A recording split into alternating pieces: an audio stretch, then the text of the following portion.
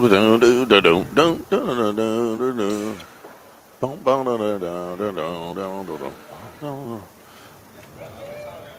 Thursday morning, everybody. John and Lance, along with Dell and Mapesy. Well, we got the full team here. You can watch us on Twitch. Well, you can watch me. Is Lance signed in yet, Sean? I think he's bringing him up right now. I see here. Sean. We're going to get Lance here in a second. He's in L.A. We are at the Chevron Championship right behind the 9th green.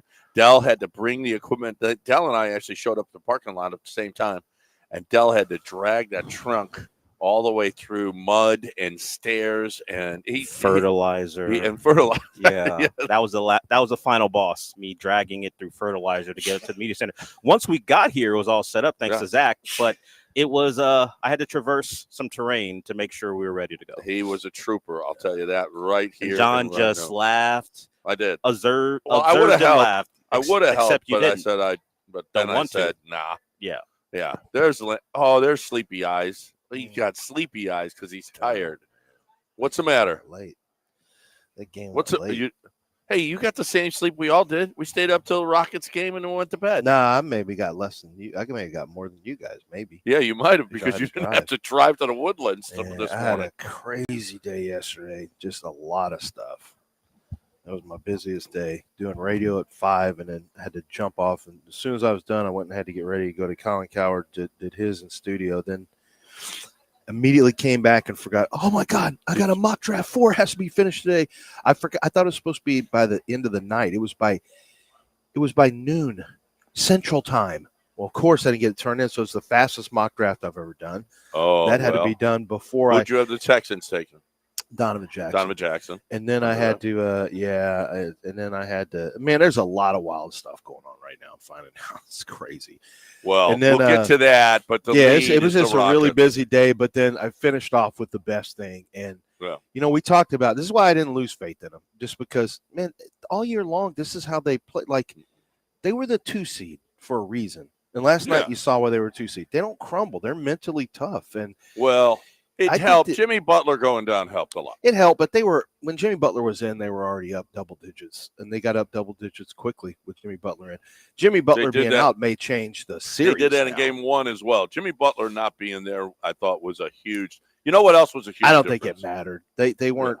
I mean, the Rockets were good yesterday. Well, here's Jalen the Green was good. Here's the difference. Fred VanVleet did his job. Mm-hmm. Fred VanVleet, in his 40 minutes, took 8 shots. That's the Fred VanVleet. When they win, he doesn't shoot much. 42 minutes, and it was noticeable early on. I don't know if you saw one of their possessions early on. Fred gets it out top of the key. He's wide open for a 3, and he stops and looks inside, and he throws a pass inside. And I said, much better wow, shots. Fred, that is the best. You're being your best Fred right now. Yeah, because you're not throwing it up. He threw up a couple that was like, but that's okay. He got the ball to Jalen. And listen, Jalen has really struggled against them. Last night, he was fantastic. He was awesome. Jalen was fantastic. We talked about it yesterday. If the backcourt plays well, Golden State can't beat the Rockets because the Rockets have too many advantages in too many different spaces. The front court is going to be a massive advantage for the Rockets. So if the backcourt plays well, if they play above average, Golden State can't beat them. Because Golden State just doesn't have enough. The Rockets are going to out-rebound them. The Rockets have a huge advantage with Alperen Sengun, who's been terrific. Tari Eason, there's a lot of heroes to last night's games. Tari Eason's first half is one of them. But, I mean, the big story is Jalen Green. Jalen shaking that monster that's been on his back against Golden State. We've read the stats. Like, this is his worst team to play against, and he was brilliant yesterday. The Rockets were not settling early on. Early on, everything was going to the basket, attack. They weren't just launching threes to start the game. They attacked Golden State. I tell you what, I was really proud of the Rockets because Draymond Green was doing everything he could to lure them in. Everything he could. All of his dirty little tricks. Yeah. I mean, I hate that scumbag. I really hate Draymond Green. I appreciate what he's doing. I think he's a total scumbag. He's worse than Matt Harpern was. I love that. I hated Matt Harpern. I want a scumbag like that on my team. I wish there's a bunch of him and you could all just throw him into the bottom of the water or he just gets sunk in 1929. I'm watching that now, and he just gets stuck in a bunch of snow. Did you wish a pelvic bruise on Jimmy Butler? No, but I'll take it. I'm not the type of person who goes, I just wish he was healthy. I just wish he was healthy. I'd like the Rockets to play against a full cast of characters. Listen, I'm like, man, bring on more pelvic contusions. Listen. This is what usually it's more fun when you get them, but that wasn't fun. Before they got Jimmy Butler. They were a 10 seed. They were barely in the play-in when Jimmy Butler wasn't on the team. You take him out now and look at that. They're down by 23 times. That's the difference that Jimmy Butler makes. I am fine with him now. I don't want him to get hurt. I'd hate a pelvic contusion. Have you ever had a pelvic contusion? No, I mean, I don't know. God willing. I wanted it. One time I thought I did. It was right. Pelvis. I know. But no, it looked pretty painful. I know Dell, the Miami hater, the Jimmy Butler hater, was loving it. I was thinking of Dell when he got hurt. I'm like, I hope Dell was wishing that juju on him. Well, he's walking up. I never think of Dell unless I have to. I thought, man, the way that Jimmy left the Lance was just saying he was thinking about you when he was sleeping last night. No, it's not what I said. I don't know. It's something like that. It was something like that. It's not what I said. There's Dell right there. Some orange juice. It was it was a fun game. Rockets led from start to finish. They cut it down to, what was it, 12? Was that as low as they got it? Was 12, and then the Rockets would push it back up. I didn't like the way it ended. It got a little dicey there in the fourth, but you can't push the. Hey, there's no way they could get over the top. No ties and no lead changes in this game.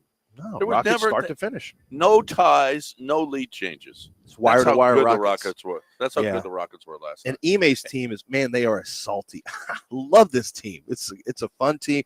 They don't shoot great, but when they do shoot well, you're not going to beat them. Very few teams are going to beat them when they're shooting well. Yeah.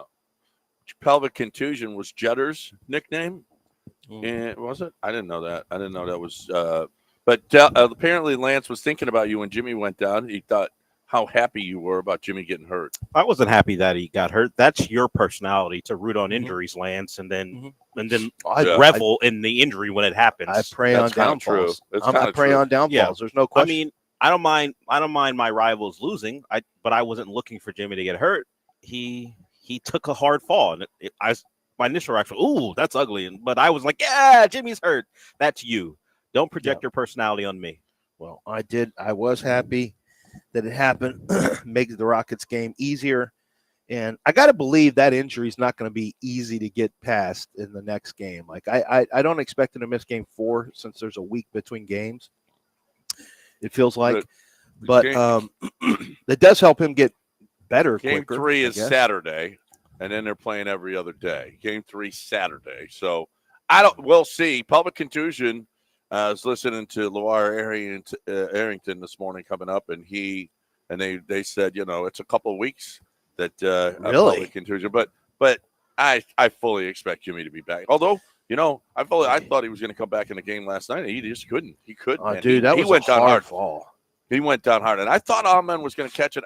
Draymond, I don't know if he pushed him or he certainly aided in Amen. No. So not really. I thought he did from the first angle, and then they showed the baseline angle, and Amen was just trying to tear through there, and get a rebound. I thought Amen was going to catch it from the refs on this one. Yeah, but it was. I mean, Amen just kind of got tripped up, but I don't think it was anyone's fault. At first, I wanted it to be Draymond pushed him into him. I was praying on that, and then it wasn't that, but it was just an unfortunate thing. And Draymond didn't turn and like, what did you do, Amen? No one looked at Amen like that. It was just ball. It was just one of those things that happened. Yeah. I mean, it seems to happen whenever that goofball Draymond Green is doing his. To me, it is karma for Draymond's ridiculousness, the way he plays. He clearly baited me into getting upset, but I thought the refs really sucked yesterday. And I'm not a guy who says refs and refs this, refs that, refs that. That's not my deal. But I thought the refs really stunk. I thought everything that was chippy went against the Rockets for some reason. I didn't get enough replays on how in the world there was a tech on a common foul or a common foul. No, it's a common foul on Dylan Brooks. Yeah, Tari got a towel, but on that. Weird. And I'm like, what? How did Dylan Brooks get in this? I know, and Steven Adams has gotten in a chokehold, and he gets called the foul. Yeah, and so did Dylan Brooks. Listen, the refs didn't have any effect whatsoever on that game. I They don't didn't. care. I just thought they weren't good. I know the league is going to want Golden State to advance, but the Rockets if they play like they did last night, they're going to make it so hard. Not even the refs can take this one away. If Scott Foster gets put on one of these games at Golden State, though, we know which way the league wants this one to go. We cannot have a Scott Foster. Did you see, by the way, I don't, P, you can say that about Golden State. I think the Rockets are just fine for TV viewing. And I think having a young upstart team like the Rockets, I think the NBA would be fine with them. Did you see the TV ratings were some of the highest in 25 years? It's the most watched weekend of basketball in 25 years this last weekend. Playoffs. Good. That's great. 25 years. And this on the heels of basketball's dead because the ratings were down. But Colin Cowherd made some really good points yesterday when I was before I came on. Your good buddy, Colin. He made some really good points. He said, it's an election year, and everything you were talking about, at the beginning of, and it carried on past November. But everything football ratings were down a little bit, basketball ratings were down at the beginning, and then by the time you hit Super Bowl, by the time you hit things are back up. And basketball, I would have never guessed they would have had the highest television ratings in 25 years. Wouldn't have guessed that. But honestly, some great basketball in the West, compelling basketball in the West. You got a couple of really good teams in the East, and the Knicks are a factor, which obviously helps with TV ratings.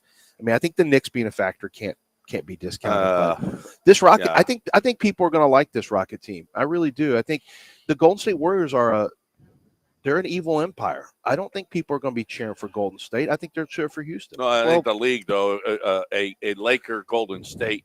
No, the league can go suck itself. And the league can go suck its own self. I don't care what the league. Why do we care what the league? The league wants good basketball. The league wants to go 7. The Rockets don't play a form of basketball that's aesthetically pleasing. They play hard. You know what though? All these series are the same. Yeah, they're grinding now. Physical. Yeah, now. So I don't know.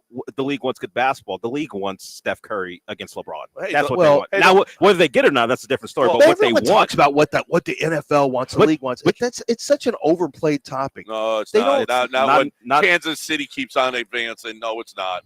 It's not overplayed. Oh, come on. Are you doing this where the game is rigged again? I'm not talking about it being rigged. Is this the conspiracy theory rigged? No, John. I'm not talking about it being rigged. I don't know if you ever heard about the NBA. Play the games. NBA refs going to prison. Okay, I don't know if you play the games. These aren't. I wouldn't even just say the NBA is stepping in like a mob boss. The general NBA fan would rather see Steph versus LeBron in the second round.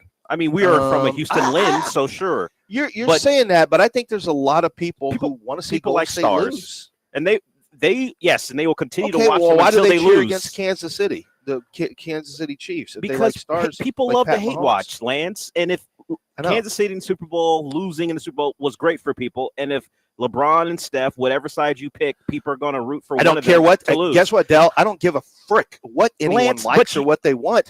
They're not going to get it because Golden State's about to get their ass rolled up out of here. You're pushing back on what's reality. I'm not saying it's what's going to happen, but you're pushing back like the entire the NBA fan doesn't want to watch those two guys go at it. I think they want to see them lose. Wait. You're talking about a general fan. No, I'm not talking about me. I'm talking about the general fan as well. I think people who are strong fans like for the evil empires to lose. They want the Yankees to lose. They want the Dodgers to lose. And they continue to watch them until it happens. The Chiefs to use. They want and when they lose, you're happy. Okay, I'm happy when the Golden State Warriors have a long run. People like for them to be vanquished. The people and we're going to vanquish them. The people actually like dynasties. They do. I don't know what he's talking about. Yeah, really? They love the Rock. Yeah, they love the Astros. You're right. Not that one because we're cheaters. Oh, they don't like these dynasties. No, or that scumbag Draymond Green. They like that like dynasty. Golden State. People like the way that they played. They love Golden State. They like Kansas City. Now they hate Kansas City because it's too long. But let's move on. Golden State's has lasted for 11 years. We've got Astros. We've got draft. We've got Tillman. I didn't know I was doing a show with a couple of Golden State fans. Dumbasses. We've got all kinds of great stuff here this morning. But first, we got John Daspit. He's great stuff too. All right, let's listen. if you've got radio hosts that are on your nerves because they're Golden State fans, John Daspit will come in and sue the piss out of them. That's what he'll do. Yeah, I'm a little hot today but I know that John Daspit's going to step in. If somebody does something bad to me, like they're trying to do, I got John Daspit. I'll just give John Daspit a call, 713-CALL-NOW, 713-CALL-NOW, or DaspitLaw.com. Listen, personal injury lawyers, a lot of them are shady. A lot of them have a bad reputation for a good reason. They just want to get in, get a deal done, get out. They'll work. Sometimes they work, imagine this, in cahoots, conjunction, colluding with the insurance companies to get the fastest settlement possible so they can move on to the next case. Well, that's not working on your side. It doesn't benefit you. As a matter of fact, it shortchanges you. John Daspit says, I will never do that. I'm always going to work to give you the best deal possible, best settlement. It's not deal, best settlement possible. And he will not settle. He makes sure he gets what he is looking for you, which is going to be everything covered. Your pain and suffering is going to be well compensated. Everything that you didn't ask for. You didn't ask for this injury. And John Daspit's going to make sure that the insurance company pays their fair share and they don't try to squeeze you. It's John Daspit and the Daspit Law Firm. 713-CALL-NOW. That's 713-CALL-NOW. Don't do anything until you call that phone number, 713-CALL-NOW.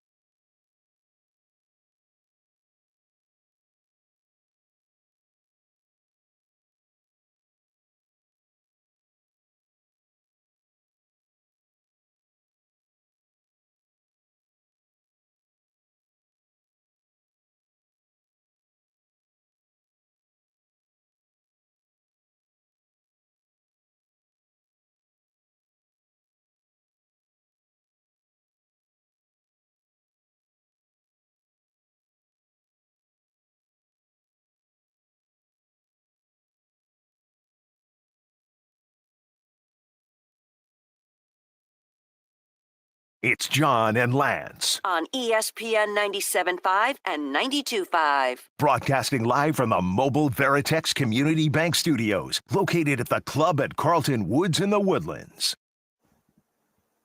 I'm looking over all the line. What do you think the Rockets are in game 3? We'll switch it. So the opening line was 1.5. Then it went to 3.5. Game 3 Saturday. I don't know how you can put a line out before you know if Jimmy Butler's going to play. Oh, yeah, that's true. 2 will swing at 6 points, so we'll say Golden State 4.5. Golden State is -3. Okay. Yeah, I'm going with the Jimmy line. Wait. That's probably true. No, that's probably 3. That sounds right. No. I'm sorry. That line is, they're not even putting it out. I'm sorry. That was for that last game. They were +3. They're not putting that line out. They're not. Well, it probably needs to be 5. No, it's. I bet you it's going to be Golden State 3 without Jimmy.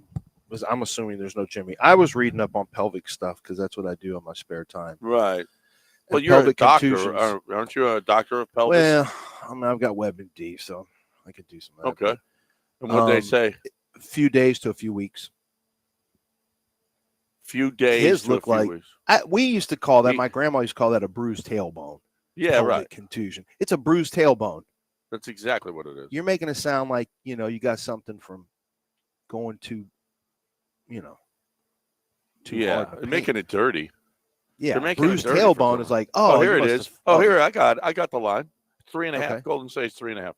Okay, there it is. So, and I don't know how you can put a lot. If Jimmy doesn't play, I mean, obviously you jump all over the Rockets because they're just a better team. They're just better. Golden State has been great with Jimmy, and down the stretch, they were one of the best teams in the NBA when Jimmy got there. It's a different team without him. So I don't know how you put this line out there not knowing whether or not he's going to play. I would wait. I would wait to get some kind of information. Either way, +3.5 right now that's a good bet. If it's announced that Jimmy's not playing, that number's going down. So if you're somebody that likes to dabble a little bit, I would grab the Rockets right now. How far can you go down though when you're at Golden State and the Rockets have won there once? Like, well, I think it'd be without Jimmy, it'll be 2 or 1.5. I think everyone will flood money on Golden State. You think? Yeah. Yeah. Well, guess what? If you flooded money on Golden State last night, I thought 4. Really, you're getting. Yeah, it went all the way to 4. The Rockets are going to give Golden State 4. Oh, I thought the same thing. That was never even an issue. If you were going to play, you know what was an Golden issue? State 4 on principle. Yeah. You know what was an issue last night? 204.5. So the total was 204.5, and it got to 2, and it ended at 203, which was at 204.5.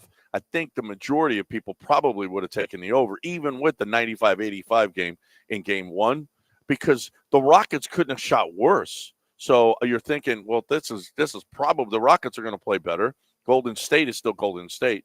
And it hit the under again. That's how it looked, though. About midway through third quarter, that it jumped up to 208, 209, and then it fell at 203. So historically, handicapping wise, the early games it takes Vegas longer to reconfigure totals, and so they work off old numbers, and usually unders are really good plays early in the playoffs. At some point, it'll get. I mean, you don't want to play a bunch of overs because this is going to be, and especially a Rocket series. Yeah, man, it's going to be. And this is. Did you hear Stan Van Gundy? Who, by the way, I wish we had Jeff Van Gundy instead. Stan. What did you do? Okay. I said I wish we had Jeff Van Gundy instead of Stan. You're mumbling. Can you hear now. me? No, barely. You're mumbling.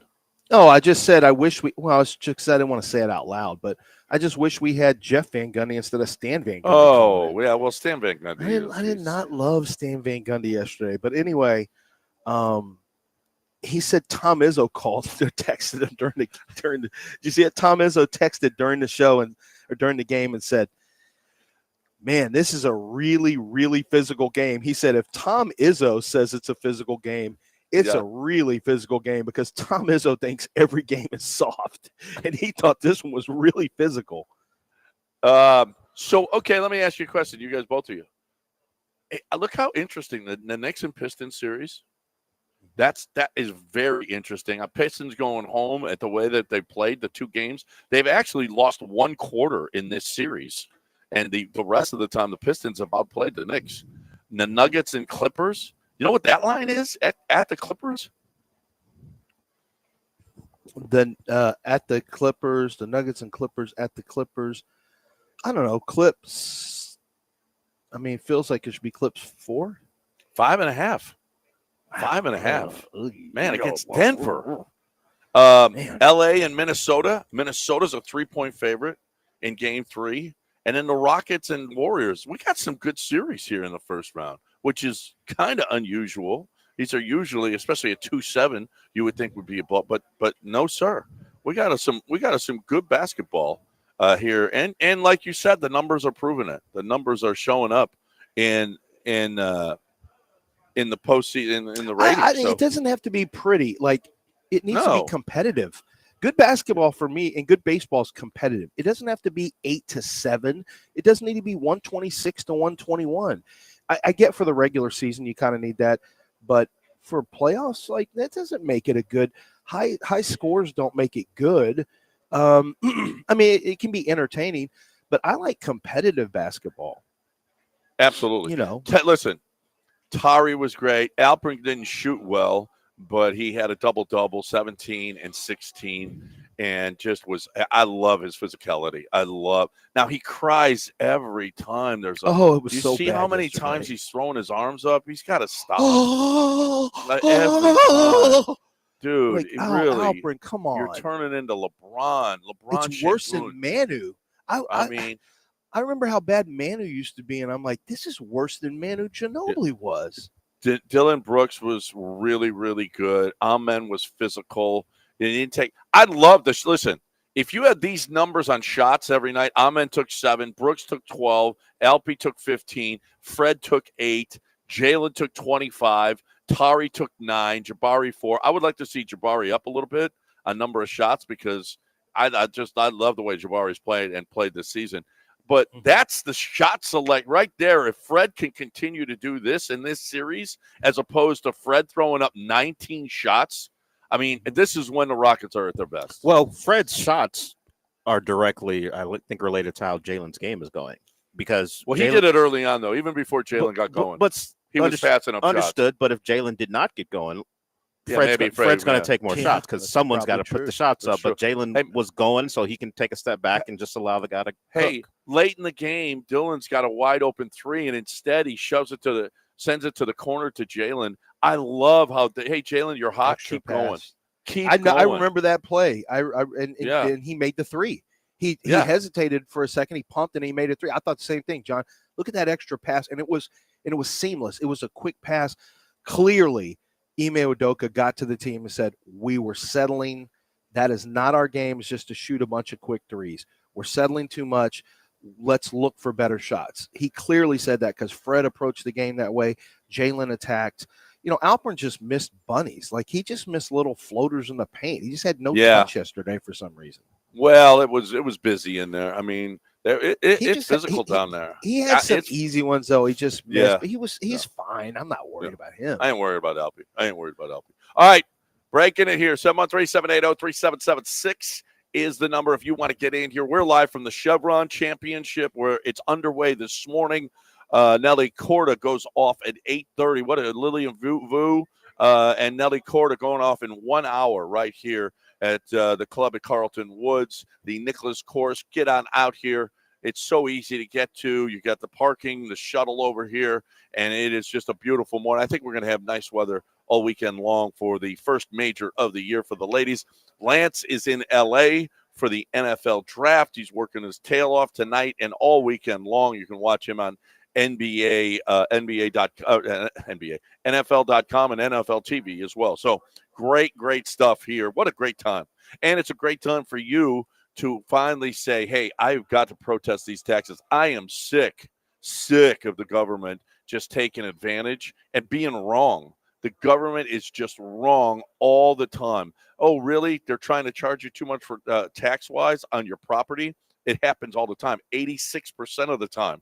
Ownwell wins 86% of the time. They've done hundreds of thousands. There's a big enough sample size to say, man, government, you're just trying to screw us every time, or at least 86% of the time. And Ownwell wins. You can do it yourself. You don't have the technology. You don't have the expertise. Ownwell does. Ownwell will get this job done for you. Takes 3 minutes to sign up. You don't pay them unless you win. Ownwell, you have to sign up and get this done so Ownwell can save you money. Ownwell.com. Takes 3 minutes to sign up. You got to do it by May 15th. Sign up and win and beat the government. OWNWELL.com.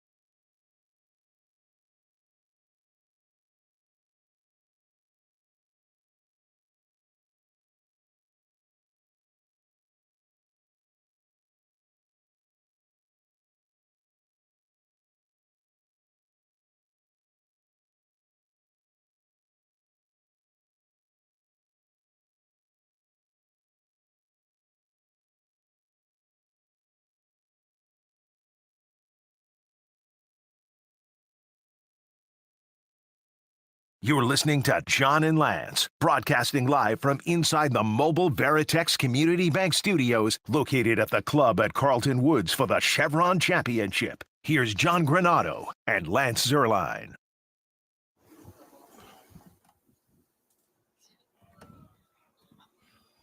All right, welcome back here on ESPN 97.5 and 92.5. Still ahead. We got a lot of stuff to do here. We're out at the Chevron Championship. I was just talking to Jason Alexander out here. Not the good one, the one that's the pro here at Carlton Woods. Not George. Not the talented one. Not George Costanza. Yeah, it's the other one. It's the one that's here at Carlton Woods. He's got a pelvic contusion, Jerry. No, that one. Not that one. It's the pro show, which is on Space City now this year. It was on 39 last year, and it's on Space City this year. And they're doing all kinds. They've got all kinds of Astros and Rockets and Texans and doing good stuff. So we'll talk to Jason in a little bit here on ESPN 97.5 and 92.5. We'll talk about this Chevron Championship. Nelly Corda, as I mentioned, bring your daughter out and walk around with these ladies, and especially make sure that they get to see Nelly Corda play, because she is an inspiration to young females. Right? I mean, she's the best in the world. She's fantastic, and come watch her play. And she can't be one for young males who love golf. Yeah, no, that too. But for young women to see what they can achieve in the world of sports, Nelly Corda is a great example. It's funny. I was having this conversation with Rhett Lewis about women's golf and how women's golf really needs Nelly Corda, an American golfer, to become a star. To really up the sport. They really need that ability to find one American player to be really, really good. I mean, that's what's hurt men's tennis, I think, is you haven't had that men's that US. I mean, we need to have somebody from our country that is a factor. It's just true. Yeah. It absolutely is. Absolutely. And I think women's golf is the same way. Honestly, for minorities, it's awesome when somebody that looks like me is playing great. It's inspiring. An Italian Greek, somebody who looks like a Greek Italian. Yeah. Mm-hmm. Who was Gabriella Sabatini? Although she wasn't Italian, she sounded like it. I felt great about her. Okay. Because she looked like anything that ends in a vowel, you're good with. I'm like Luigi Mangione or whatever. There's Italian. Luigi. Yeah, he was. Yeah. He's Italian. Absolutely. I mean, that's he's not inspirational per se. Yeah, right. Not for you. Some people are inspired. Well, yeah, but that was a little weird. We're cheering for an assassin was a weird turn. So people hate the healthcare system. I get that. Yeah, I mean, young white girls are. You know what? They need a good example. When I think we were doing fine. When I think of lack of inspiration, the group I think of is young white women. Young white women. Yes, they need all the inspiration. All that makeup influencers, they're fine, John. Yeah. We're burying something. I know we talk Rockets, but our very own preeminent draft expert dropped his final mock draft. Yeah, his final mock draft was he just wrote down names. I mean, that's true. How much work did he really do? He didn't put any time into it. He has. Well, it's actually different now. You've changed some things. He has the Texans sticking at 25. Donovan Jackson. And taking Donovan Jackson. Yeah. I think so let me tell you. So Gray Zabel, I think, is going to go he's going to go a lot earlier. I think he's going to be the first guard center off the board from North Dakota State. I think he is on the board for the Texans. He'll be gone. Tyler Booker is either Dallas Cowboys at 12, Arizona Cardinals at 16, or he falls and the Texans, I think, could trade up. If Tyler Booker's still on the board at, I don't know, Steelers at 21, I could see the Texans trading up to the Steelers at 21 and taking Tyler Booker. I don't know that they wait till he gets all the way to 25. If they have that long a wait, they may pull the trigger and make a small move up. I could see Nick doing that because he's swarm, and I could see them doing it. I have Emeka Egbuka going before. I think he would be on the board for the Texans. I have him going earlier than expected to the Denver Broncos now, which is I didn't even have him in the mock draft. That's just coming from information. So I didn't even have him in the mock draft. The last one I had him falling out, and now I've got him at 20. So there is I tell you what now, there's a rumor. Well, it's not a rumor going around. I'm having some conversations late last night. Shedeur Sanders may be out of the first round completely. It is going to be really interesting to see what happens with that Pittsburgh Steelers spot at 24. That's like the last landing spot for him. And, this really should not be the Shedeur draft. I get it. But Cam Ward's locked in. Dion hates me. He called me an idiot. Daniel Jeremiah told me when they were at Pro Day, you got some idiot from your place has him in the 20s. It's so disrespectful. He does not know. How do you put him in the 20s? He's got his jersey. He's going to get retired. I don't know how he's going to feel when the Giants trade into the back half of the first and take Jackson Dart and Shador falls out of the first. I'm not sure how Deion's going to handle that, but that'll be all we talk about on TV, unfortunately. But it's going to be interesting. That Steeler spot is going to be very, very interesting. I don't think your Texans are tricky at all. I think Trader Nick will get after it and move up a little bit and get who the Texans want. So if not, I mean, I'm happy with Donovan Jackson. I'd stay there. If I could get my hands on Donovan Jackson, I'd do it. But the guard location where you got to watch is Seattle. Seattle is where they need a zone scheme, a guy who can move a little bit. And Donovan Jackson could potentially go to it's a Kubiak over there calling the plays at Seattle. And they need a guard. They need wide receiver. So there's some really intriguing stuff that's going on right now. Kelvin Banks could go as high as 6 to the Raiders, which was higher than a lot of people thought he was. There may be action with people trading up. I had the Colts trading up to get Colston Loveland in this mock draft.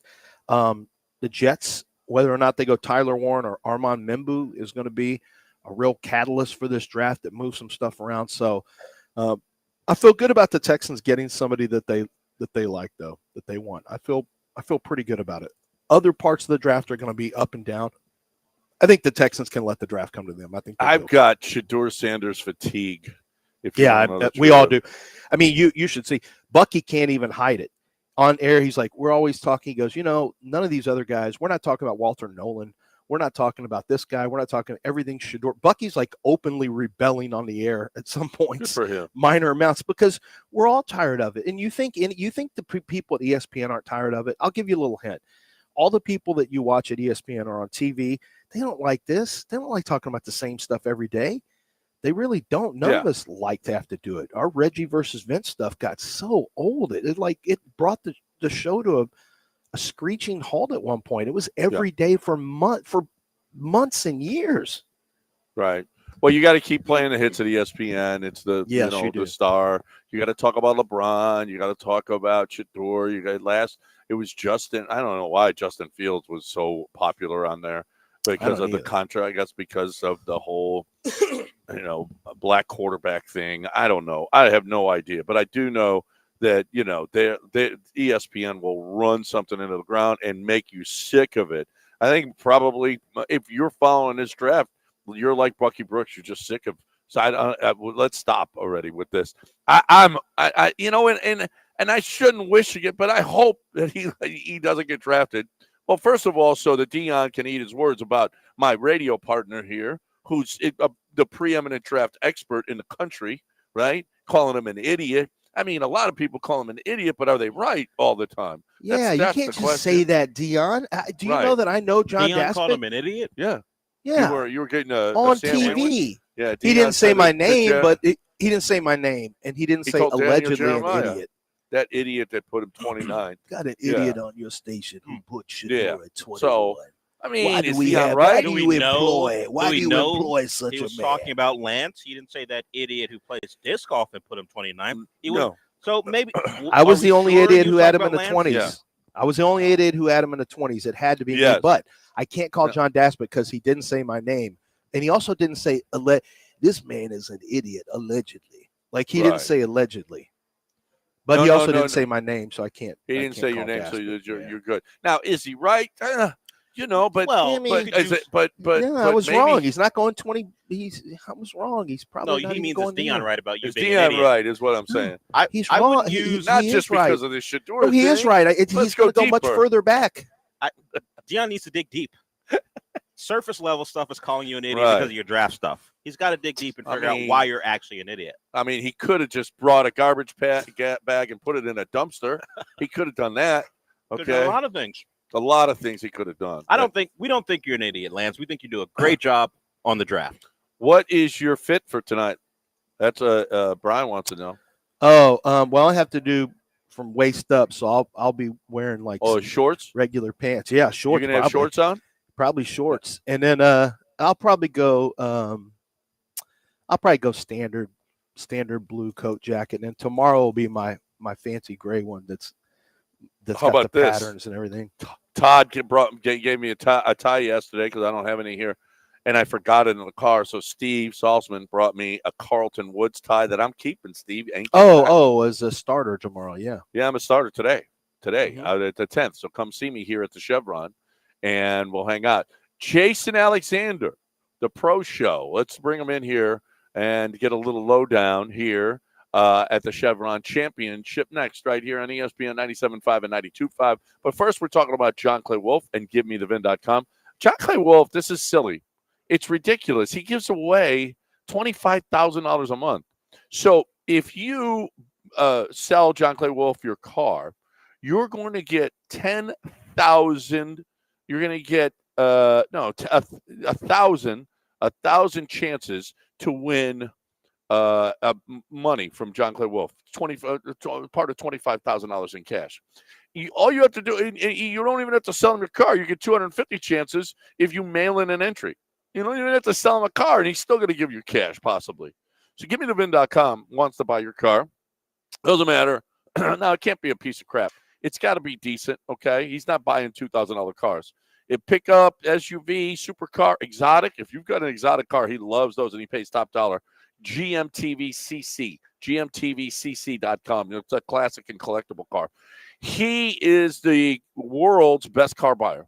He is going to give you more for your car. If you are selling a car, he guarantees it because if he can't beat CarMax, he's going to send you $100, a check for $100. He does. I've seen it. Michael, my boy, he's gotten $100 from John Clay Wolf because he couldn't beat CarMax. So John Clay Wolf stays to his word. He gives away $25,000 a month, and he gives you more for your car. What else do you want? GiveMeTheVin.com, America's best car buyer.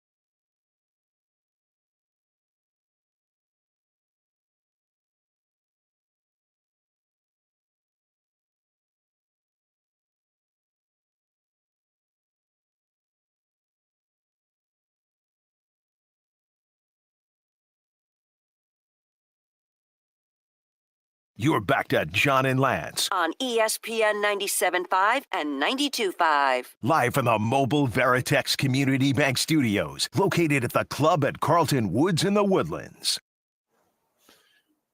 That's where we're at, and I'm here with Jason Alexander, not the smart one that worked with Jerry Seinfeld. This is Jason Alexander, who taught that, Lance, get this, during that draft a couple of years ago, 2 years ago from now. 2 years ago today, he kept telling me how great Anthony Richardson was, that the Texans made a huge mistake. Anthony Richardson was the best. He sucks, okay? We don't know. He may end up being really good. Thank you, Lance. I just told Granado that. And look, if we evaluate QBs in 2 years, then yeah, sure, he sucks, but he's got the biggest arm in the NFL. Just let him get control of the pace and look out. Listen, he's inaccurate. I don't see it. He'll win he's going to win a Super Bowl before Cam Ward does. I'll tell you that. I'll make you a bet. I bet he wins a Super Bowl before Cam Ward. He doesn't like Cam Ward. Who would you take one overall? Travis Hunter. I'm riding with Levis. If I'm Tennessee, take Travis Hunter, build the program. They can put Pat Mahomes on the Titans, and they're not going to win anything in 3 years. I would take him to I thought I could take this segment off. Now I know we're doing draft talk, so I can stay. Yeah. Thanks, Lance. Because Jason knows ball. Oh, he thought Anthony Richardson was good. Well, he doesn't know anything. Lance, I have to talk golf all the time. I enjoy talking football for just a couple minutes here. Right. And they talk everything on the pro show on Space City Sports. That's nice. When are you airing? We air almost every day, Granado. They show reruns. We had episode 3 coming out this Saturday, Double Pop Shop, 10 o'clock, and then 4:30. We got Adrian Peterson, Ben Chung, Roger Clemens is on the cast, Patrick Reed, our guy.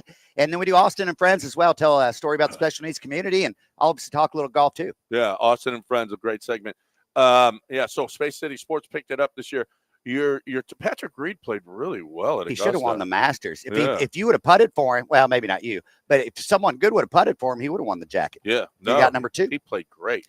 He just plays great on that course. He does. It just fits him. He's swinging it good for what. And I didn't take him on my. And I need to. Jason Alexander here with us. So let's talk a little bit about here. Nelly Corda's going off. Am I wrong to go follow her? I mean, that's probably good. That's going to have the biggest. She'll have the biggest crowd. 100%. She's the one to see. She moves that golf ball unbelievably well off the tee box. She's a superstar. She's the biggest star in the game for the girls, and there'll be crowds with her all 4 days out here. So 8:30. Is that good for everybody, or is it? Would you rather have her? Well, she's obviously going to play tomorrow in the afternoon. I mean, it's prime time this weekend, but yeah, tomorrow afternoon is going to be great. Get off work, come watch the back 9 out here at Carlton Woods, have a refreshment, and enjoy yourself. How did the rain affect the course? I mean, it's is it playing easier? I think it's going to be softer this morning. The girls going out this morning are going to have a humongous advantage. Just the greens are going to be so much softer. But hopefully it'll firm up, get the rain out of here. We want this thing to be fast and firm this weekend. And we always get a little bit windier in the afternoon. Absolutely. Yeah, so the morning, get off to a good start now because you're going to need it. This is prime time birdie making time right now. What will they they're going to shoot in the teens, aren't they? If it stays this soft, I think 15 under is going to win. Yeah. I mean, that's good. I mean, it's this great. This course over 4 days, and I keep saying, they're so good. You don't know that of all women's sports, they're the best compared to the men, right? Completely agree. It's not even close. Not even close. Yeah. Yes. And it's more fun to watch. They can move the golf by. Their short games are just amazing. And hopefully you're going to get to learn something out there on 10T this afternoon, Renato. I did it a couple of years ago, and I was just amazed how wonderful. They're just but they hit it far. They do. Yeah, hey, real quick, look, all the fans of the pro show wanted me to ask this one question to you and Lance. Do y'all still play the game first name, last name, food? No, we don't do that. Yeah, we don't do that anymore. Okay, never mind. It was just a fan question. I was just passing along. It's male golfer, female golfer, food. There we go. Okay. We don't do that. And please, if you're on the 10th tee when I'm announcing please don't say female golfer after every one that I announce. I'd appreciate it. Anybody coming out to watch Granado, I would implore you to do so. Food. Please. Please. Do not say female golfer after I announce one of the ladies. I'm going to be out there noon to 2 today. We got you a nice tie. We got you a nice tie, Granado. Carlton Woods tie. It's beautiful. What a facility. It's awesome. We'll have Steve Saltzman on a little bit later in the show to talk a little bit about it. But Jason Alexander working for you. Now, next week is the Insperity. Are you going to be there too? You bet. We'll be on number 1 tee for Insperity as well. Get the legends of the game on property. Mr. Nicholas Trevino. Watson's going to be here. So 2 weeks in the Woodlands. You can't beat this, Granado. You just can't beat it. No, if you're a golf fan, man, this is the place to be from just a couple of weeks ago, we had the Houston Open. Now we've got the first major of the year for the ladies. Then we got all the greatest in the game coming here next week to TPC. We are the golf capital of the world. Forget Augusta. That's nice little course. We're the golf capital. And the second biggest story in the world of golf right now is Granado playing in the Highland Pines member guest this weekend. Next weekend. Next weekend. And the senior championship this weekend. Woo, boy. Saturday. Yeah. Loaded. Yeah. That's a strong number 3 to Chevron and Insperity. Senior championship this weekend. I'm going to hopefully put my name. Nah, I'm not going to win anything. I went to hit yesterday. I was shanking everything. It was just awful. Oh, Granado. Just awful. Lance, real quick, who are the Texans going to draft? I think either Tyler Booker, if he's there, or Donovan Jackson. I think there's a decent chance they trade up. If their guy is on the board and he gets to pick number 20, maybe even pick number 17, they may take a look at moving up. So I think they'll go get an offensive lineman. I think D'Amico. Awesome. I think one thing we know about Nick Caserio is he's not afraid to move around a draft board. Yes, sir. No, he ain't afraid, and he's going to take a guy from a big school, and he's going to take. I love Donovan Jackson or Tyler Booker, and that's exactly the Nick and D'Amico kind of pick, especially Booker. Speaking of picks, who's your pick in LPGA this week? Last time I was on your show, I picked a winner. I don't know if you remember that. No, I never remember. I was in studio. Daniel Burgers about 5 years ago picked a winner, which is tough to do, Granado, but I am a golf expert along with being an NFL quarterback expert. Yeah. This week. So this week on the tour or here? Here at LPGA. Oh, here. I mean, you're gonna pick Nelly. You're gonna walk out on that big old long limb. Well, pick Nelly. I mean, I love watching her play. I'm taking Nelly. There you go. All right, who you taking? Well, I'd take sleepers, but kind of a sleeper. Charlie Hull. I'm picking Charlie Hull as my main pick.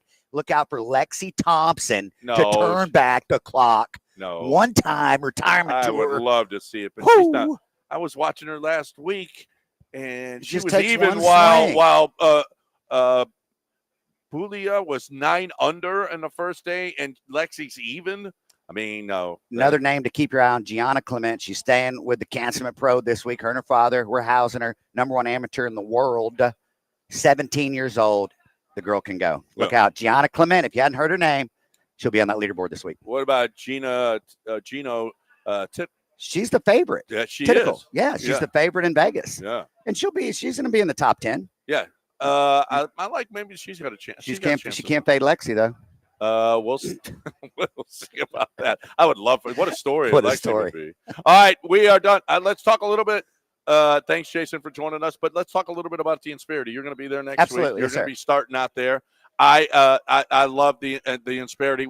How about going absolutely free? It doesn't cost you anything for tickets. They're doing stuff for the community.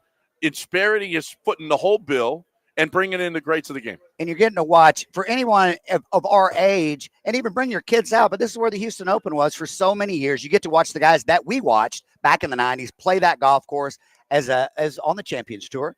And it's just a wonderful walk. It's an easy walk around the property. Have your refreshment, watch the legends of the game, and have a big time. Ernie Els, Padraig Harrington, Colin Montgomery, Jose Maria Olazabal, Retief Goosen, Fred Funk going to be making his 1,000 PGA Tour start. And then, former Houston Open champion. Then the legendary Saturday lineup: Jack Nicklaus, Gary Player, Annika Sorenstam, Lee Trevino, Tom Watson, Sir Nick Faldo, Mark O'Meara, Curtis Strange. I'm telling you, it's bigger than the PGA Tour because these guys are legends. It's the crowds are a little bit lighter. It's an easier walk than going down to Memorial Park. The parking, getting in and out's much, much easier. It's more convenient. I think it's a cooler event. Hey, raising my hand, I think the Champions Tour is a little bit cooler. Yeah, that's right. Folds of Honor Saturday. Get on out there. Absolutely free. Thank you, Insperity, for doing that. Get on out there. InsperityInvitational.com. InsperityInvitational.com. They're inspired.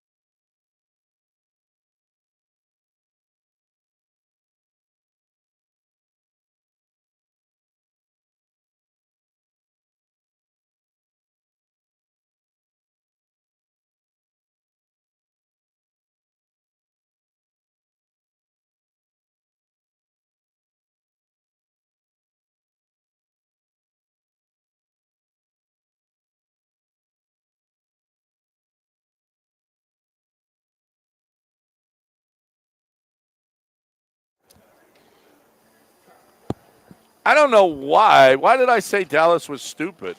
I don't believe. Well, I believe it. Dallas, you're stupid. I don't know what it had to do with, but I apologize to the city of Dallas. Not really. I'm not the No, only you one don't. that thinks they're stupid. Sean, did you see the video that I put in there? The Tillman video. So last night, I was like, oh my God. When I heard about this, I was like, well, the Rockets are playing that night. They had a huge event at the Fertitta Center for the basketball team, for the Cougs basketball team, celebrating their Final Four and their championship game. And, all the big wigs were there. A bunch of people showed up. It was great. I think they did, auctioned off a lot of stuff and silent auctions and stuff, memorabilia, and to raise money for the program. And, that's how you do it. You need, and this team was so good. So fun to watch. Such a great team. Well, Tillman got up there, and here is the end of Tillman's speech there at the Fertitta Center last night.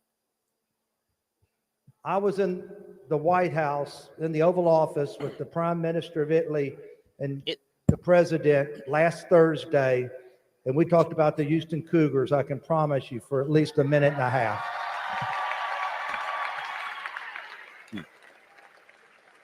And then we talked about that dumbass Luke Doncic trade that Dallas did. Oh, how about that? Could he get the name right of the player in question? Luka. We don't need to. Who do we care? Luke Why do we care Doncic? about that? We know that. We know what he meant. We know what he meant. That dumbass trade. That was Tillman? That was Tillman. How about the owner of the Oh, my Rockets? Are you allowed Sean? to Can you do that? imagine what Yeah. was You're allowed Trump to You can saying criticize the about trade. another You can. team? Yeah. Yeah. I mean, can you Tillman imagine? can. He's the ambassador to Italy. What are they going to do? Okay. What was Trump I mean, saying a about fine. the Cougars? I don't know. What did Trump say about Man, the Emmanuel Cougars? Are, Sharp. they're very Trump bad liked at the them. end of games. The worst shot makers in the last 30 seconds. They shot so few shots, very many turnovers, the worst turnovers. No, I bet he Terrible loved the way that turnovers. they loved the way that they played. Physical. I'm sure. Just defense. wish they would have got a shot off in the last 90 That would have been seconds, great. that's That all. would have been great. It would have been cool if they took one shot. But that's going to be on. He did mess up Luka's name, but that should be all over everywhere. That dumbass Luka trade. And you know what? So the owner now of the Mavs is doing a little bit of a turn on Nico. Yeah, he was squarely behind Nico, and now he sees how wildly unpopular Nico is. Nico doesn't this seem like a movie, by the way, John? Doesn't it seem like now you see there's a weak sick gazelle in the herd, and now you're just going to let the lions get it? That's what it feels like. It feels like he's like the owner helped make that decision, and now that he sees that Nico's a dying animal, he's just going to turn on him and let everyone feast on him. And it feels like something from Game of Thrones or something, to be honest with you. So yeah, and he has to though. You can't bring back the guy who traded away that everybody in the crowd is chanting how he's got to be fired. And as much as you'd want to stay behind that guy, listen.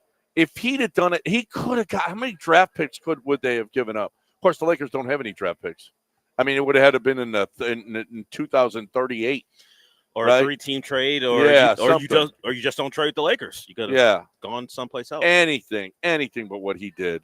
I mean, it's unforgivable what he got in return for Luka Doncic. It's unforgivable. You didn't read. I'm assuming you didn't read the ESPN article that Tim McManaman, I think it was, wrote about how that went down. And it's kind of weird, it's Luka, it's the people around Luka's personal assistants. He started getting rid of them. Sounds like Nico Harrison just got really paranoid, and it kind of became personal with him and Luka. We laughed about that weird Michael Finley snagging the beer away from Luka, but I think there was something like it seemed weird because Luka didn't have a laughing, joking look on his face, and Michael Finley wasn't playing when he took the beer away from him when they were celebrating.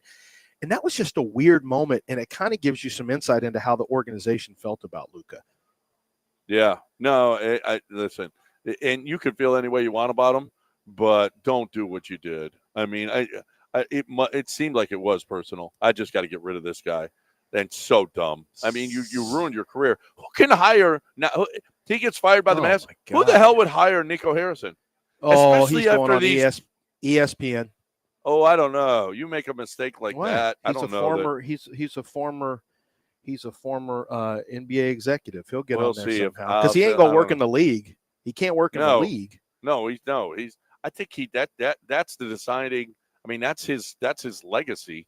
And is that a bad legacy? If he's fine with the derision that will come from being a public figure, he can go work on ESPN. I mean, jokes will be made about him all the time. Yeah. And then they'll go every away. Personality who rolls through there will have a Nico. No matter what I do, I can't do as bad as you did. Something like that will be part of his bit while he's on. Dan Orlovsky still deals with stepping out of the end zone. I mean, he's fine. Yeah. Last year, who stepped out of the end zone like that? Somebody did. And then Orlovsky said, and then they brought Dan Orlovsky. How could you possibly do that? Jalen Green, Sean, we got some sound. Jalen Green was awesome. Now, this is the outlier as far as Jalen Green goes versus the Warriors. But Jalen maybe had too much adrenaline going in game one because he addressed his game one versus his game two. Here's Jalen talking about the lights being too bright in game one. That first game, the lights were bright, the crowd was here, the court looked huge. So yeah, I couldn't really get a chance to, settle in. My legs was a little shaky, but that's part of it. Went through it, and I feel like I did a good job answering back. He did. He defended well. How about he got after Steph Curry?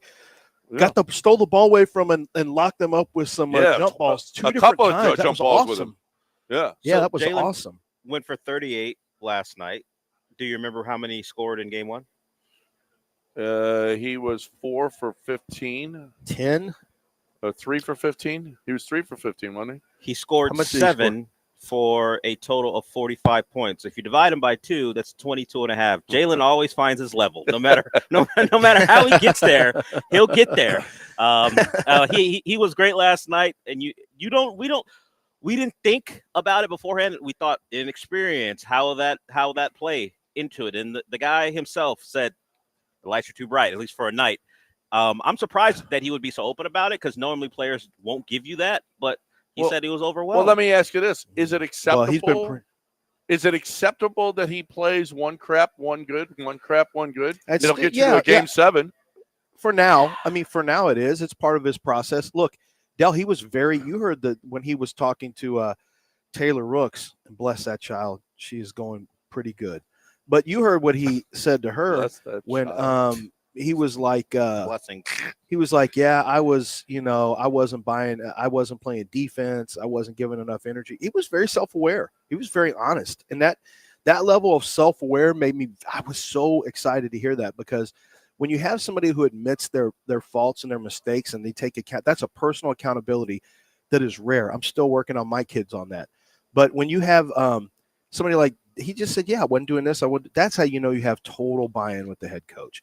There's no defensiveness. He's like, yeah, that was a problem and I'm trying to fix it. So it's not a surprise to me that he said, yeah, the lights did seem too bright. It was a team full of a ready-made former championship team that took out a younger team. I mean, there's some veterans on there who had never been through it. That's what game 1 looked like. Game 2 looked like a mentally tough team who didn't settle for bad shots. They kept their energy level high throughout the game. They didn't really dip energy-wise, except when you should never let somebody with number 61 and white undershirt and a mustache and buzz cut get 9 points in a quarter on you. Spencer should never have scored 9 points in a quarter. What about Post? Number 61. What about Post? Yeah, Holy they do not have a good roster. They do not. Without Jimmy, no, you're but right. dude Without was knocking Jimmy out Butler, threes. We better cook them. I'm hoping Jimmy's injury is a complete season ender for him. Which means this series. Okay. Well, which they had means this series. They don't like playing Kamika, and they're forced to because of the injury, and they traded away guys to bring in Butler, so they lack depth, and that's why you got Pat Spencer out there and Guy Santos, and obviously Quentin Post has become their stretch five. That's a team that doesn't have a lot of talent. And Buddy Hield doesn't do anything. He doesn't provide anything. He would be the other guy for them, and he's not that guy. Hield? How about Buddy Hield? He's getting it's old the playoffs. now. That's what's happened. It's the playoffs. Is Buddy a bad playoff guy? Post was better than Buddy Hield. You can probably expect that going forward. And John, you asked a question: is it good enough from Jalen? You would like more consistency. You certainly, but obviously, this is what he is right now, and until proven otherwise, you have to expect the variations, the highs and lows. And if you can get the bounce back, you'll take it. But maybe this is the playoff run. And Kenny Smith said, I think we might have played the sound before the playoffs, that he thought Ime would turn Jalen Green into Jaylen Brown. He would find consistency. That has not happened as of yet through 2 games. But he has Kenny to Smith attack. Right. Dell. Don't you think he has to attack Dell? He has to get to the basket. I mean, His he game attacked the cannot rim. Just be hot 3-point shooting. He attacked the rim yesterday. Even in game 1, he just blew layups. I mean, there are times where he got to the rim and missed it. And Ime talked about it after game 1. Jalen played in the crowd. The difference is today the shots went down from the perimeter, or yesterday the shots went down from the perimeter, and some of those drives to the rim went in. That's the variation. Jalen's the epitome of make or miss league. Well, if he's making shots, pretty much unguardable. And if he's missing shots, he'll shoot you out of the game. And here's the thing about him admitting that the lights were, and he was playing harried. He was playing with his hair was on fire in game 1. He was not calm. He was not, he had a beautiful stroke last night. If he played crappy again last night, he would have never admitted that the lights are too bright. Never. But once you play like that, yeah, game 1, it was. I got out of my system. Yeah. It's over. Well, we'll see in game 3. He's got to go on the road. And he can't. The lights will be as bright as they've ever been on the road in Golden State. Yeah, but last time he played there, he didn't play great. No, he does. We talked about it all. Yeah, but it's a team. But guys, we gotta remember something here. And John, you'll definitely remember this. He's not unlike Vernon Maxwell, who was a wildly up and down player, and they won a championship because they had a dream. If he doesn't play well, you just need Alpern to play well. Like, you don't, as long as he defends, because Vernon would still defend, as long as Jalen still bought in on a defensive end. Now, to win at the highest level, Dream was one of the most special posts to ever play the game. You can't have Jalen always be up and down, but you can still win if Jalen is down. He just can't shoot 17 shots. Like, he just has to defend. And you got to find other guys. I mean, I think that's the real key is how do you get guys to dial back? I know you want to shoot your way out of the slump, but sometimes you just have to be smart and say, let me go get Fred was last night. Like Fred was last night. 2 for 8. I'm fine with Fred 2 for 8. That's him. That's Fred 2 for 8. It would be nice if he was 3 for 8. That would be better. But 2 for 8, he doesn't take 19 shots. That's why the Rockets won, because he got the ball to the people. That he played 42 minutes and he only took 8 shots. That's the kind of Fred ball we need for the rest of this series. Get everybody else involved. Listen, if Jalen doesn't play well, Dylan Brooks could have a game. Jabari could have a game. Alpi could have a game. Amen could have a game. Tari could have a game. You don't have to have Jalen playing like that. But you're right. He can't take 15, 18 shots if he's bad. He's got to dial it back if he's bad and let the other guys take over. The Rockets have won plenty of games when Jalen hasn't been great. Plenty of games. Yeah. But we found out, at least in game 1, and obviously it was nobody just the one was, game. Though. Nobody was, but the postseason does that to people, not just Jalen. Everyone else has to not only has to play better, but their best, the things they do best will be taken away from them. We heard it last night from Darius Garland in the game where they held off the Heat to win. He was asked about what their plan of attack was to keep from turning the ball over. He goes, attack Tyler Hero, attack their weak defenders. Tyler Hero had a great game offensively last night, scored 33 points. But in a game where you're trying to secure game 2, we're going to put you in every action we can and get after you over and over again to get good offense. And what teams will do, and what we saw in game 1 and game 2, the Warriors decided some of these guys, we're going to force them to do things offensively they don't like to do. Jalen Green is kind of your X factor where you can't really force him to do things because of what he can do off the bounce. If the shots go down, there's nothing you can do to handle him because he's too explosive to play up on. And if you don't play up on him and he's knocking down shots, you're cooked. So I get what you're saying. All these other guys can do things, but he is their key. If they, whether it be this year, next year, whatever the configuration of the team is, he's the guy that can't be guarded when he's knocking down shots, it changes their trajectory. So that's why you want to see what you saw last night. All right. It's really true. Yeah. Like you cannot, he can get by pretty much anybody in the league. But he was dishing clean, interior passing, kickouts to the wing. Like Jalen was fantastic. He is growing up. I'm changing, man. I just don't know if I want them to deal Jalen. I definitely don't want to just willy-nilly change the team up. But I used to be, well, you know, I'm starting to really like Jalen. I want him to play more consistently. I like Mad Max too, but he would drive me crazy with the bad shots he would take. Well, hopefully Jalen doesn't quit in the middle of a series. The team. He's got a kid to feed. He's got mouths to feed. He's got a kid now and a wife. Right. All right, we got a break. I got to talk about two kids. He's got 2 kids. Live from the Chevron Championship. Listen, Game Day Men's Health is what I'm talking about right now. I love what they do. And I've seen the other. Oh, it's April, so we're going to give you a consultation for free. Game Day Men's Health says we'll always give you a consultation for free. We're not going to charge you to find out whether or not you're going to be a client, whether or not you need testosterone. We'll get your levels of testosterone, get them right there because we got a lab right there. It takes about 15 minutes as opposed to the other guys who got to send all the results in and then call you back and find out whether or not you're a candidate for testosterone replacement treatment. But it's not just about testosterone replacement treatment. They have all the peptides that can make you better everywhere, everything that you do, every goal that you have, they have something for you that will get you there. I don't know what your goals are. I mean, most of us are a little bit heavy. We'd like to take some weight off, but you might want to be stronger. You might want to be able to work out and bounce back better. You might be an athlete, and Game Day Men's Health could well help you get to your goals, whatever they are. GameDayMen'sHealth.com. The locations all over. They're wonderful. Love what they do for me. Love what they do for you. GameDayMen'sHealth.com.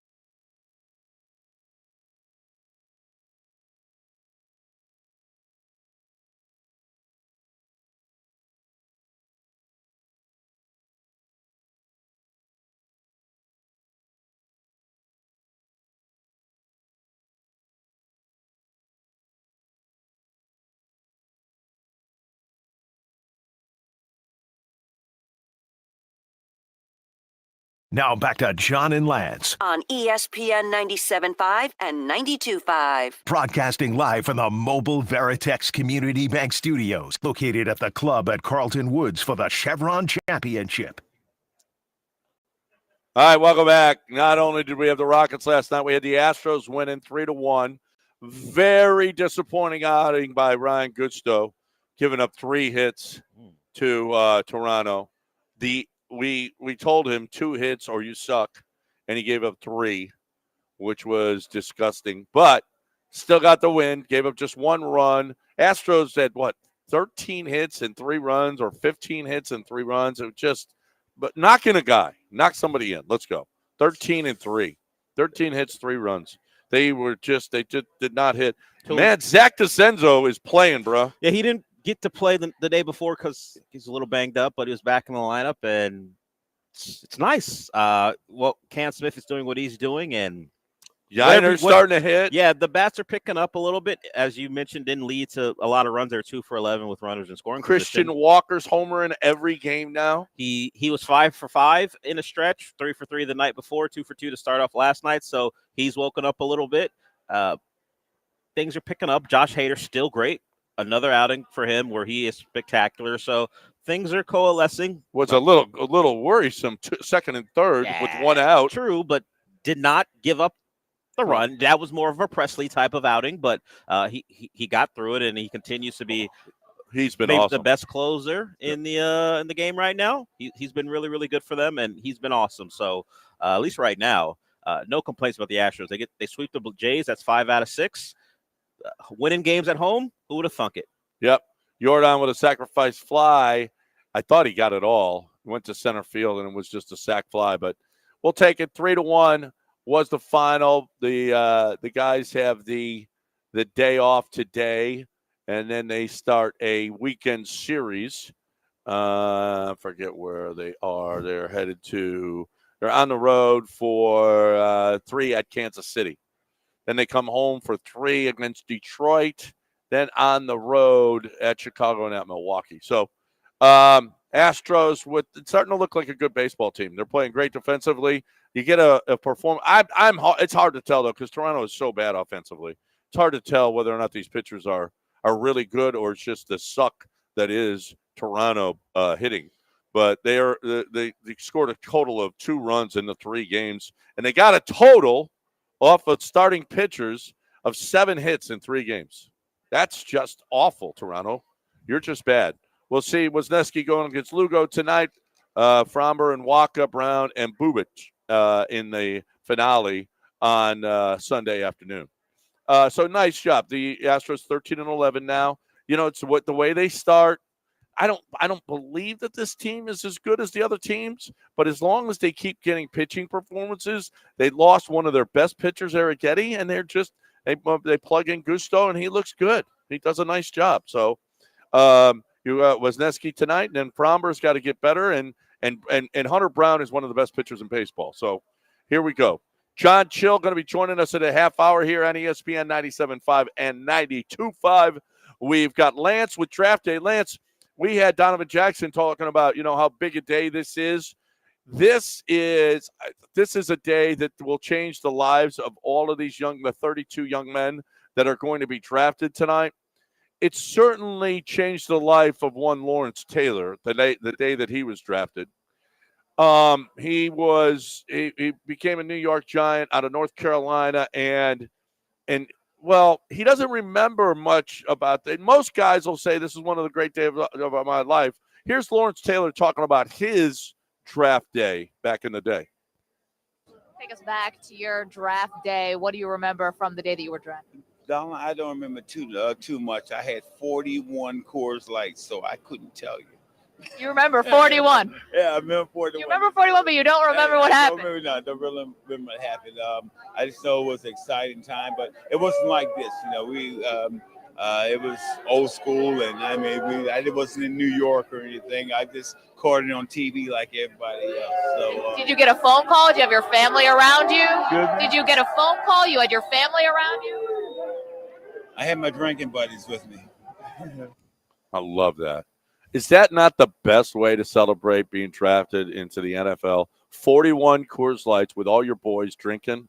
I mean, this is great. You wear a red suit. You go up and you hug Roger Goodell, whatevs. 41 Coors Lights. That's a Hall of Fame way to celebrate draft day. It certainly was a harbinger of things to come for him. Yeah. I mean, he was consistent. I mean, he upgraded. Well, yeah, and still the greatest defensive player in history throwing down 41 Coors Lights. That'll tell you if he didn't have his drug and alcohol problem, would he have been as good? I don't know. You don't know. I don't like this hypothetical. You don't know. You're right. I don't know. It's a sliding door situation. Would he have been? Who do you think he would have been? Vernon Golston if he didn't do drugs and drink a lot of beer? You don't know. You're right. I don't know. This is an example of something I do not know. If Lawrence, maybe it was his spinach like Popeye. Lance, who is most likely today? 41. Yeah, who's most likely to drink 41 beers today in this draft class? Oh, the draft prospects, probably Mason Graham or Will Campbell. Will Campbell, LSU. You know, it's a party town. It's a party I can see Will Campbell. I can see Mason Graham. Tyler Shuck is 25, so he's probably a beer, but he can't drink that much. He's a quarterback. It's going to have to be an O-lineman or D-lineman. But nobody thought Lawrence Taylor could throw down that many. It wasn't like he was a great big fat offensive lineman. He was an enthusiast. He was in great shape. Well, he's a Hall of Famer. He's an enthusiast too. Yeah. Mm-hmm. You think he would have been as good if he didn't do drugs and drink all that beer? No. Yeah, Lance. Yeah, I think he probably would have been even better. You think that? Although I don't know how you can be better than that. No, he was the greatest ever defender. He probably would have had less problems with the police, I guess. Well, yeah. Is I'm not Coors sure he Light had a more performance enhancer?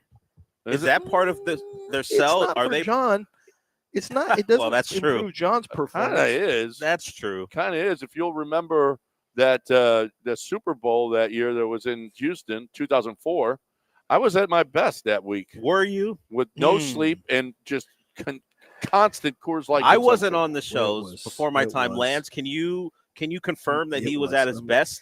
Every day. You ever seen those mechanical bulls where you hang on and it starts going faster and faster and people either get their face smashed on it or they get thrown way off? That's what every show was like with John. It was like being on a mechanical bull where you didn't know which direction it was going to go. You knew you were going to get thrown at some point. You're hoping not to get hurt. John was a mechanical bull on 10 from the very beginning. And usually beginning of the show was the worst. The first segment was like, oh my God. And then when Drunk John and Jay Moore were on at the same time, good Lord. I remember we had Jim Nantz on. I felt bad I didn't remember much of it, but we had Jim Nantz on too. And I felt like maybe this isn't the professionalism I should have. Maybe, especially maybe in front of Jim Nantz. You had remorse? That's a surprise. Nah, it didn't last long. I didn't think so. I grabbed another Coors Light. Let's go. That's all. Coors Light is a performance enhancer. Remember there were two guys that almost got into a fight. It was Corby, whatever, or it was one of the guys from the Dallas from the ticket was trying to be a smart aleck to everyone on Radio Row and make fun of him or whatever. And then that guy from Baltimore who owns his own show. Yeah, he owned the station. He owned the station. I can't remember the name, but he's he wanted to fight him. No, what he did was he got on his air and started dropping F-bombs, like 40 F-bombs in a row, because he knew that they would be screwed. They'd have to dump it 1,000 times. And that's all he did. The guy was in the mic. He had the mic trying to embarrass him. And so what he did was he grabbed his microphone and said, F, suck my F, all this stuff. And then they were like, oh, and then the guy with the mic got all pissed off. And it got a little, and we're just sitting there. I'm like, big deal. I'm dealing with John. Y'all don't even know what this is like. Hey, could have been. I mean, you had the Josh Innes thing with Seth Payne. Remember that? He used to have guys trying to be a little sparkly on Radio Row. How about when Jay Moore dropped Map of Hawaii on the show? Good Lord. That was awesome. Yeah, I loved it. Yeah. I secretly loved it. That's all I want to say. If you weren't there, we're not going to talk about it. Yeah, if you don't. That was one where I just thought, and we were on. It's one thing if we were on 1560 or maybe even now This was on 610 at the time. We were like, oh my gosh, I don't know if you should say that. Well, yeah. Did you see Tracy Morgan the other day at the Knicks game? Yeah, Ooh. what about him? Not he. Well, and Jack Black. Have you seen Jack Black at the Lakers game? I saw him on Saturday Night Live. They kind of let themselves go a little bit. Well, Tracy was in the hospital in a coma, basically. He got really jacked up. Yeah, Jack Black's living his best life right now. He really is. And I can't believe he was always going to be, always had that gene that was going to, but man, he just said, F but when Tracy Morgan first started comedy, I watched him on a show called Snaps on HBO. It was like it was 3-on-3 and they were just ranking on each other back and forth. Your mother and Tracy had a Michigan jersey on, like a Fab Five jersey on. He had a hat with a propeller on, and he was big. Now Tracy was a big guy back in the day, and then he lost a bunch of weight when he was on 30 Rock. Dang, Tracy! I'm seeing a picture of him with it's all edged up and it's like white line. It's a weird haircut here. Now, Del, how much do you like golf now? They gave him food. Did somebody bring him food? No, it's not that. I'm not a cheap date. What he's showing me is a woman she's playing golf in a golf simulator with a really short skirt on. I bet it's somebody who doesn't play professionally. I bet it's probably not. Is she here at the tournament today, John? Is she going to be part? Be great. When's she teeing off? Be great if she was. When's she teeing off? I don't see. Is that Anna Norfist? No, Norquist. No, it's not her. No, that's not. Let's see. Lexi Thompson, was that her? It wasn't Lexi. Okay, then why you? Lexi's a saint. Don't be putting that keep on. showing me. I'm trying to figure out if that woman's going to be at the tournament today. I would hope so. Well, I don't think so. Great, she was here. Is this your favorite draft moments? Laramie Tunsil doing the bong. Is that? Has to be. Is that a great moment in draft history? I was in Chicago. I was only on the air the last day, that's when they used to fly me to the draft, what they did for that year. And I was there, and I was in the audience in Chicago where everything was going down, and I was next to my editor, and there was a bunch of writers in there, and we're sitting there, and Andy Fenelon goes, my boss at the time goes, oh my gosh, he goes, look at this. I'm like, who is that? He goes, that's Laramie Tunsil. I said, where did you get this? He said, it's on Laramie's account, social media account. It's his Twitter account. I think it was Twitter. And I said, is this real? He goes, that's before deepfakes. And he goes, yeah, it looks like it. I'm like, why would he put this out there? Why would he post this literally 10 minutes, 12 minutes before the draft? And it caused him to fall, to the Dolphins. But it did wonders for the Dolphins. I talked to a team, I can't remember who the team was, I have to go back and look at it, who said we were going to draft him, and then the video came out and we couldn't draft him. And he fell, and the Dolphins picked him. But that was the wild, and it turned out, if you don't remember the story, it was an ex-boyfriend of his mom somehow got a hold of his social media account and just held on to the information for as long as he didn't say anything about it. Didn't say anything about it. The draft, waited, because he and Laramie got into a physical confrontation at one point, before. And this ex-boyfriend waited until 15 minutes before the draft, and then boom, send. That's not even close to my favorite video of the draft. Mine is CeeDee Lamb taking his phone away from his girlfriend. Right. Give me that phone. That's my favorite video. Grabs the phone and he snatches it away. Back. He's not with her anymore, I'm assuming. I have no idea, but it's the thing I always remember about CeeDee Lamb, because he's never going to win anything with the Cowboys. But I don't care how well he does as a pro. What he did that night, one of my favorite plays of all time. That's a great. We got a break. 713-780 break on the other side. Right now, though, we're talking about Billy Brown. We're talking about plumbing. We're talking about your house. We're talking about your business. We're talking about you making sure that everything is good. And if it's not, if you have an emergency, you're like, I don't need a plumber. Well, you kind of do. If you haven't cleaned out your tankless water heater in a while, there's a lot of residue that's building up and probably really slowing down your water flow. So you need to look at that. But I don't know about other maintenance. Billy Brown can tell you exactly what you need to do. But when you need Billy Brown when you got an emergency, when a pipe breaks or your toilet doesn't work, that's when you need Billy the most. 281-488-6238, Lance. 281-488-6238. That's right, John, because Billy Brown will come and he's going to fix that. So don't tweet us and say, hey, what's that? What's Billy's number? No, you got to put this in your phone now just in case you need it. 281-488-6238. He's the best. They're the best. AqueductPlumbingCompany.com.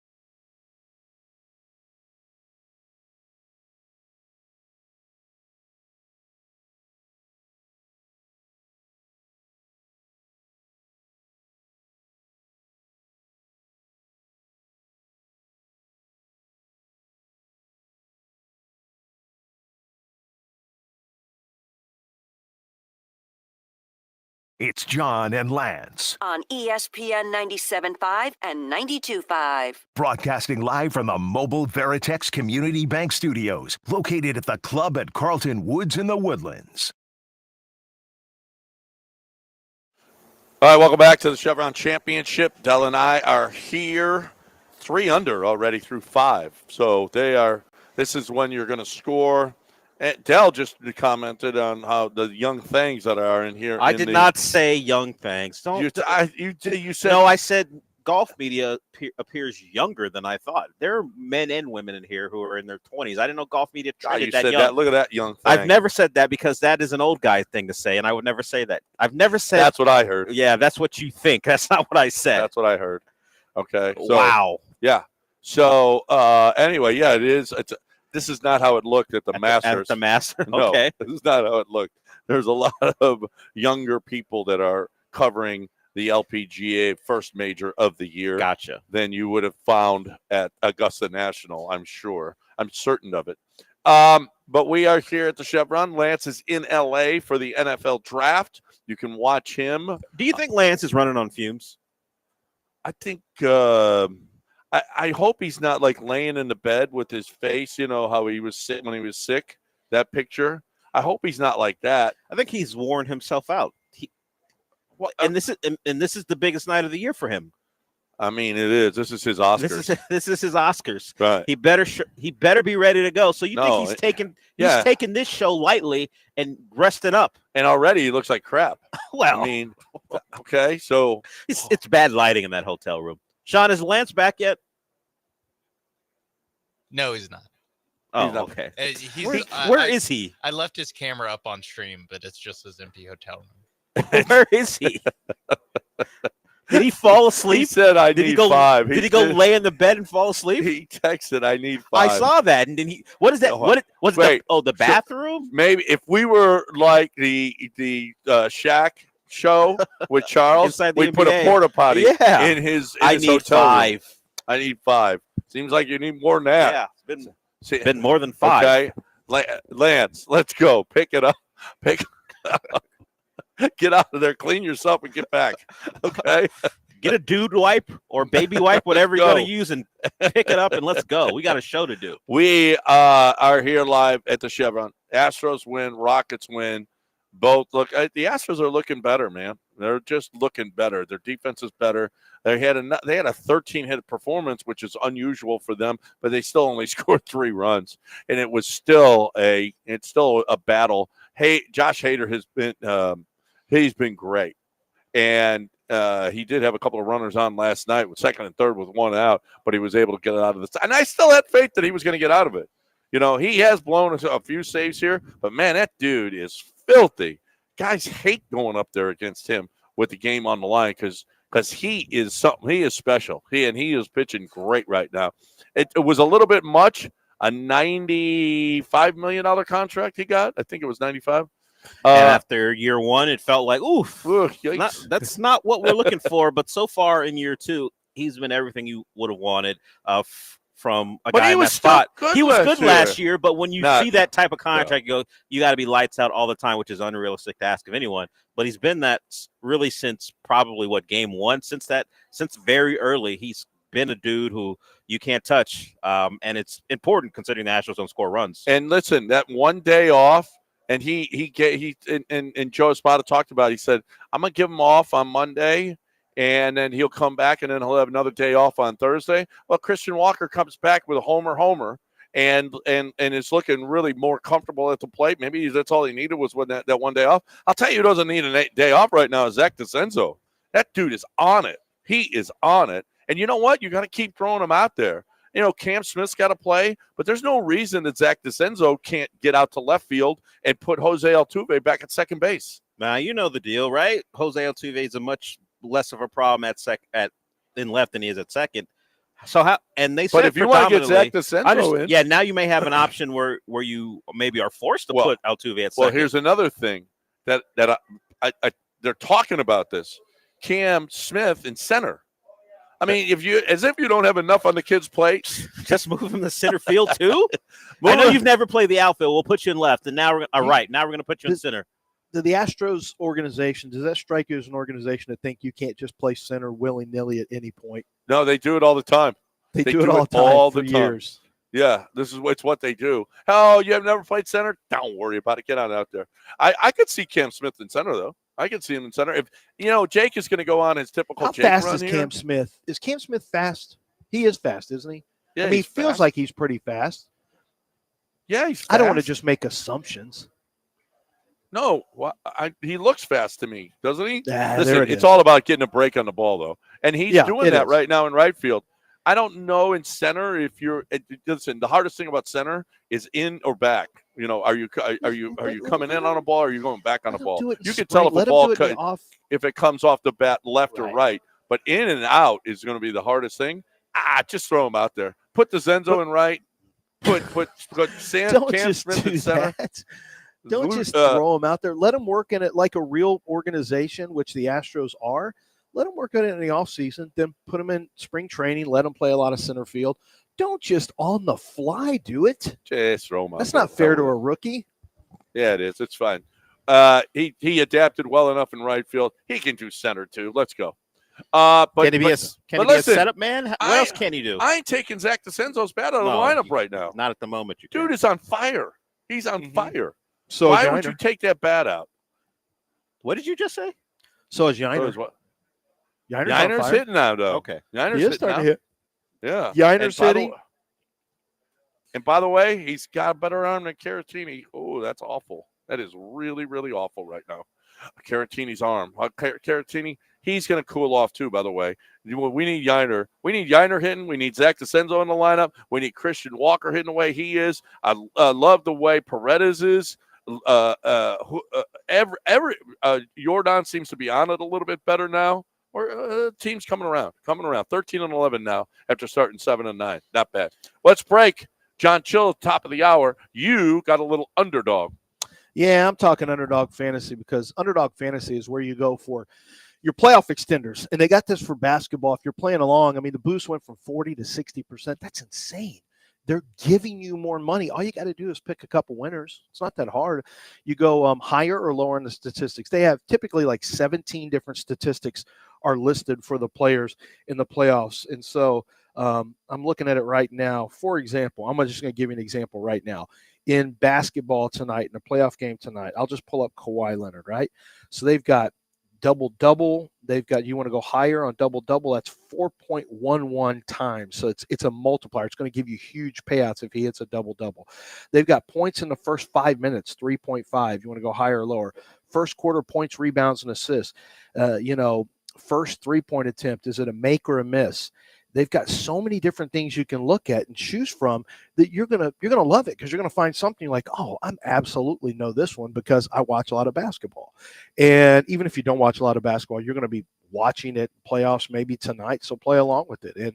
And they've got playoff extender boosters. So if you keep playing along in all these games, your boosts will keep going higher and higher and higher. It's a chance for you to make more and more money. You can make up to 1,000 times your original play, and you can play for as little as $1. Now, what you have to do is you deposit. So download the app, Underdog Fantasy. The app is awesome, very easy to navigate, and use promo code Lance when you make your first deposit. You got up to $1,000 in bonus cash is available to you, so you're going to get free money back to play with, and you got a chance to make real money with your basketball knowledge. Do not miss out. It makes the games much more fun to watch and play along with.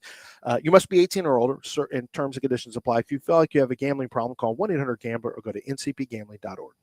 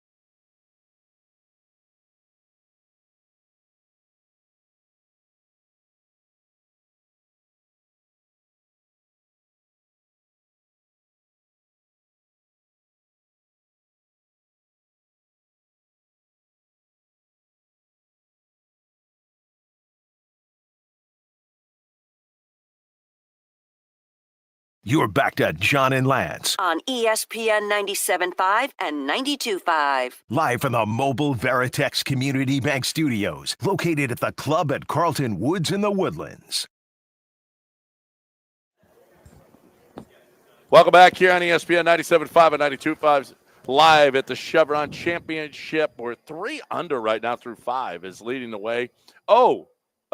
Nelly Corda's on the course right now, probably in her finishing up her first hole. She started at 8:30, so it's 8:53. So if you are in the area and you want to see Nelly Corda this morning, the sun is starting to shine a little bit.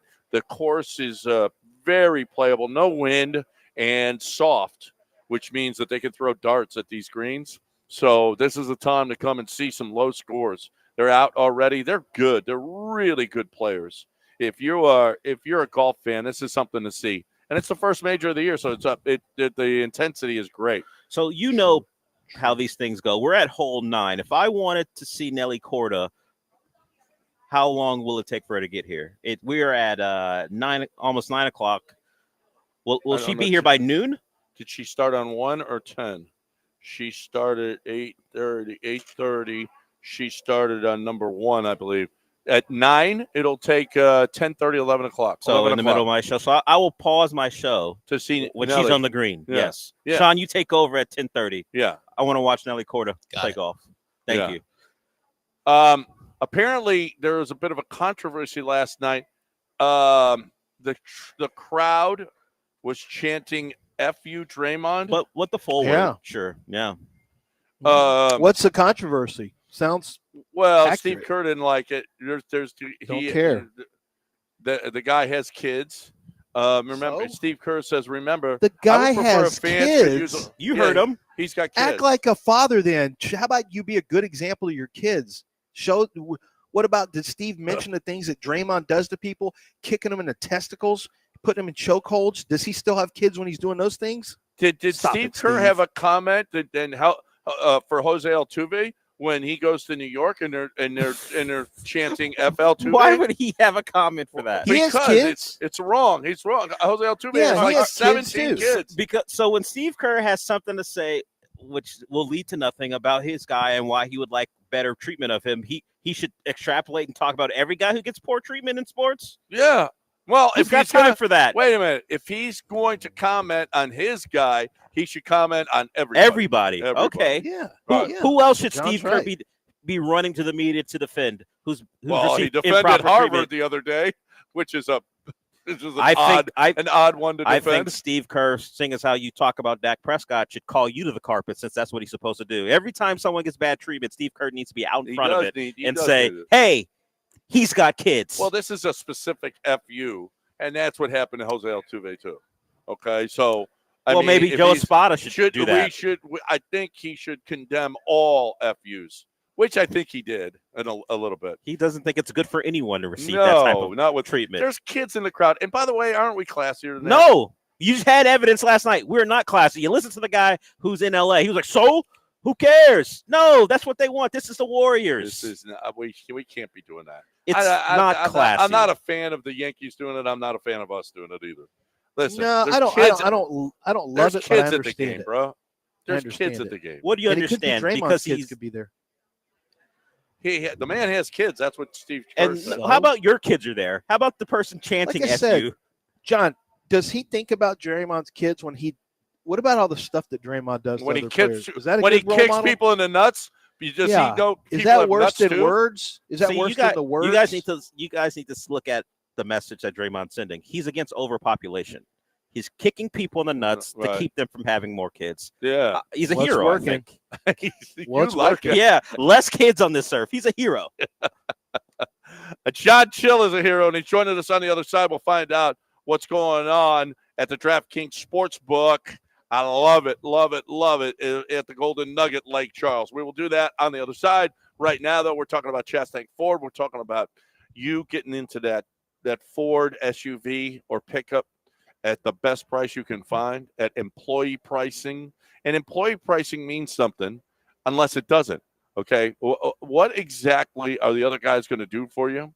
Are the other guys going to give you employee pricing and then go, well, you need tinted windows. Well, you need leather seats. Well, I know what your budget is, but we're going to have to exceed that. That's not the way they ever do it at Chastang Ford. They're going to get you into that vehicle and the way that you want it, customized perfectly for you, not what they want. You're looking for the best way to get into that Ford SUV or truck. It's Chastang Ford. Businesses know it. You should know it. And you don't stay in business for 80-plus years unless you do it great, and they do it great at ChastangFord.com. It's on 610 at Homestead, not Hempstead. Tell them that you heard it right here on ESPN 97.5.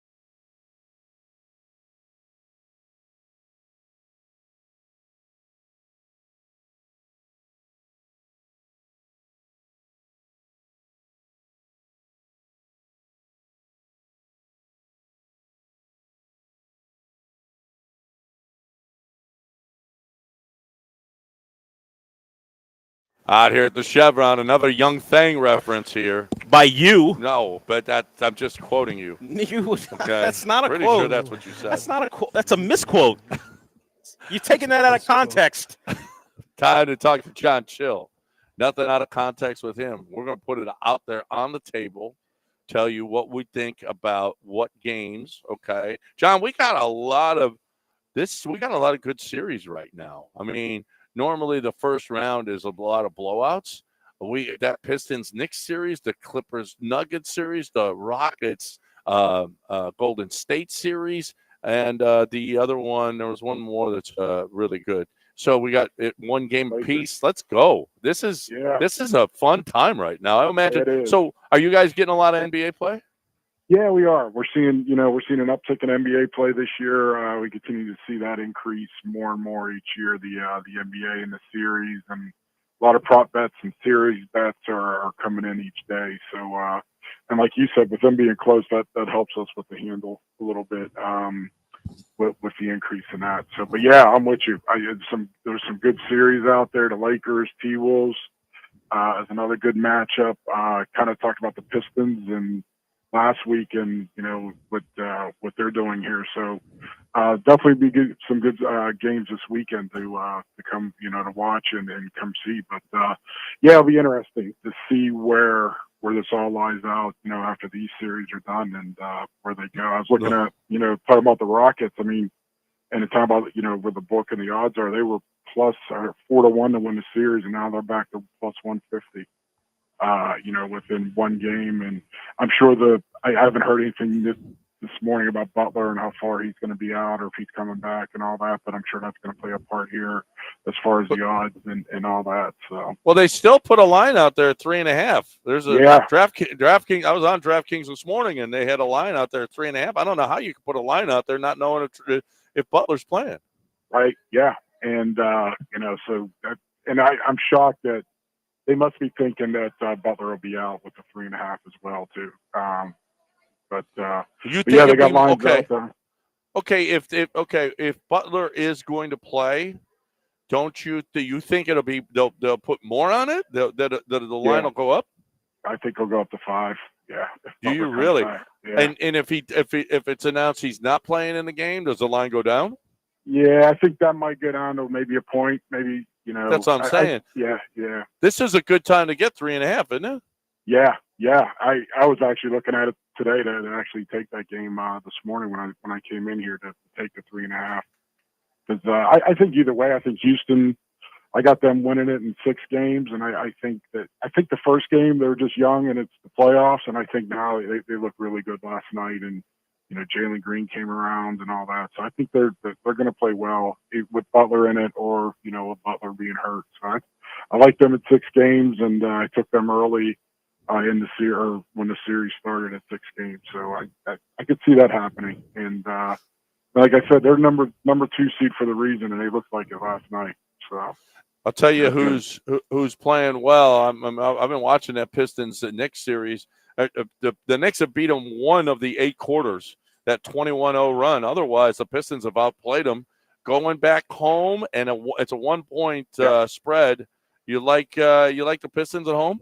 I like the Pistons at home. I like Cade Cunningham, and Cat's doing the same thing Cat's done in prior years. I think he was scoreless in the second half, the last game, and but I like Detroit. I like their defense. I think they're wearing them out in the fourth quarter with their defense, and Detroit's got a shot in this series to take it. So I do like Detroit. Yeah, the Knicks were a good team this year, but they went on a lot of lulls, and it seems like they're lulling right now. They're not looking great. Of course, Detroit's defense can certainly make you look that way. Yeah. Same thing with Minnesota. They didn't look great offensively in Game 2. Luka was just dominant. But going back to Minnesota now, I'd like them to take one of these two. What do you like? Do you like them? Do you like the Lakers, or do you like Minnesota now? I kind of like. I'm with you. I think they're going to split it going back to Minnesota, but I kind of like Minnesota there to win it. I think they, the first game they won, and it kind of said, hey, we got one. We took the one game in the away category, and now we're. But I do like Minnesota. I think that's going to go 7 games. The Lakers T-Wolves. So I think that's going to go back and forth. I think LeBron's got to step up a little bit and lead a little bit more than what we're seeing here in the first 2 games, and go from there. The one I really like, I'm with the Cavaliers. I've kind of liked them. I think they got a shot to win it all. They look strong. They just look good. Yeah, they're dominant. They're just dominating. I mean, I hate to give that big number though. I mean, those big numbers. Except they're covering them. Them and OKC are they're cover machines. Yeah. I mean, I hate double-digit favorites in playoffs, but they're just covering. I mean, I think they were 12.5 last night, and they're doing good. But I was trying to see what they are for the champ. I think they're 8-1 to win it all, Cleveland, and I think they're 6-1. They went down to 6-1. Wow. Yeah. So people are getting on Cleveland right now. They were 8-1 at the beginning of the week. I don't know though, against OKC. I don't know how they win that one. This is John Chill from the Golden Nugget Lake Charles with us every week right here, looking at numbers, looking at games. We got a UFC event coming up. Yeah, we got UFC. Yeah, we got it's a fight night. We got Machado Gary at -130. That's the main card versus Carlo Prats. He's +110. I kind of like Carlos. He's an aggressive fighter. He's part of the nerd fighting team, John. So being a nerd, accountant nerd, I'm going with the old Prats here. They kind of dominate now, the nerd fighting team and what they're doing in that group. So I'm going to take him at +110 this week, and then got the NFL draft coming up, so we'll see. What's the it's hottest? Weird. Every What's day the I wake hottest up, I think NFL something bet? different. You know, it's right now it's Travis Hunter's taking out. There's a prop bet that people have been playing. It's Hunter and Sanders both to go with the Browns at plus 450, and they're thinking Sanders might go to the second round. Genty's a big play on 5, which I'm shocked. I think it's because of the odds early. We're seeing a little bit less action, I think, just because of the movement. You look at Shador Sanders; he went from over under to pick 8.5 to 21.5 in 2 days. So I think, going back, I think now that he's slipping as far as the draft position and all that. But it'll be interesting to see. Abdul Carter at 3 is a big one as well. I think he's number one over the board. Listen, John, do you got to play for Genty going 4th? Because if there's the rumor out there that the Bears move up, Lance, is that still hot? No. That was the one that you brought in yesterday, and I sniffed it out, and I couldn't get any verification on it. You couldn't get any verification. It makes sense, though. Patriots. It does make sense. Trade out of there, go to 10 because they can still get a tackle, but they get a lot more draft equity, and the Bears move up to get Genty at 4. What's Genty at 4? Is there a good number on it? He's 4-1. He's the second. It's weird. He's the second favorite on that one. Yeah, he's 4-1 Yeah, I thought that'd be a little higher. And the Patriots ain't taking him. So the only way that he goes 4 is if they trade out. Right, Lance? There's no way the Patriots take Genty. No, I don't know. Their left tackle position is a disaster. Yeah. Here's a crazy one. I was going to take 100 to 1. I was going to take Mason Graham for Michigan at number 3 at 100 to 1. That's my flyer, but that's. I could see him 4 though. What's Mason Graham at 4? Mason Graham at 4 is 28 to 1. That might be a good number. Yeah, I heard early on that the Patriots liked Mason Graham, and there was maybe even a coin flip between him and Campbell. But Mason Graham is a possibility at 4. I think Genty's a possibility. Will Campbell's got to be the favorite there, right? Yeah. Yep. Well, yeah. Anything else that's really standing out that looks crazy, John? No, I mean, we got NHL. I kind of like Tampa Bay. They're plus money right now in hockey to win that series. I know they didn't look too good in the first game, but I think Tampa Bay will rebound today as well. They're minus 122, but I like them in the series at plus 190 as far as hockey. All right. Yeah, I love hockey, but, man, the Kings are scoring 6 goals a game. Oh, the Kings are on fire offensively. So that's another one to watch. They just played last night, though, so hold off. But they can score some goals, bro. All right, that is John Chill every week right here on ESPN 97.5 and 92.5. He is brought to you by the Golden Nugget Lake Charles. John, as always, man, we appreciate it. Thanks for hanging with us, and we'll talk to you again next week. All right, sounds good. Thanks, guys. We'll see you. All right, the Golden Nugget is beautiful, baby. I love me the Golden Nugget. So there's a bunch of guys from Lulings that are going to the Golden Nugget, and they're calling it, we're going on vacation. We're going on vacation. You want to take a little vacation to the Golden Nugget, Lake Charles? Yeah. Take a couple, 3 days, go play, go stay in a beautiful hotel with 12 different restaurants, every kind, seafood, Mexican, steakhouse, Italian, Asian. They've got all kinds of different. You want a hamburger? They got that, and wonderful food.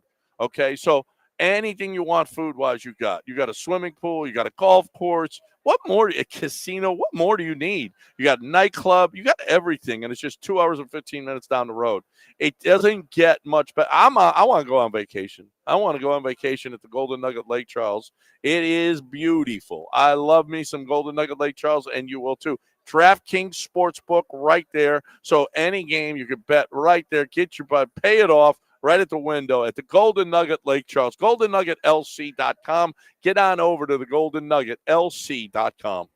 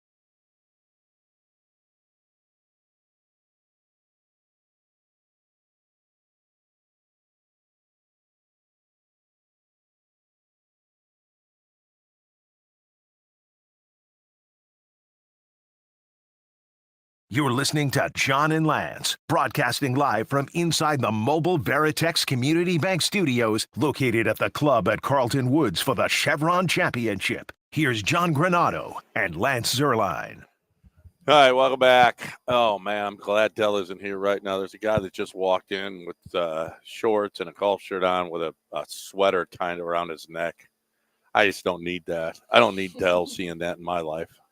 There's also, I'm trying to hook him up. There's a girl here who's got some a little short golf dress on. I'm trying to hook Dell up. I'm trying to hook a brother up. That's the kind of guy I am, though. But you know, he keeps talking about these young things here, and I'm just really, really, really uncomfortable with it. He seemed to say that you were taking liberties with that. Pardon me? He seemed to say you were taking liberties with the sweet young things or whatever you're saying. He's saying things. Yeah. No, thanks. Yeah. Yeah. Is Jalen Green a young thing? Do you call him a young thing? Because he's young. He's what, 21? No, is he 22 now? No, he ain't a thing. No. Okay. No. Okay. But he is young. I do like the fact that his stepson is the same age. That to me has overtaken his video we saw as the number one thing I think of with Josh. With what I think Jalen. of is giving you got to start putting more respect. Why are you being so disrespectful to our shooting guard?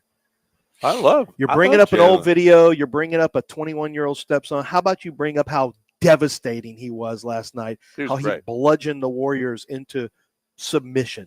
No, he was great. It was cool that he hit the three that really iced the game last night too. I mean, and I loved how they got him the ball. Well, you know what? Feed the guy that's hot. Feed the guy. He's all grossed up too. He was on a heater. Man, he's growing up. But how about that? As tough as it's been for him to, score against the Warriors, he just dominated them. I mean, I know we didn't. No one saw that coming. No one saw that coming because he just has played like crap against them, and the lights were too bright in Game 1. They weren't yet. They weren't last night. But I love Fred. Fred went from being "What are you doing, Fred?" to "Great, Fred. Thank you." 42 minutes. Yeah, but that's his whole season, isn't facilitated. It? Well, no, we talked about yesterday. It was bound to happen. That's what Fred does. He's up, down, up, down, up, down. The only reason he was so good is because he didn't shoot. Okay, that's why he was so good. He was efficient. He just took smart shots. He didn't shoot it great, but he was efficient. He stuck with the game plan. He made a conscientious effort to not shoot and to be a better facilitator. Yes, to be a better facilitator. That's right. And then when he had to, he took him, and he still was 25% because that's what Fred do. And you know what? And he played here. He was 25% from the field, and he was great. It was good, but he was good defensively too. Like he did play good defensively. Everyone did. So I didn't even know this. That I don't know where I heard it, but Todd Callis was talking about it, moving Cam to center field so that Zach DeZenzo can be on the field. Well, he'd know. Yeah, I guess he would know. So I mean, I love it. That's awesome. That is awesome. Let's do that, everybody. Get the best players on the field, guys who can hit. That'd be awesome. That'd be sweet if we had guys 1 through 9 that could actually hit. That'd be something special. All right, we got Keith, who's been here a couple of times, wants to get in on the show. What do you say, Keith? Hey, guys. Happy NFL Draft Day. Big day for the Ravens, obviously big day for the NFL. Hey, Lance, I had a question. Are you hearing anything from your sources? My sources are telling me that pick 91, a third rounder to Green Bay, gets Jair Alexander to Baltimore. What are you hearing on the Jair Alexander trade? That's I'm hearing the same thing. The Jair Alexander is going to Baltimore, and that it's for pick 91. So we're hearing the same thing, Keith. No. Seriously, that's a serious question. The Ravens are. No, I mean, I think Jair Alexander. No, I think it'd be a good fit. I think you have good sports calls in general. I'm not just saying that. I think Keith is well reasoned, has good sports calls, and I think that actually makes a lot of sense. A lot of times Jair Alexander has a lot of times at some positions you can't get as much value if there's a contract situation or injury situation. With Jair Alexander, he's very valuable, and I think that a third would, at the end of the third round would make a lot of sense for him. Right. And I think the Ravens would make a lot of sense. I don't think that's a bad.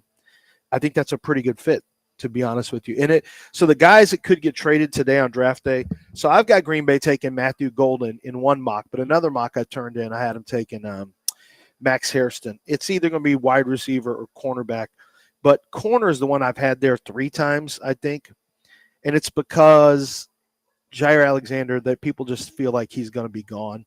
They're going to move him. So Trey Hendrickson, pass rusher from the Bengals.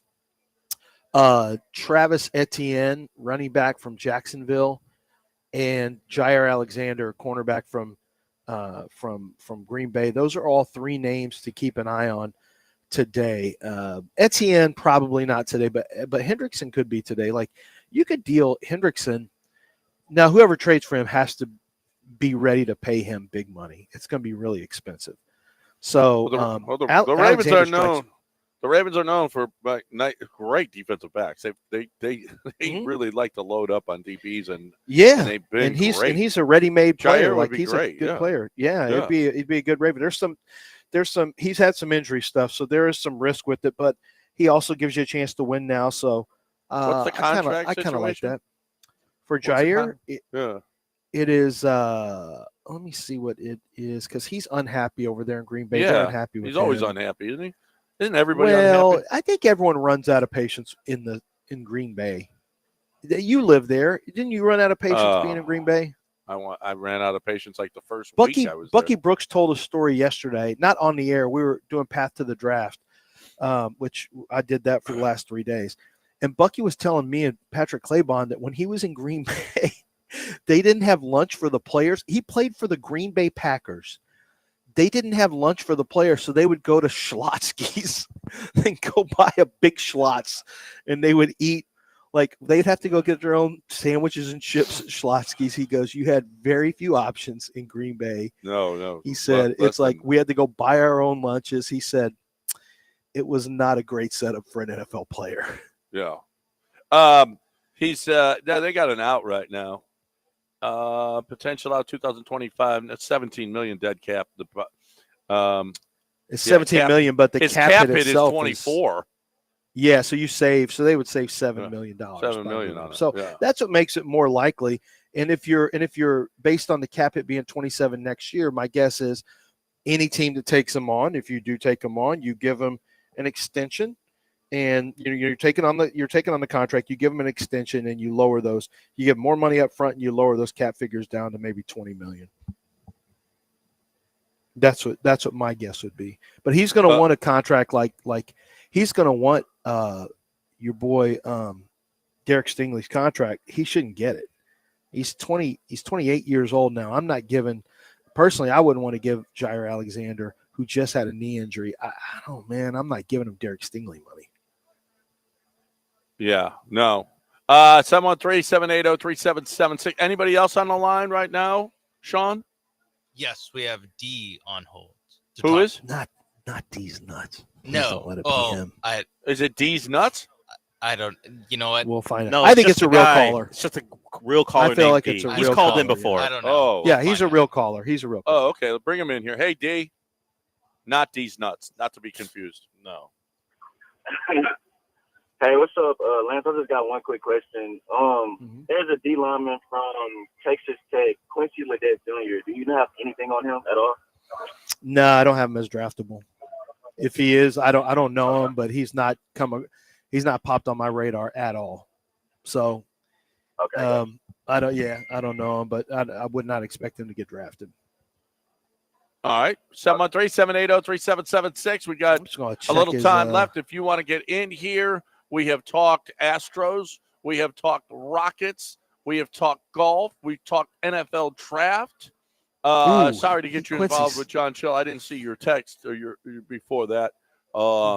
That's you can't be involved in different stuff with the NFL draft, working for the NFL. So apologize for that, Lance. But you did not break any rules. I just want everybody. I want Roger Goodell to know you did not break any rules. So we're proud of you in that respect. But is there anything else that you've been hearing your ear to the ground that might surprise tonight? That might make you enthusiastic tonight? The more the more I listen, I think the Texans, I think Nick's going to have to get on his trading shoes potentially to get the offensive lineman. This might not line up great for the Texans. Oh, I don't know. They're going to get a good football player at 25. They'll get a good football offensive player. lineman. And if not, they get a wide receiver that's good, because if there's a huge run on offensive line. Matthew Golden could be there at 25. And Ibuka could be there.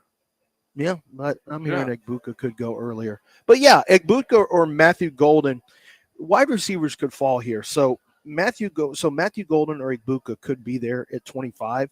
And if all 6 of the linemen, and I'm going the 3. I'm taking Josh Simmons is off the board. He's actually off the board for a lot of people, and the medicals are a concern. So, and Josh Simmons is not Swarm. So there's no way he's on the Texans board. There's just no way. No, it's Swarm. You heard what D'Amico said. Swarm. Quit trying to make Swarm a thing. That sounds creepy. Yeah. It's their words, not mine. He keeps trying to push this Swarm narrative. And then in the 3 guards, Graves Abel, Tyler Booker, Donovan Jackson. This could get a little tricky. I've got Donovan Jackson going there, but Donovan to me is a little bit better than Tyler Booker. So it's Dallas is a real concern. The Arizona Cardinals are a concern. The Cincinnati Bengals are a concern. Daniel Jeremiah's got Graves Abel going to San Francisco at 11. I'm telling you, the earlier one of the guards goes off the board, the bigger the concern is that you're going to have the run there. And if that happens, because the tackles are going to be gone. So if that happens, the Texans may need to turn to plan B. I'll give you some plan Bs. Matthew Golden would be I think he'd be a great fit. Egbuka is a good fit. He's pretty much just a slot for the most part in the NFL. I think he's going to be primarily a slot. He's more like Jackson Smith and Jigba. He'd be a good fit. Culturally, he's a really good fit. I think he's a pretty good football player. I like Matthew Golden better. Kenneth Grant, defensive tackle from Michigan. If he's still on the board, Kenneth Grant, I think, would be in play in the middle at defensive tackle. That is a need. Derek Harmon, defensive tackle from Oregon, run stopper. I think he would be in play there. Once you get past that, though, it gets a little trickier. I don't think Walter Nolan will be on the board for the Texans, the Ole Miss defensive tackle, former Aggie. I don't think he's Swarm either. So I don't think D'Amico's going to want to mess with him. He's considered A&M, but I've heard A&M consider him very high maintenance. No, but he was at A&M first. Yeah. So he transferred from A&M. He was the highest. He left. He's not Swarm. Do you know he was the highest rated player in college football? Dell, isn't that true? When he was a prospect, he was number 1 in that class. Yeah, Walter Nolan. Yeah. Wasn't he part of? No, he was the number 1 prospect out of high school. Yeah, I think that's what he means. He's part of that A&M class that was supposed to, save Jimbo, and of course, all those guys pretty much left. Well, he was. So what I was told is he played really hard on the field, but he was looking for every excuse not to have to practice and stuff like that. He left A&M. He went to Ole Miss, and I think he's really good on tape, man. He's really, really good. He's the best defensive tackle in the draft. But, I heard from some other people. I didn't hear directly from Ole Miss, but people who talked to Ole Miss, he had some of the same, high maintenance issues. So he's not a criminal or anything like that. One team I talked to yesterday said he's not off our board. He said he's not a criminal. He's just, a guy you have to be okay with thinking you've got, that you can get him turned around a little bit. So I don't think D'Amico's going to mess with that. So I don't have him on the board if he were to fall there. Mason Graham will fall some potentially in this draft. I think he falls to either 8 at the earliest. He could even fall beyond 11. It's hard to figure out. Mason Graham is a really tough one to figure out. So I don't know. I think the Texans, the more I think about this, you got the 3 guards that I always mention.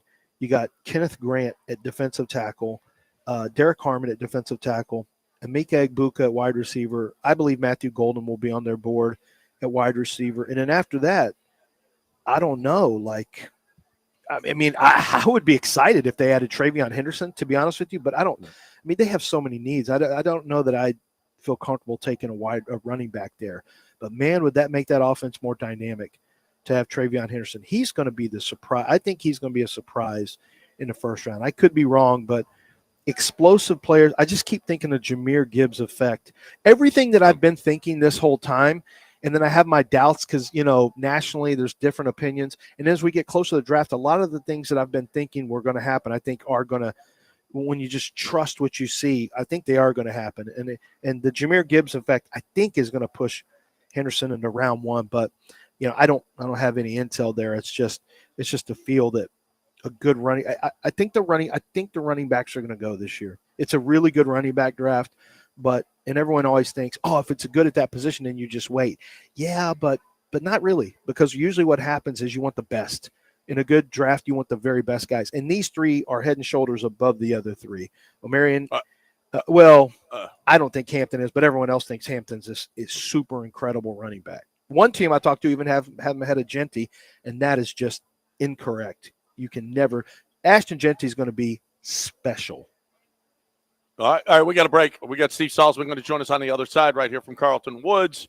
The Chevron Championship underway right here. Don't you go anywhere. ESPN 97.5 and 92.5.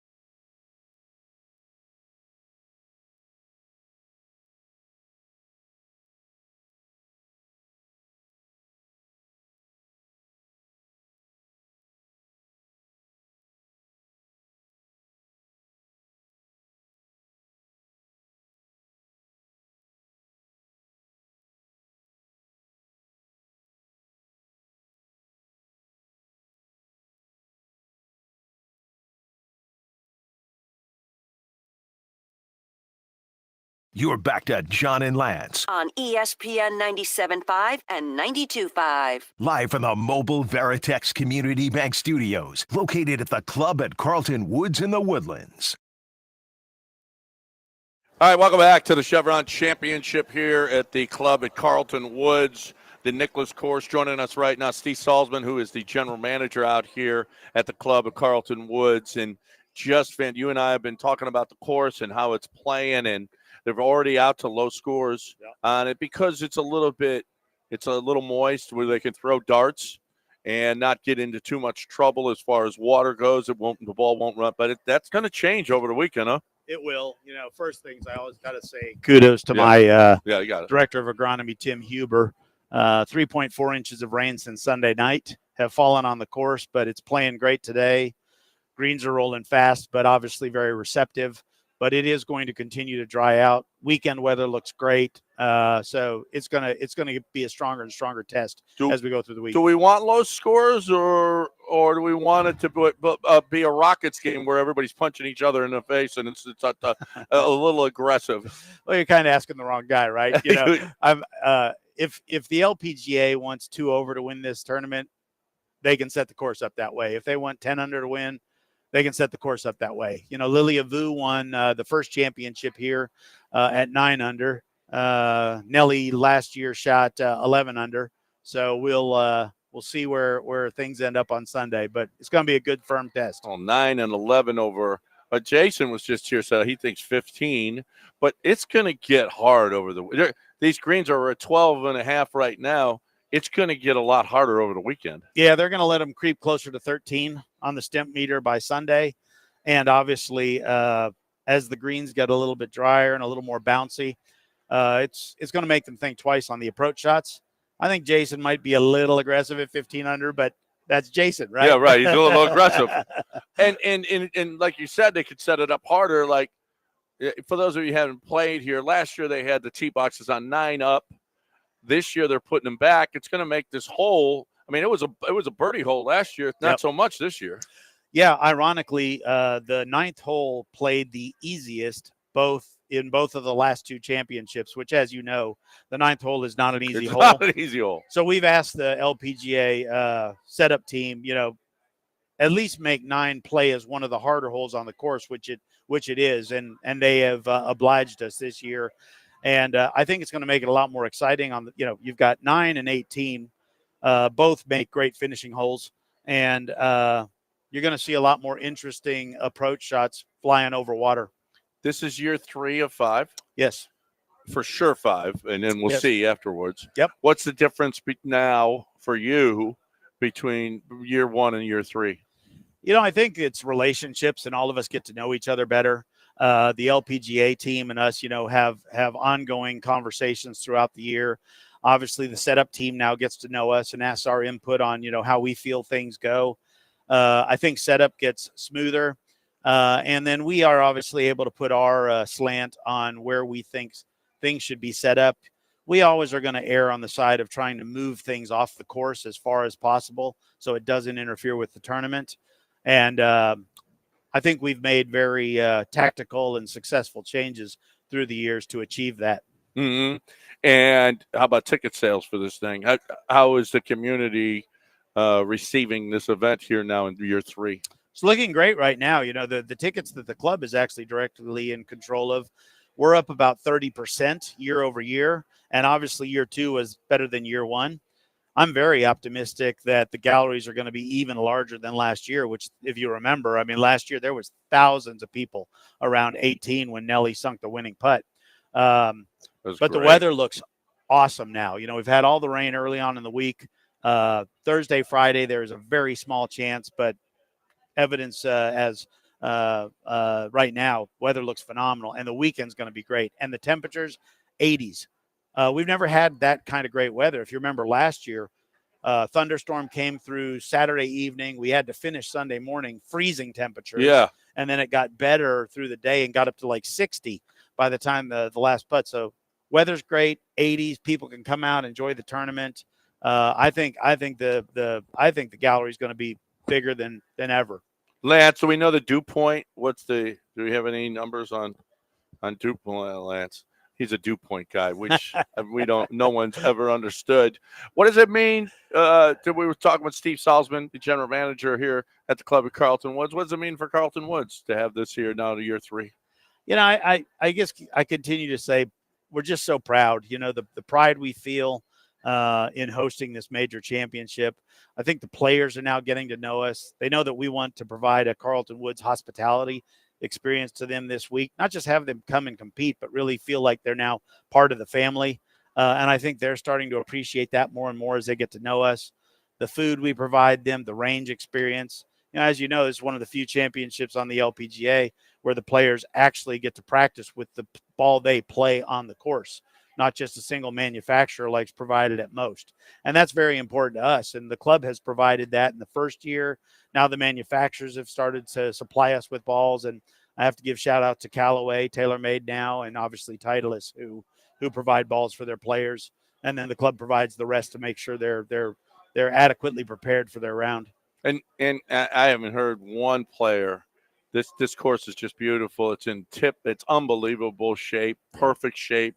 It doesn't seem like a blade of grass. I think they're getting used to it. If they were worried or, they didn't play well here the first year, they're like, well, that's on me. Well, they're getting to know the course now, right? Yeah. This is similar to like the Augusta experience for the guys. Your yardage book year to year, that information carries over.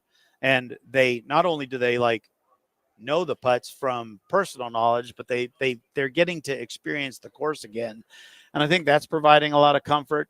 And the other thing is, I love when people like Nelly Corda will have a press conference and she says, from Florida, I'm a Bermuda girl. So she loves this course, this setup, because it's a Bermuda course. Others that are more used to the northern experience, bent grasses and overseed and rye and those kind of things. It's a little bit of a transition moment for them. But I think for the most part, I haven't heard bad commentary from any player. And the LPGA Tour has said that the survey comments have been impeccable. So we're very proud. Any talk about an extension yet? Not yet. We actually, our agreement is a 10-year that has a 5-year option. Okay. So realistically, it's going to be here till 2032. And we entered into this agreement hoping that it would be a 50-year engagement with the LPGA. I have no reason to believe anything other than that will occur. I know that the LPGA officials are very happy. I know that the club is very happy having the LPGA professionals here. And I know that the Woodlands, the township, the region, the state is extremely pleased to have this championship in the area. And big ups to Chevron for providing $5 of every ticket goes to teachers in the Woodlands area. That's neat. Yeah, that's an initiative that they have had for years and years, and it was very nice for them to say that they will award $5 for every ticket sold, and they will basically pick just every project in a Woodlands region public school and fund those projects up to a certain dollar amount, which is phenomenal. Yep, that's awesome. Awesome. Giving back to the community and one of the biggest event in the game right here in the Woodlands. Get your tickets now, thechevronchampionship.com. Get on out here, follow Nelly, see if she can repeat here, and just watch great. Not only Nelly, but these players can just play, just flat out play. So that's awesome. Steve, we appreciate it. Thanks for having us here again this year. We really do enjoy being here and being a part of this. So thank you. Thank you. It's very kind of you. We appreciate the coverage and the visit as always. Steve Salzman right here, ESPN 97.5 and 92.5. Taking a break. We'll finish it up on the other side right here on ESPN 97.5 and 92.5. But first, I'm talking about HR&P. HR&P is the way you get your payroll and you do your taxes. It's the way you get your HR to your people, the way you get your payroll to your people. It just makes your business better. You've heard so many of their clients on our giving testimonials. You know why they give testimonials? Because they love what HR&P does. We give a testimonial about every day to HR&P because we love what they do for us. We had another payroll company that just wouldn't grow with us, and HR&P said, no. You grow from 25 to 75 employees, and we're going to grow with you. When you buy in bulk, you should get a better price, and that's exactly what HR&P does. Help your business be better. You don't know payroll. They do it perfectly. They have the technology you don't. You don't know HR because you're not an HR expert. You don't know taxes. You're not a CPA. Let HRP do what they do and help your business grow and be great. HRP.net. Tell them you heard right here. ESPN 97.5, HRP.net.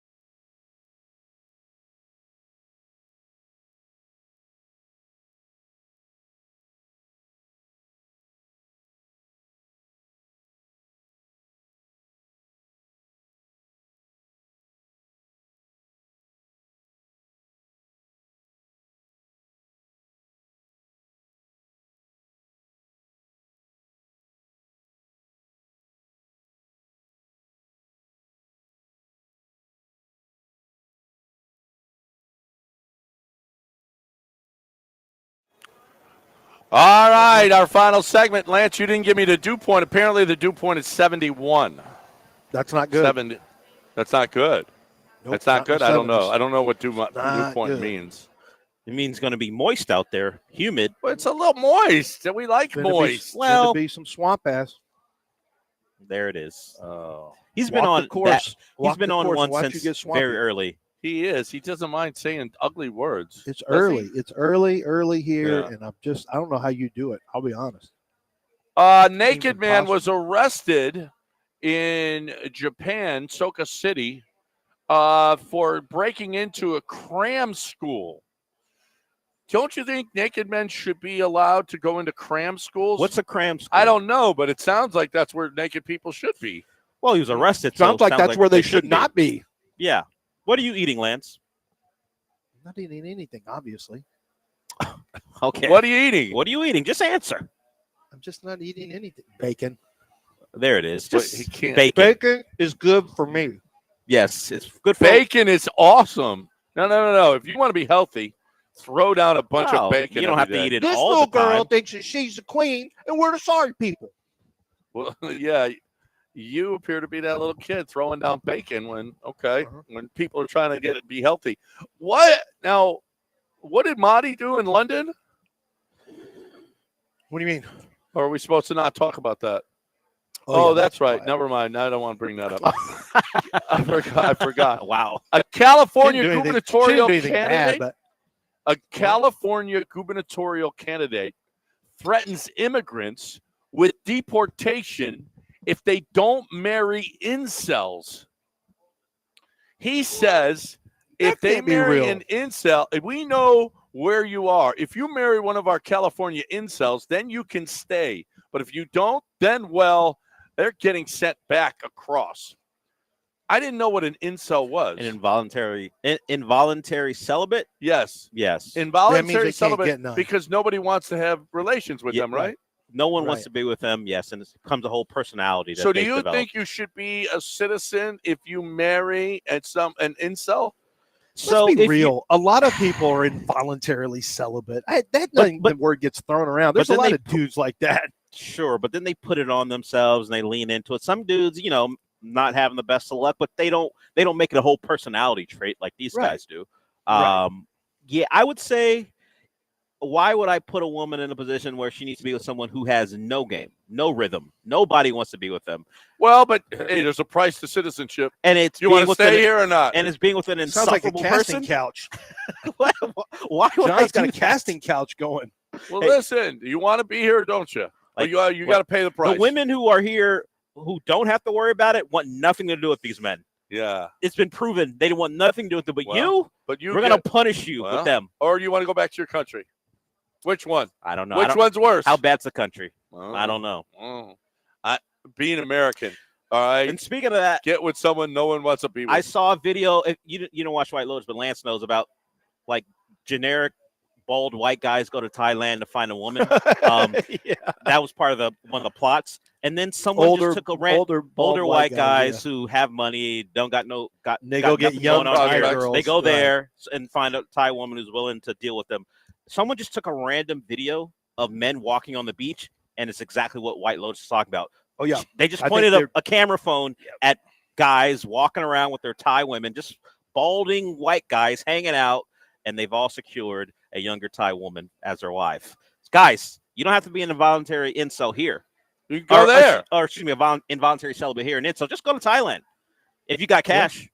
Yeah. It's also extremely humid. So, but what if you're into like Latina? Well, I don't know what that's not gonna be Latin Thailand, country you have to go to, but I guess not. Thailand's off the table for you. Find it, guys. I'm sure there's Latin countries where you're all fat white guys got money. I'm sure yes. But Colombia, I'm sure you can go. It involves money. Like Thailand, your money goes far over there. Further, if you go to Russia, like Russian, like you better have some cheese. You can't be coming with that just Thailand money. You got to become some real especially money. those hotties. They're going to find rich Russian guys. Nah, exactly. So better bring something. Better bring something to the table. There's a woman who lives on a cruise ship for free, but there's one rule she must follow. Her husband is the chief engineer. She lives on the ship 6 months with him, but isn't allowed to gamble because it would look bad. Could you go on a cruise ship for 6 months at a time and not gamble if you got it absolutely free? The answer for me is no chance. Zero chance.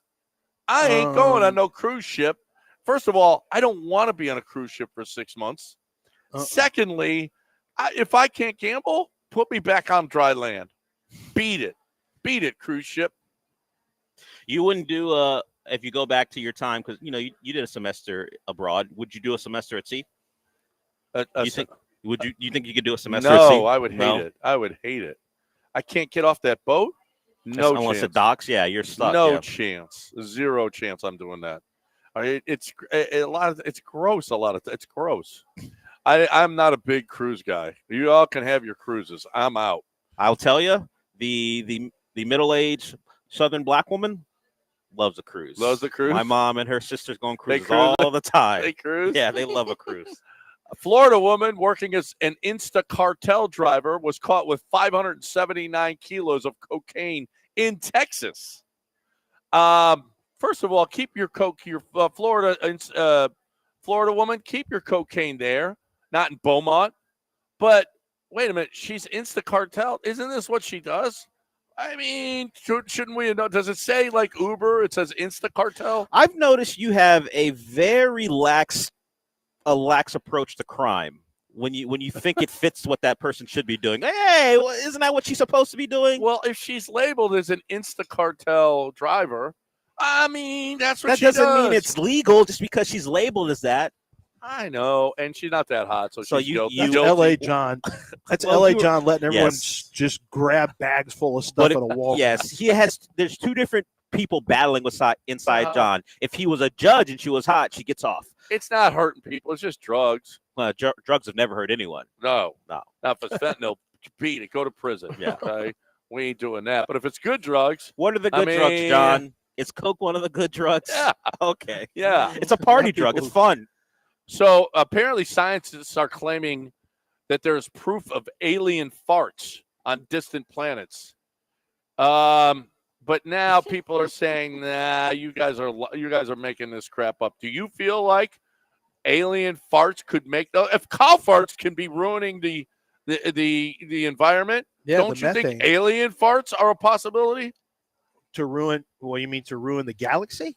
Well, maybe. I mean, if cow farts, well, I don't know how aliens fart. They could be way worse than cow farts. If they're gassy, yeah, I think it's absolutely possible aliens. You think aliens haven't figured out how to make their fart smell better? You think they're just like us and they just smell? Who's to say they're that much? Maybe they're just they good might with smell better, arrow. but they still happen, and they could still be ruining the galaxy. I don't know. In every crabs. movie I've ever seen, have you ever heard of an alien farting?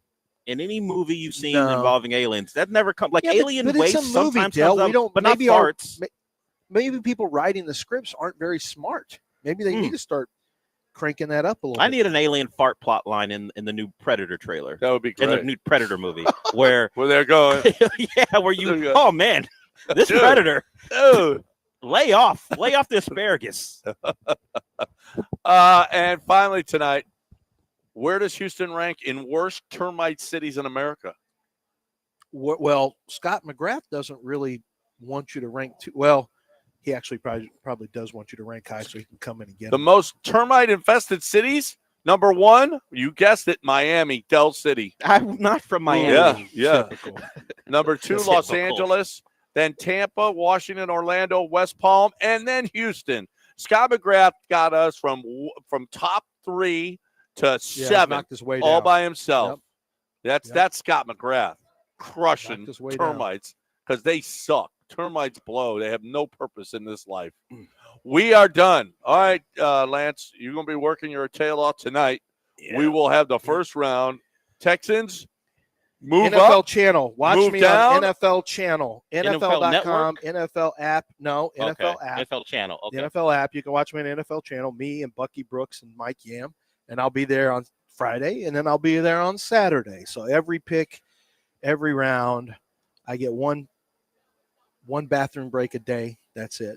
So Do you I'll be guys there do for the ESPN? Texans. Dun-dun-dun-dun-dun. Do you do that thing? You don't have a little chime to Yeah, we all to take the signify we all a take pick? the same feed. Okay. We all Oh, take okay. the same feed. So what I did here is it's a 1-minute walk. It's so far for the athletes to get there that it's going to take 1 minute. They've already timed it for them to walk from the green room to the stage. So there's already like, what the hell are we going to do for that minute? So we're already they had a meeting about that yesterday at my NFL Network. Like, I guess we're going to start doing analysis while they're walking because it takes too long for them to walk up. And it's going to take longer than Why that. They're can't going to be Green Bay dapping up. just be regular? How many people are they going to dap up on the way? It's going to take longer than a minute. It's going to take a long They're time. going to be hugging so many people. Hugs and But everything. you know what? Oh, if the clock start as soon as they make that pick, and sorry, you can't If hug. you don't make it to the stage in You time, can't you hug. don't get your moment. Oh, you can't. You You know can't what else I hug. found out? The NFL is going to make the Titans take their entire time. The NFL wants you They're to gonna take make it so them? they get a spotlight. Yeah, it's kind of a spotlight thing, a PR thing. Well, so the NFL Well, actually teams tells used you to you gotta do it take so all that your they time. could get there. Yeah, they could have their 15 minutes of fame, right? Yeah, and then now apparently it's The not that. You NFL's have making to- them do it. Right. Why is Yeah. somebody calling? me? I don't wanna All right, answer so that. that's happening tonight. So it's the NFL channel that Lance is on at NFL.com. Mm-hmm. Okay, Just there you have it. Google. I'll tweet out where you can find us whenever it gets close. I'll be tweeting it out. There you go, right there. So that's our star, our hero, Lance Zierlein, doing heroic stuff over the next 3 days on the NFL Not all channel. heroes wear capes, but some of them eat bacon during the middle of a show. Some heroes eat bacon. Some heroes do eat bacon. And eggs. There it is. We're Well, I done. wanted it to be accurate. Lance will break it all down tomorrow morning right here for us on ESPN 97.5 and 92.5. Have a great day, and we will talk to you again tomorrow, everybody.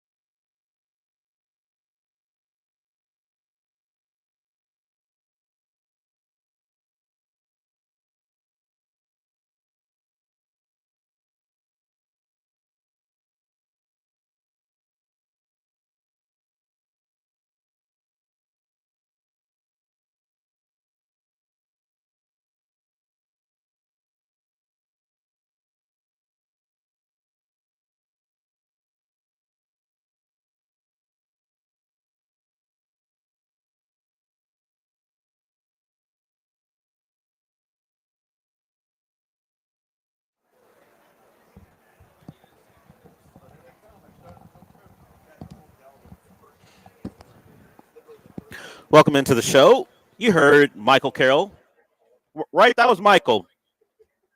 Sean, who told everyone where we are, or was that the regular voice guy? That was Michael. Michael Carroll, the voice of the show. He helped us out yesterday with Sean and the schedule. Things just happened, so Michael produced. Sean's back, as you can hear, and Michael will join us tomorrow for what he does every week, telling us what we should or shouldn't watch. But that's tomorrow. Today, it's a good day. A day, one of the more optimistic days, I think, in recent memory. You got a playoff win for the first time. You played a home game in the playoffs and won that one, and that was part of the storyline yesterday. The Rockets won their first home playoff game since, 2019? Because in 2020, the playoffs were in the bubble, and they hadn't made the playoffs since then. And you did it against the hated Warriors. You've got the Astros winning yesterday as well. They've now won, I believe, 5 out of 6. They sweep the Blue Jays. And the draft is tonight. The reports are that Nick Caserio will be active and trying to trade up for whoever they're going to target. So a lot of excitement, and it began with a Rockets bounce back and the play of Jalen Green. So Jalen Green, and we may get to the sound a little bit later, but he openly admitted after last night that game one was too much for him. As we make those jokes about the lights being too bright, he said it. I wasn't ready. The lights were bright. The court felt like it was giant, and my legs were shaky. And I'm sure he was about to throw up mom spaghetti as well. But he bounced back last night with a great performance. But Jalen always finds his level, man. The discussions about him and what he can be are, I think, a little bit tired because there shouldn't be a referendum on his play game after game. We've had 82 games and now 2 playoff games to see at least what he is for the 24-25 season. And he scored 38 points last night, was the best player on the floor, and he scored 7 in game 1. You add them together, that's 45. You divide it by 2, that's 22.5 points. That's the Jalen Green experience. The last 2 games was the extreme of that, but he somehow, some way, magically always finds his way to averaging, at least this year, that point total. And it was very important last night. The Rockets were desperate for a win. They played with that desperation, and they got some help. You want to call it through no fault of their own, I would agree, but Warrior fans would disagree because they are at Amen Thompson's throat for what happened to Jimmy Butler. He gets banged up early, shoots his free throws, but can't return to the game after that. So the Warriors lose one of the catalysts for their turnaround this year. And boy, they are not talented when he's not there. There was a time, and it was pointed out on the broadcast, that Steve Kerr doesn't generally like to have a lineup where Draymond, Steph, and Jimmy Butler aren't on the floor at the same time, but it just so happened to be the case. Steph was getting his rest. Draymond was off the floor, I believe, and Jimmy Butler was out of the game. And when you're talking about the likes of Pat Spencer and Santos and Quentin Post, and then you have to throw in Kuminga, who was in mothballs because they just needed another guy, and then Pods, who was dealing with something, and he had to go back to the locker room. That is a team that doesn't have a lot of juice. We've talked about it, that if those 2 guys and Butler and Curry aren't doing their thing, the Warriors got no chance because Buddy Hield isn't a guy. There was someone who tweeted out, is Jalen Green a 16 gamer, which simply means, is he a playoff guy as opposed to a regular season guy? And someone, because it's the internet, said, maybe he's a 15 gamer because he was terrible in game 1. But I don't think the Warriors have many 16 gamers. They have their 3. We'll see about Pods, but other than that, there are not a lot of guys who I would trust in playoff situations, and that's part of what happens when you maybe not gut your roster, but you have to make changes when you're bringing in Jimmy Butler. Guys got to go. Whatever the world thinks of Wiggins, excluding what he did in the 2022 playoffs where he was their second best player, that was a guy you can play in the playoffs. Like, how many guys do the Warriors have in the playoffs that you can play and be comfortable playing them? So when Jimmy Butler goes out, the Rockets have a real advantage, and they took advantage of that, mostly thanks to their young guard.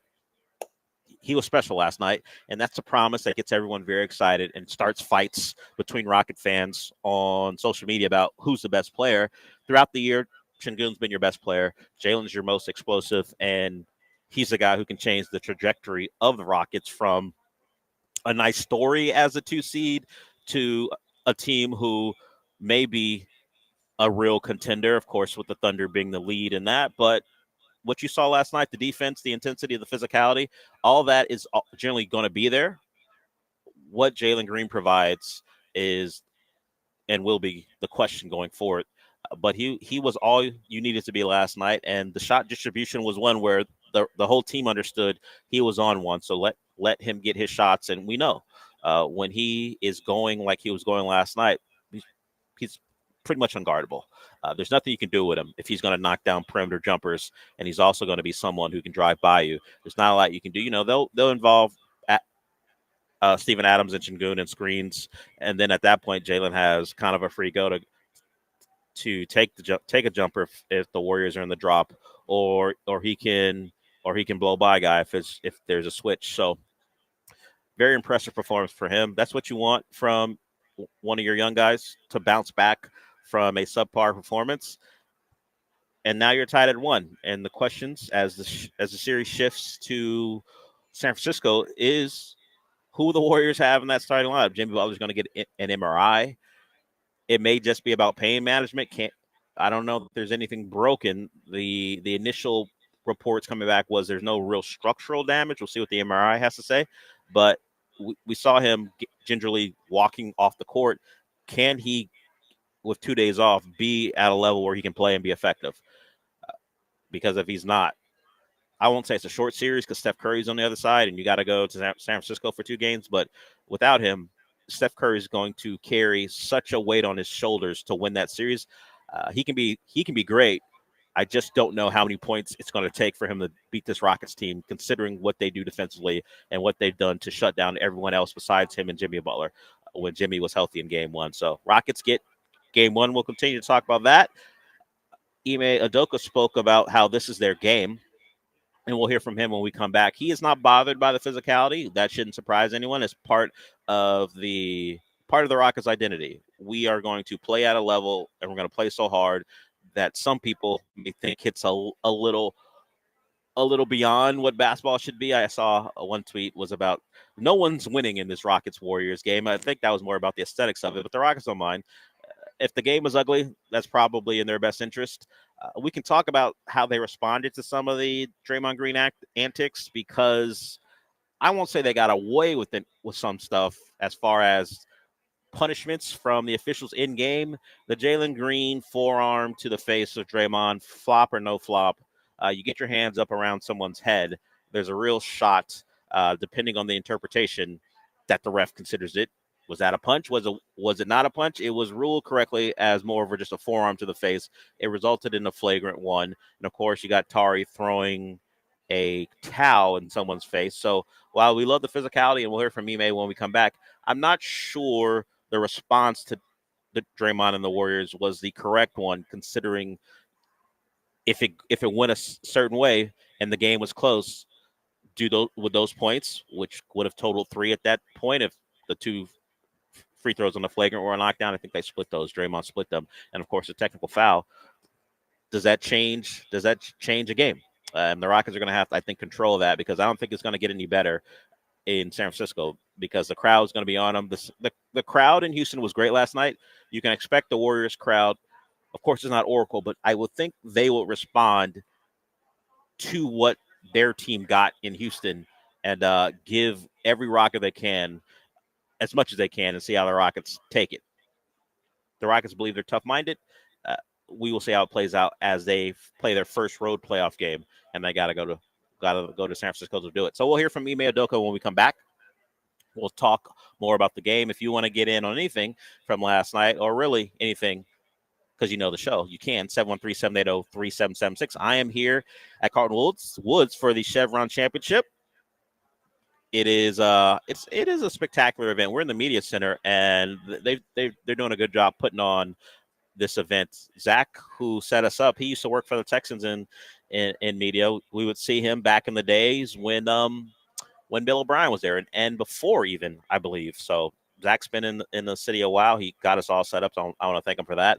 But when we come back, more Texans, more Rockets, and we'll get to the Astros as well. So Sean and I will be here till noon, and then Gallant and the Killer Bees follow us. We will be back.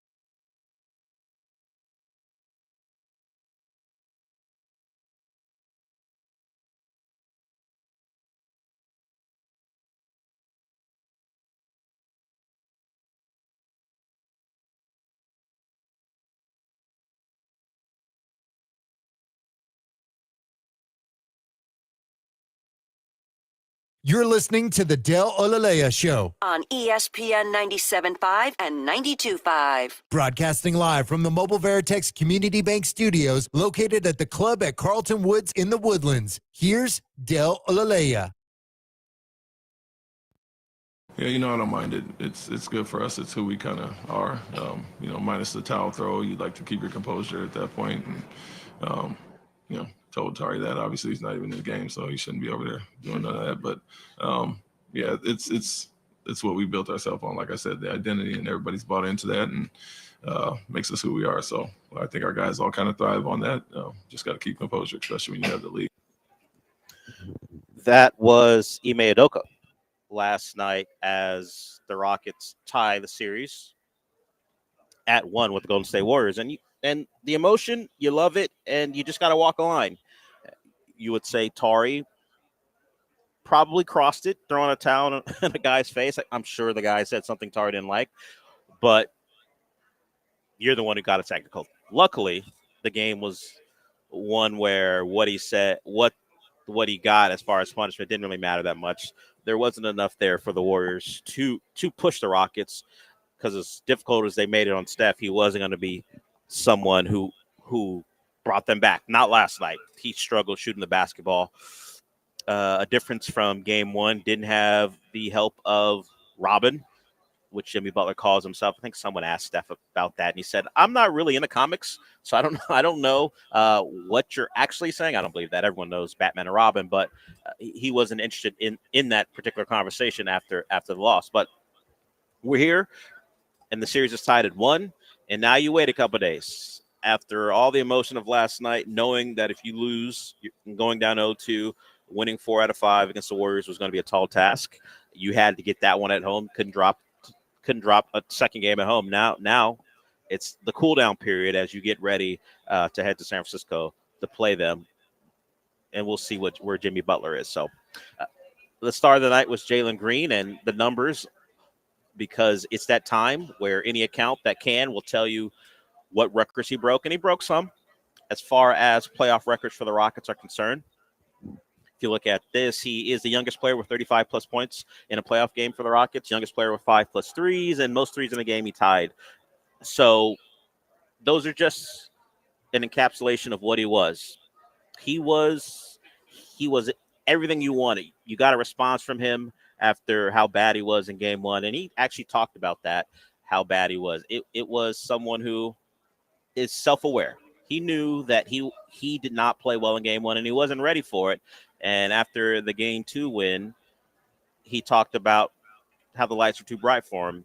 Here's Jalen Green on the bounce back and why the poor performance in game 1. That first game, the lights were bright, the crowd was here, the court looked huge, so. Yeah, I couldn't really get a chance to, settle in. My legs was a little shaky, but that's part of it. Went through it, and I feel like I did a good job answering back. Certainly did, and these are the type of games that make your name. If he is a 16-game player where we start to use the moniker playoff Jalen, great, because that means the Rockets have their guy, and the rest of the series, and hopefully a longer playoff run will determine that. But you want to give credit to some of the other guys. Dylan Brooks was good, shooting the ball pretty well. And I don't know, do we credit Fred VanVleet for realizing he was having an off night and deciding I'm going to pull back on taking shots? Because that was some of the conversation this morning. Do we think it was that, or simply he's a point guard who knows that Jalen is going good, so I'm going to give him the ball? Because I don't think Fred would have stopped shooting if Jalen Green was having a poor night. No, yeah. Because it comes down to it, and this is what we said after game 1. Like, someone's got to take these shots. Someone's going to have to take these step back threes, some harder perimeter shots. And luckily for the Rockets last night, they had one of their 2 guards do that, and he was relatively red hot. And so it didn't have to be Fred VanVleet. But yeah, I don't know how much of it is like in response to my poor shooting, I am now going to draw back. I think it's more in response to Jalen Green going off. I know to feed the hot hand. And it wasn't just Jalen Green. Like I think, especially early in the game, everybody was shooting way better than they shot in game one. Yeah, Dylan Brooks knocked down shots. Tar Eason was 2 of 2 from 3. You got a good performance, and Jabari didn't shoot a lot. Made a couple buckets as well. Yeah, I don't think that Fred learned any lessons in San Francisco this weekend. If Jalen's not hot, Fred's going to shoot double-digit shots. It was a one-time event. We've seen enough regular season games where Fred will have a bad night one night and then not be bothered shooting a lot of shots the next night. He read the game. His backcourt mate was going good, so give him the ball and in some ways get out of the way. So 109-94 the final there. The Rockets now have a split in Houston, and it feels like a giant win, although the Warriors got what they wanted. It's not.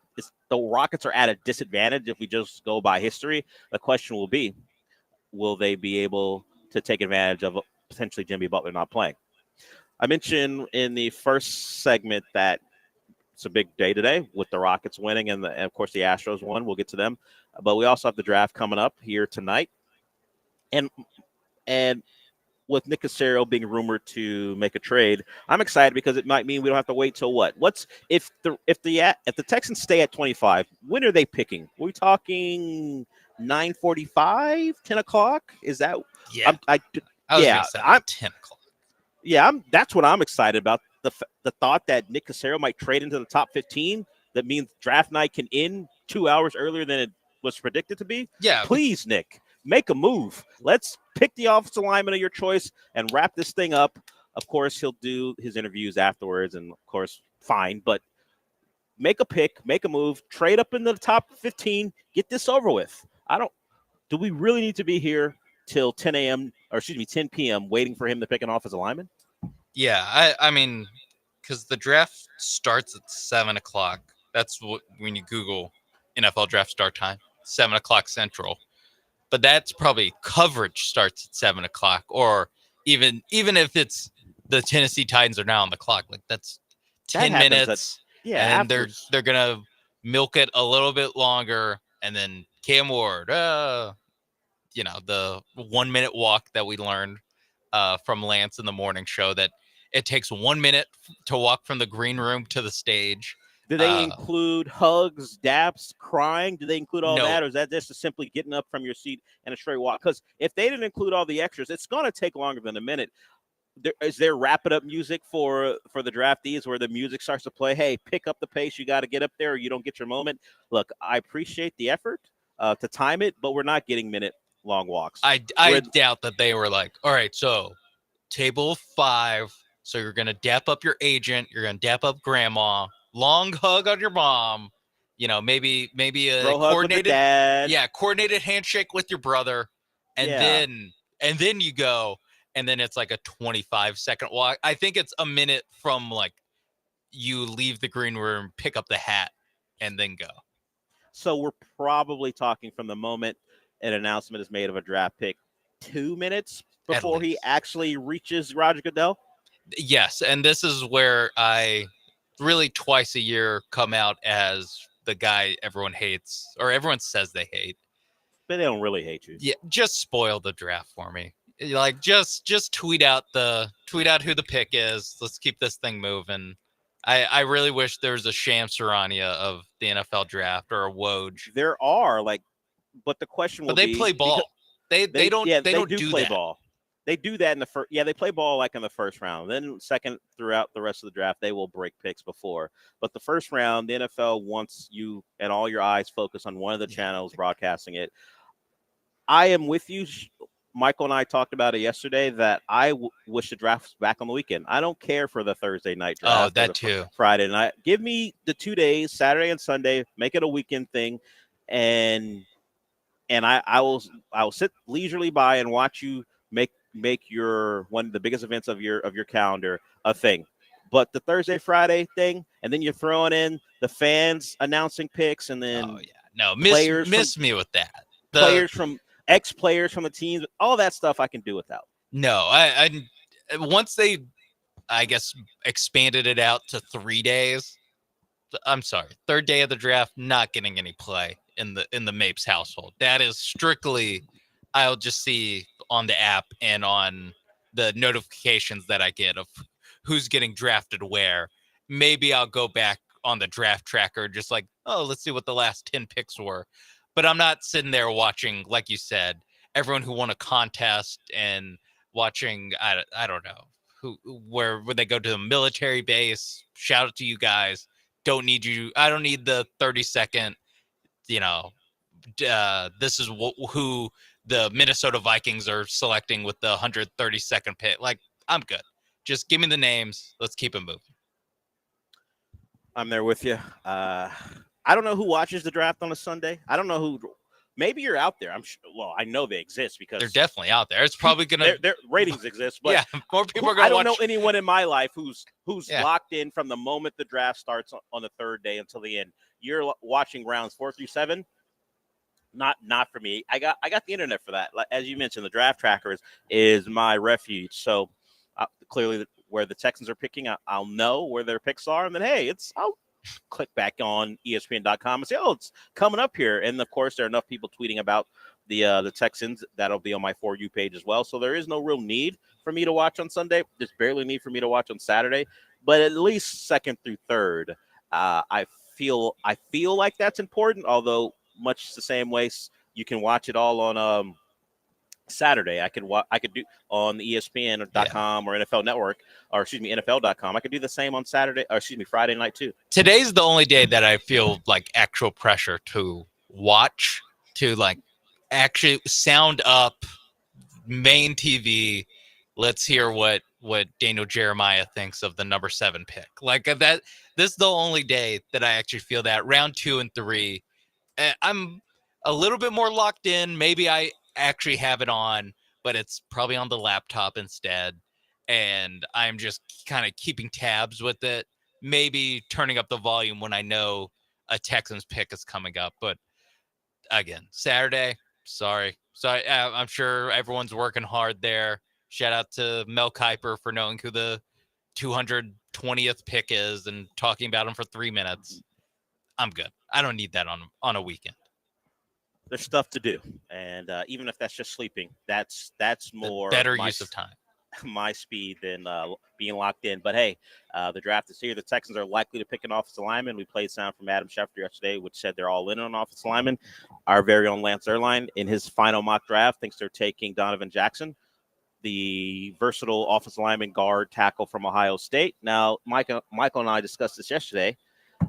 John Lance has set a trend of, and it's only one guy so far, of having guys on the show who are offensive linemen who are expected to go in the first round and then playing poorly. It's only been Kenyon Green so far. They had Patrick Paul on last year, who is the tackle out of Houston. He will now likely start at left tackle for the Dolphins. He had, let's just say, middling rookie year because he never kind of knew when he was going to play, and he was raw coming in.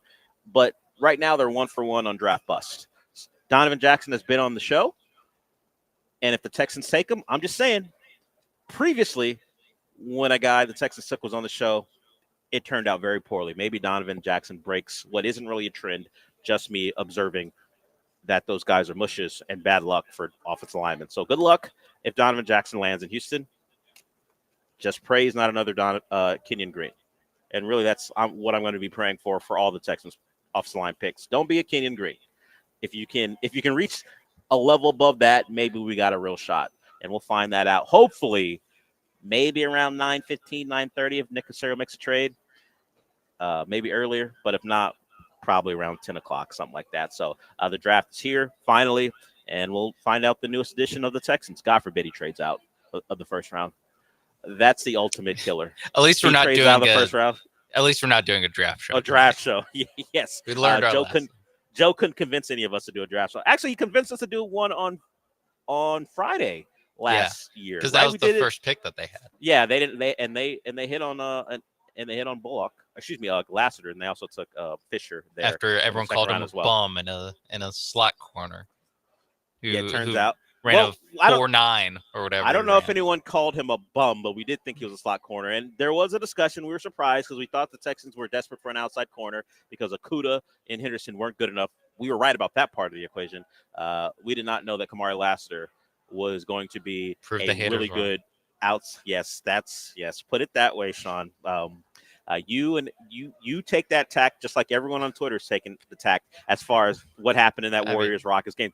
That's my biggest problem with the Rockets being in the playoffs, because of course I'm going to look up stuff, but if you go on your For You page, you can't escape Rocket and Warrior fans going back and forth about what's fair, what's not fair, who's dirty, who's not. Like, the common thing is, you calling Amen Thompson dirty when you've got Jalen Green on your roster? Guys, it's not a significant point, because there are 40 people saying the same thing you are.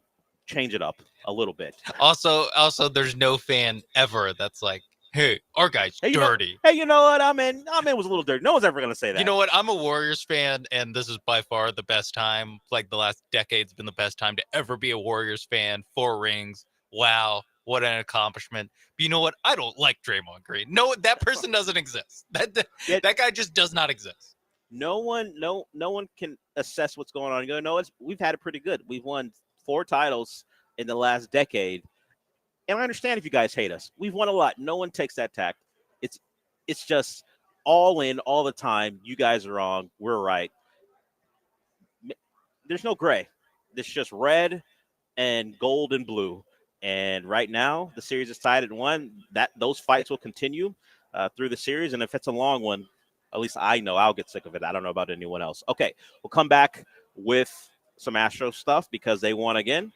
They are playing pretty good baseball now, a couple games above 500, and they swept the Blue Jays. So we'll get to the Astros when we come back. If you want to get in, you can. That number is 713-780-3776. We got more playoff basketball to talk about. We had an interesting situation go down post-game in Cleveland. If that series was more compelling, it probably would mean more, but considering Cleveland's likely going to win that one in 5, it'll just be a passing shot. But Darius Garland had some stuff to say after their Game 2 win. We'll get into that. So it's not just the Rockets and Warriors in the back and forth. Of all people, Darius Garland and Tyler Hero have a thing, at least from Darius Garland's point of view. So we'll get to that when we come back.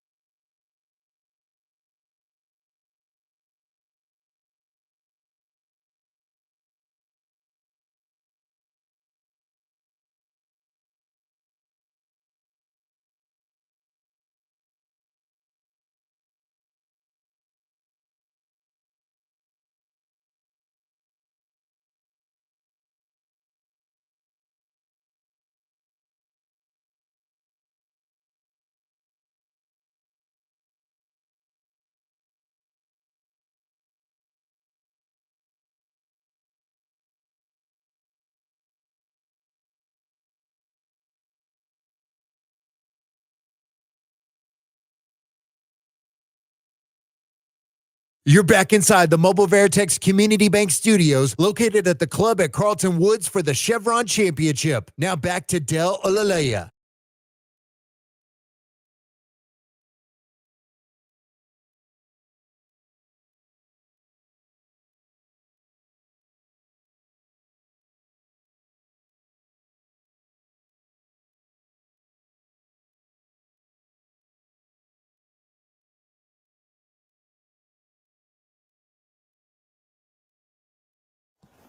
Welcome back. I was just talking to Zach about the world's number one. Nelly Corda is approaching hole 9, which is where we are. You can see the gallery. It's crazy. People just following her around. I was trying to figure out how that all works, and he just said, hey, she's American. She's great. It's helping the LPGA, and the gallery's pretty big. It's only, it's 10:42 on a Thursday. Of course, the crowds get bigger as the tournament continues, but you just see a long string of people following her. There was another group ahead of her. There was no one looking at them for the most part. And her, she's out there bringing the crowds out at the Chevron Championship. We've been here since 7, and I'm going to be here till noon, and then we'll be back to our regularly scheduled locations after that. So Nelly Corda about to tee off. At least hit at 9, but what happened last night was a continuation of what happened throughout the series with the Astros and the Blue Jays. The Blue Jays weren't hitting anything. These numbers are courtesy of Ryan McTaggart.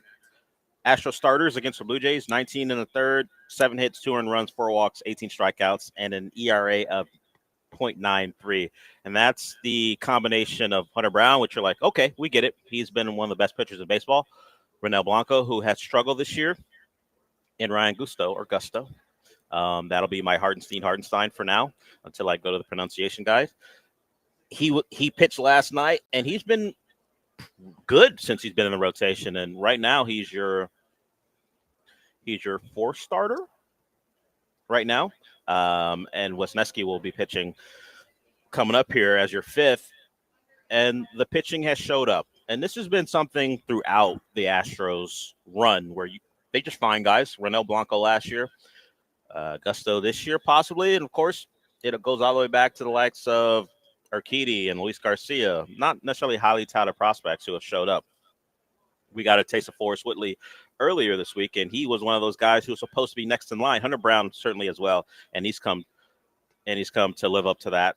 But it's been the least touted guys for the Astros who have pitched well, and I guess we'll just throw Gusto in there as well, and we'll see what Wisniewski does as the whole hometown kid as he continues to find his way. So they are rounding in the form. Christian Walker's getting it going. He was at 1.5 out of his last 5. He had the 3 hits 2 nights ago. He started off 2 for 2 last night. So they take out the Blue Jays 3-1. They hit the ball well, just in driving a lot of runs. With I think 13 hits, they were 2 for 11 with runners in scoring position. So that's why you only scored 3. And then the other thing is Josh Hader was good again. I mean, he wasn't great. It was more Presti-like than we have seen from him in the past. But he's only given up 1 run all year, and that was his first outing of the season. He has not given up a run since.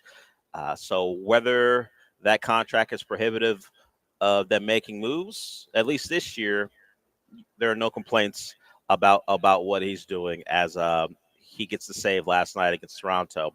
He pitched a couple of times in the series, only gave up 1 hit, did walk a couple guys, or excuse me, 1 guy last night, struck out 2. So look at that. As we talk about the Astros year after year with these slow starts, you just decide not to worry.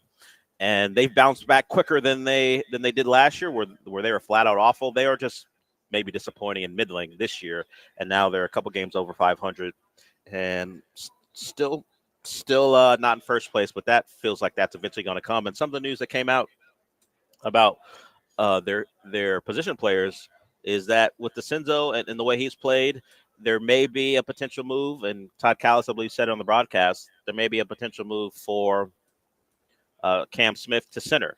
So we go from you never played right or any outfield position to play right field. And because DeCinzo has been someone you don't want to keep out of the lineup, we're going to move Cam Smith possibly to center. But Cam Smith has adjusted well to right. I mean, if we go by a sarcastic way to look at it, how difficult could it be to move over a couple feet and go play center? I imagine it's a little bit more difficult to do it, but if you want DeCenzo out there and of course you may want to just keep out two Van left, where are you going to put Cam Smith?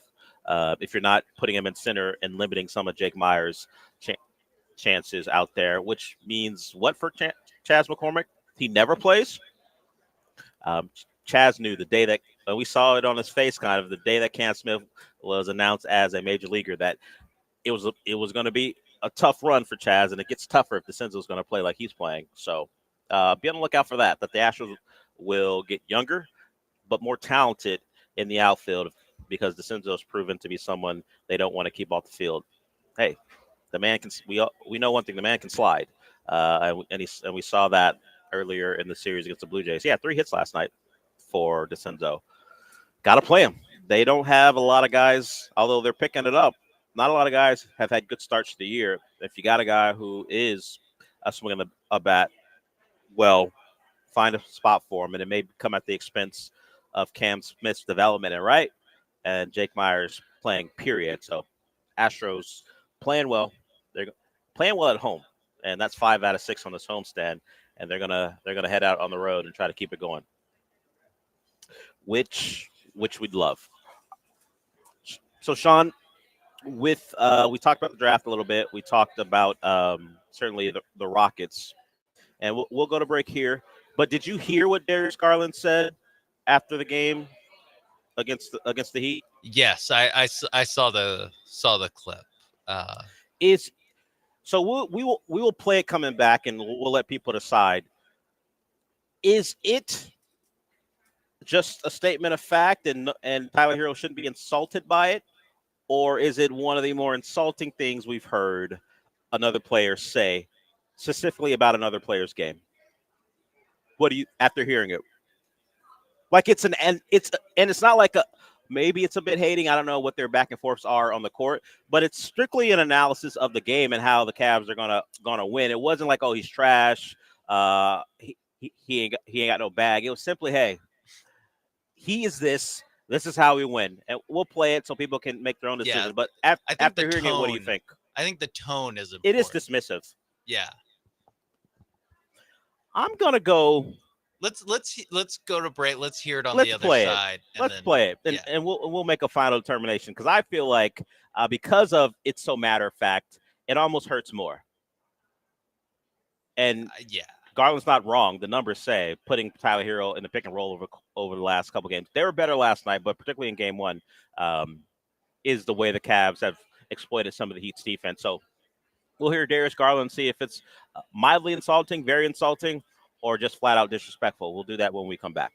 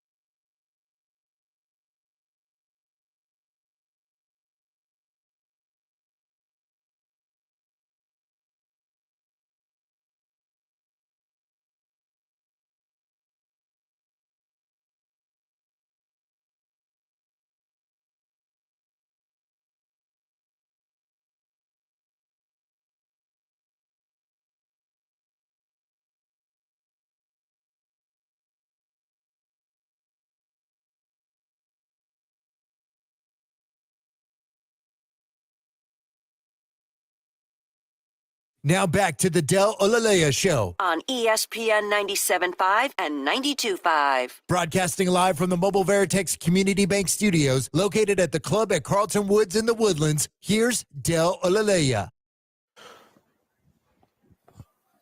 So while the Rockets were actually just getting going in their game against the Warriors, the Heat and the Cavs are coming down to the wire, which was a surprise because the Cavs had a crazy run in the second quarter.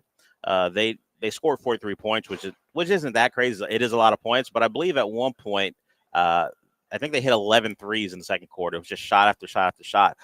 They put on a run that I guess Cavs fans call a Cavalanche. I didn't know that was a thing, but they either drop fake snow on the screen or they have some type of element in their production where when the Cavs go on runs like that, you see it in the building. But the Heat fight back, they get within 2, then Donovan Mitchell was great down the stretch, and they win the game. A point of contention in game 1 was the Heat's defense, and namely their star guard, Tyler Hero's point of attack defense. He was bad. He's not a good defender, and because it's the playoffs, teams are going to attack your weaknesses, and the Cavs did that to great success. Less so in game 2, but they did find a way to win and hold off a Heat late run. Darius Garland, one of their guards, was asked about how do you keep the Heat from mucking up your game and keeping it clean and avoiding turnovers. Here's what he had to say afterwards. Since they got guys at the trade deadline, Miami's been really good at turning teams over, but the first 2 games you guys have really held on to it. Just what's the key to playing clean basketball like that against a team like that? Pick on Tyler Hero and take care of the ball. Don't play in tight spaces. And pick on their weak defenders. Go at them. So, Sean, you've heard it. You heard it before, and I've heard it again. Does he have some smoke? Because normally an NBA player could just say, hey, we take care of the ball, we don't play in tight spaces, and we go after the weaker defenders. But to name him, be specific. Because all the things that came after it is a normal answer. Yeah. But to name a guy specifically, is that just, hey, yes, exactly. First, he was go after this guy specifically and name him first. Do you think that's just a matter-of-fact way of describing what they're doing, or did he just want to let it be known that Tyler Hero is a terrible defender and we go after him because we know it's going to work out well for us? So just eyeballing it, after the question, there's like a half second before he says Tyler Hero, and then he goes, and then there's about a 3-second pause as he's trying to think of like, what else do we do to limit turnovers other than go at Tyler? I guess try not to be in mucky spaces, play in the open, and I guess go after the other weak defenders that I can't name because Tyler Hero is the only one I can think of. I mean, it won't be Davion Mitchell. Yeah. His nickname is Off Night for a reason. I guess you could have attacked Duncan Robinson, who already got shoved by Donovan Mitchell in game 1. Yeah. But to name the Heat's best offensive player specifically, it's disrespectful, right? He could have done that without naming him specifically. Or you could have named other guys. Or you could have said, try to play in open spaces. Go after some of their weak defenders, Hero, Robinson. I'm guessing Jovic, too. Sure. Why am I guessing that? Who knows? Who knows why you would do that? But instead he goes. Also, the question is about limiting turnovers. And he's like, go at Tyler Hero. You will not turn the ball over if you go at Tyler Hero, which he's right. But that's if they asked about like, hey, your offense was running smoothly. Hey, you guys really got going. You and Mitchell, the guys on the perimeter. What was the plan? And he goes, well, go after the weak defenders like Tyler Hero. That'd be one thing. But it's like you limit turnovers by going after Tyler Hero. Of course. What else would we do? Also, look, we don't know what's. Let me think. Playing open spaces. What else can I do to maybe clean this up a little bit? But really, I don't want to. If you watch his face, he's very nonchalant, not bothered by it. You would get it. They're up 2-0 on what was a 10 seed who made their way in the playoffs. I don't think the Cavs are very earned their way. That's true. They did win 2 road games in the play-in, but I don't think the Cavs are very stressed about anything. And that's a response of a person who doesn't feel like the guy on the other side or the team on the other side is a threat. Yeah. It's like if they asked Jalen Green, like, "Hey, Jalen, how'd you really loosen things up and get hot tonight?" He wouldn't go, "I was going after Steph." Are you kidding me? No. There's a level of respect for Steph, no matter what you think you can do. And Steph had a pretty good game defensively in game one. That you're not going to say that about Steph Curry. Tyler Hero only has one All-Star appearance under his belt. He's not going to get that level of respect. No. And, Garland also, I think, only has one. Maybe he two. may be at two. But the other thing is, he's a white American player. Saying the quiet part out loud, Dell. Yeah, They hate that. They hate that. I'm gonna say it. He's the white American player who likes to talk. I don't know.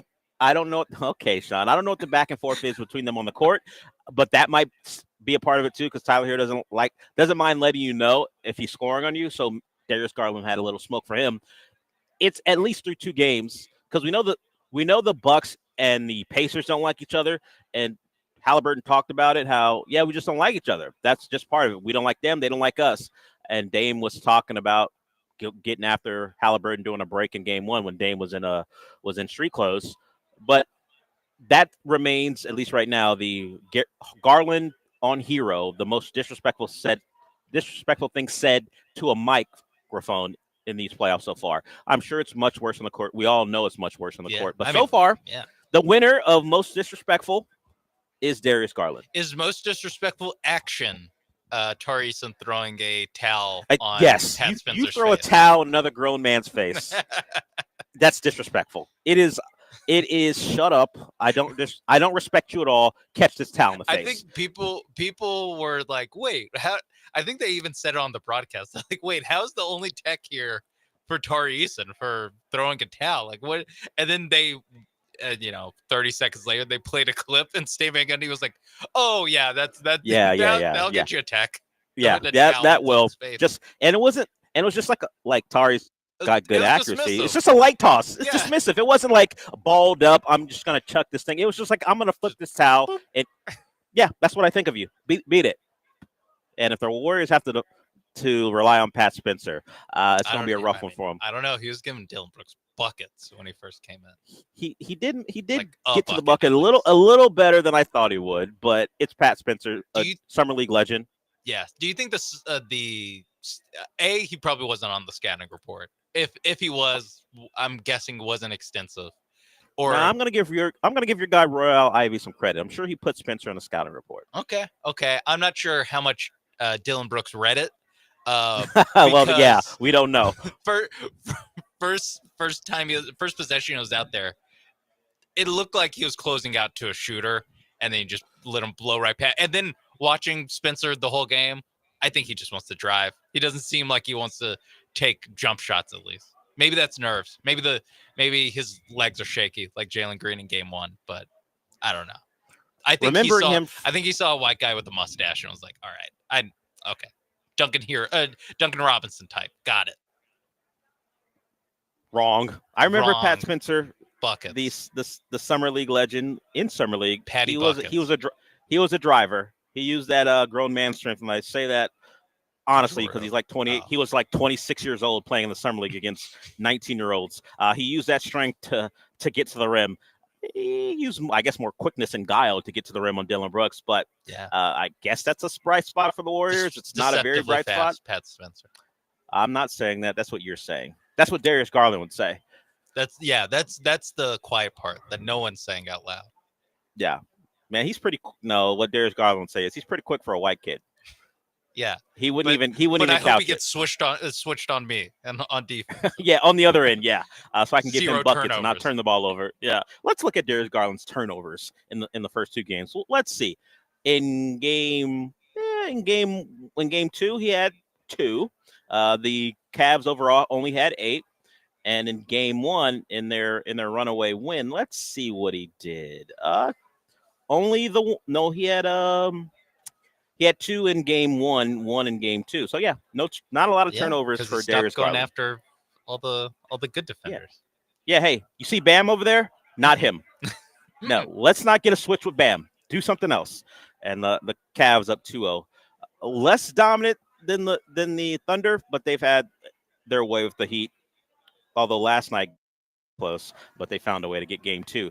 So that series heads to Miami with the Cavs up, trying to go up 3-0. And I mentioned the Grizz, they've got OKC, and that there's a game tonight there. The Knicks and Detroit play, and also Denver and the Lakers. So we got 3 games tonight, a full slate of games in the NBA, and of course we got the draft to talk about as well. So a lot to discuss when we come back tomorrow. But we still got 1 more hour here to go at the Chevron Championship. It'll be me and Sean till noon, and then Paul Gallant after that. We'll be back for the second hour.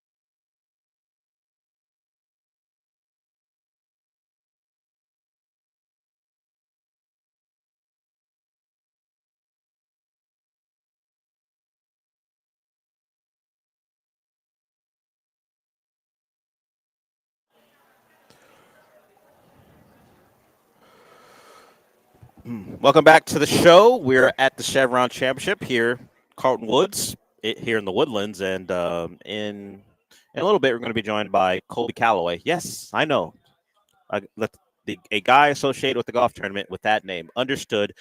He is the tournament director for the Chevron Championship, and Nelly Corda I think she just finished up the 9th hole. The world's #1 player is out here for the event. So obviously, you guys, if you're interested, and we've heard John talk about this for the better part of 2 months now, come on out here as they put on a good tournament And the amenities are great. I mean, I've been in the media center for a little bit and also did a little walking around. Good time to be out here if you like the game of golf. So we'll be joined by Colby Calloway in a little bit. But it's time to put Tyler Lockett on watch. Tyler Lockett, the longtime Seahawk. I'm sure that number will be retired up there at some point. He joined a team who generally likes to do this, where they acquire older wide receivers who are just about done being productive players in the NFL. He is now a Tennessee Titan. So Cam Ward gets a weapon, Sean. Tyler Lockett is a Titan, and he officially goes on watch. And you might ask, why would you say that about a 32-year-old? Well, think about the Titans' history of acquiring receivers. Andre Johnson's on that list. We've got Randy Moss, DeAndre Hopkins. It's a long list of guys who are done being good players, joining the Titans at the tail end of what was a really good career. Tyler Lockett is probably around DeAndre's age as far as when he joins the Titans, but don't expect anything from him. I'm sure Cam Ward will pay deference, but will also quietly say, hey, get me a better player. I don't know if the Titans will do that in the draft or not, go get him another weapon, but Tyler Lockett is a Titan. You'll have to deal with him for at least a year in the AFC South. And by deal with him, I mean he'll be out there. I'm not sure how productive he'll be against the Texans at all. Maybe this is some T.Y. Hilton. I'm putting T.Y. Hilton on him because he's a small receiver, but like I could see a 125 yards, 2 touchdowns, random game against the Texans for Tyler Lockett. Maybe that is just short wide receiver profiling that I'm doing. But yeah, I think it's that. Will Levis that would mean Cam Ward's pretty good. Will Levis. Well, okay, yeah, you got a point. Will Levis, touchdowns. But you think they don't? You think they have that fixed? I mean, they're going to stop allowing guys to get behind them, blow coverages, because as good as they were, when they were bad, they were awful as far as, and it could be a play at a time. Didn't mean it was awful for the entire game, but there are times where you're like, how does this happen? Was it Westbrook Akina it was the tight end, Okonkwo, who was left wide open, Okonkwo, and then he took it for like 70 yards in the Will Levis game? Yeah. And the fact that I can say a Will Levis game involving the Texans speaks to how bad that game was. That Will Levis has a game, and it came against the Texans. Yeah. So and now the rich get richer. Will Levis going to have an extra target to throw to. Will Levis won't have an extra target. I mean, we don't know. We don't know what the Titans are going to do. I don't know if you heard, but they said, "Hey, we've made up our mind. You'll have to find out on Thursday." So I don't know. Maybe, yes. Maybe it's going to be a Lockett, Ridley, Travis Hunter trio. With Will Levis pulling the strings, throwing them the football. Yeah, and then also ground threat with Tony Pollard, Tajay Spears, who I've heard be called top 5 running backs in the league by someone I won't name. Yeah, I mean, why not? Should they be the favorites in what? The division. The division? Yeah, I mean, no. I'm going to say now. No, they should not be the favorites. I Unless Cam Ward is Jaden Daniels. I'll see how the draft plays out. Obviously, still a lot to be done there. But maybe they add Abdul Carter to that defense. Who knows what they could do at number 1? Anything's on the table. Yes. Jackson Dart. You're right. Sanders. No, Jackson Dart is not on the table. Kelvin Banks. Who knows? I'm not. You just if you just name every prospect, you can do that for the next 2 minutes. Okay. But most of those guys aren't on the table. In fact, none of them are except. Nope. Unlikely. Maybe they double up a quarterback. They 5th round. The Tennessee Titans select Quinn Ewers. You know what? I could see them drafting another young quarterback just to have another developmental guy in the pipeline because they see Will Levis as a non-starter or even just playable at all. But I think we all know that they will go quarterback at 1. And I know you're trying to do the NFL a favor by adding mystery to who knows what quarterback it is. Tune in. You never know to find out. So you're not just paid. You're not just paid by Prize Picks. It's also Roger Goodell, Sean Mapes speaking on behalf of the NFL. NFL.com. I don't know what it'll get you. Watch the draft. Don't think it's a foregone conclusion that the Titans will take Cam Ward. Who knows? According to NFL insider Sean Mapes, anything's on the table for the Tennessee Titans That's a what little I'm bit hearing. later today. Anything's on the table. And at number 2, yes, for the Cleveland Browns, who knows? And where he's hearing it is inside his own head. To me, the draft starts at number 3. Oh, well, you think, wait a minute, wouldn't the draft start at 1 if anything's on the table? Well, the draft literally starts at 1, Dell. But to me, no, but to me, even in the this draft context, starts where at the number 3. no, And then- to you, the draft starts at 1. And then at number 4, because you're buckle saying up. everything's on the table. Number 4, buckle up. I'm not. You know what I'm not doing? Buckling up for the 4th pick overall. And 5, it is a. I've heard a lot of things about number 5. Thank you. Roger Goodell will send that Cash App to you very shortly. Appreciate you for getting everybody ready for the draft tonight. Important back oh, into there's more. The draft. Yeah, back in the draft. Stay tuned. Teams might trade back into the draft for one of these quarterbacks that they deem not worthy of an early pick. You know, all those great quarterbacks. So, yes. So while the Giants may not like Shador at the top of the draft, yeah, 22. They may Don't like turn him off your at the TV. bottom of the first round. Do not turn off your TV at any point tonight. Well, don't you worry, Raj. I won't. Draft starts at 12. Okay. Honestly. Cowboys, where are they going? Yeah, the draft can start anywhere you want. I'm not going to be watching. Actually, until next the 45 until the minutes, Texans let's pick. talk about what the Cowboys are going to do at 12. Nope, not doing that. Not doing that. In fact, when we come back, I'm going to save you and us from Cowboy talk because Colby Calloway, the tournament director for the Chevron Championship, will join us. He'll talk about what this tournament means, and I say that because it's not just about the golf. They are doing very good charitable work as well. So we'll get to him. We'll talk about what it takes to put this thing on. I'm sure it takes a lot of work. He'll join us in a couple minutes here, and Sean can formulate a plan when he gets with Raj about how to push the draft in the last 30 minutes of the show. Give you a segment off, Sean, to confer with Raj and Troy Vincent to figure out how to make sure everyone tunes in tonight to the 2025 NFL Draft. Okay, we'll go to break. We'll be joined by Colby Calloway when we come back.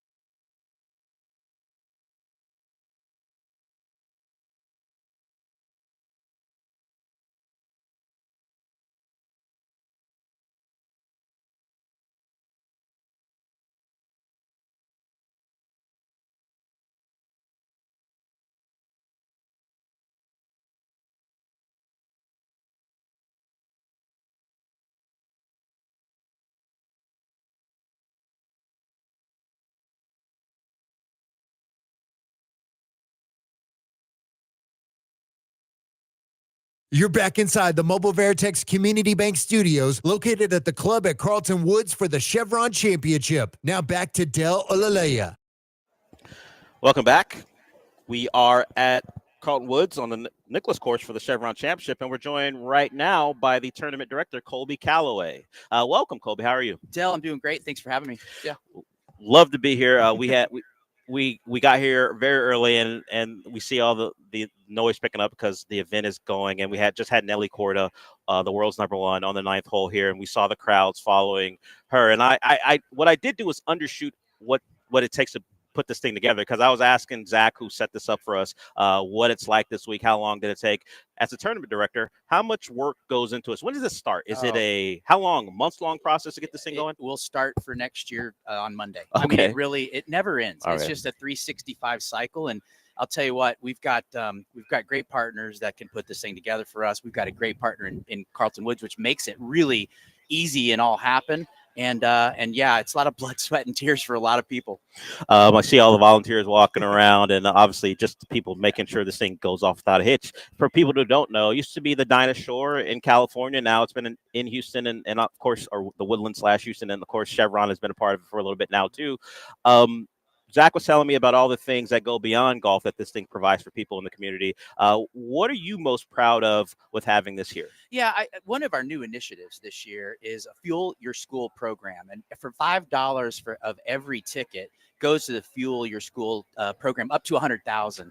I actually was able to go Fuel Your School. I got a $500 card to go test out the program, and I was able to fund 3 different projects within Conroe ISD. Okay. Teachers looking for stuff. I mean, again, as a guy with a wife who's a teacher, I know what it takes, Okay. right? Yeah. And so, we're kind of always going out of pocket. We're trying to make sure that these teachers aren't going out of pocket anymore. So this Fuel Your School program is a new initiative for us, and we could not be happier. I was so happy. I got letters back within 10 minutes from these teachers saying how happy they were to receive these funds. And we're just going to continue to do this and see if we can't fund them all. So on this show, if you don't know, or at least throughout the 7 to 12 block, we have a very big golf fan. His name's John Granado. He hosts the morning show. He's here earlier. And we consider him an elitist because of his golf guys. Now, this is just a joke on the show and going forward. But you just spoke to what the community gets from something like this being here. And there's also something going on about what the golfers can do if they hit a shot on the course. Can you explain what that is? Yeah, I can. First year for us, we have a great partnership with Cadillac. And now on hole number 12, if one of the golfers makes a hole-in-one, they will receive a Cadillac 2025.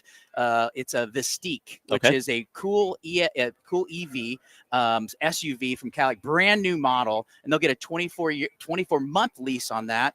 I want it to happen because this vehicle is so cool. And again, our partners at Cadillac, Greater Houston area partners, put that together for us. We couldn't be happier.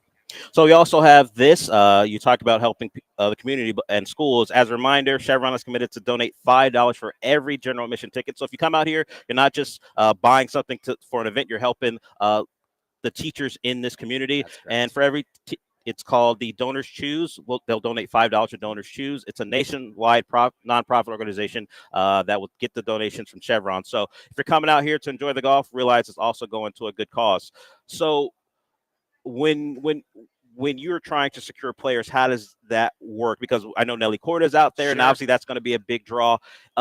Explain to people the process of making sure you get golfers out here that people want to see. Sure. And again, I can kind of speak. I have some PGA Tour ties. I was there for a little bit, and I would always worry about who was coming there, and we'd have to go recruit these players. This is a major championship, so we get the best in the world. And so, top 30 money, top 60, points, they're all here. They all qualify. The uniqueness about our event is we're able to extend a couple of exemptions to amateurs, and then there are 6 events throughout the world where these amateurs can qualify. And so we have 8 amateurs actually in the field this week, 2 of them right now in the top 5. Okay. So it's just a very unique setup. 132 players, the best in the world. Nelly's awesome. Angel Yin's awesome. Lexi, who we thought retired, is awesome, and she's back. So we've got them all.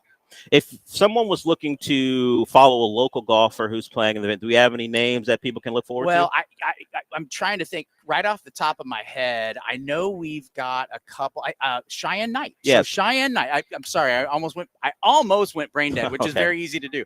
Cheyenne is from Texas. She is awesome. She actually joined us last night at our volunteer party to thank all the volunteers that we had. We had about 400 volunteers last night partying with us and celebrating this event. But Cheyenne's the Texan. Let's go root her on. Yeah, there's some Woodlands ties, some Aledo ties Stacey as Lewis, well. of course. Yeah. So we've got some Texans in here. Yeah. So if you are unfamiliar with the LPGA and don't know any names, if you're just looking for someone to root for, you've heard us talk about this tournament throughout the months leading up to it, and now that it's here, you got some Texans to look at, and of course, there's major coverage, and you can find it if you're not out here on everywhere. So it's as you heard Colby tell you, it's a championship, the major. So you're gonna get the best golf the LPGA has to offer here. So obviously, we got Texans and Rockets. Let's ask something about you. While you're doing this, is this the only thing you can focus on, or what are you locked in on anything else? No, I'm locked into children. Okay. My oldest is a graduate of Texas A&M. She works up in Dallas. My daughter is actually a softball player at Cornell University. Okay. My son is a senior at Kingwood High School. He's Okay. a starting shortstop, leadoff hitter, and he is going to go to Cornell to go play baseball. So we've got him rolling. I'm always in the batting cage with him. That's my getaway. I love to just sit there and we tinker with the swing. Avid baseball fan. I'm a St. Louis Cardinals fan, but I love the Astros. How do we believe that, Colby? I grew up in St. Louis. I've always been kind of a fan of baseball. Okay. I just really don't have a team that I dislike, but excited for the Rockets. Excited to see that they tied it up last night. I accidentally fell asleep because I can understand. It was a late night for everyone, and you're doing this. I just do this. I could stay up. Yeah, understood. I tried so hard. Understood. But it's a great time of year in Houston. Yeah, it is. And we were talking about the Astros a little bit earlier, and they've turned it on. We'll allow for the Cardinals love. Okay. It's understood. I like someone who sticks with their team. I have to. You grew up loving them. Understood. So you had one daughter who's at Cornell, and another. So are you guys just Cornell people, or how did that come about? I'm a University of Kansas guy. Okay. Yeah, I went there and played baseball for 2 years. My wife is actually a University of Indiana girl. Okay. We just met in the middle in St. Louis and moved down to Texas, and I've been in the golf world for 25 years. So running golf events. So it's been a good time. So we got Colby Calloway, the tournament director here at the Chevron Championship. So we talked about some of the charitable aspects of it, and of course the golf itself. If there's one thing you did want us to know that's not out there about this tournament and the LPGA overall, what would it be? I think it's about empowering women's golf, and that's our mantra at every event. The LPGA is just about empowering women and to play golf. And so everything we do is behind it. You'll see it out here. And it's also for us and Chevron, who's best title sponsor in the world. It's about a little bit more than golf. It's about the Fuel Your School. It's about our STEM zone up front. It's about just teaching kids and young adults that there are other opportunities out there. Don't get discouraged, find a path and come out and learn some things from us. So if you want to come out this weekend, we'd love to have you. Tickets are still available. TheChevronChampionship.com. Click tickets. Have a ball. Yeah, John was talking about how what's going on with Nelly Court or others can be an inspiration. You mentioned you have a daughter who's playing, who's in athletics.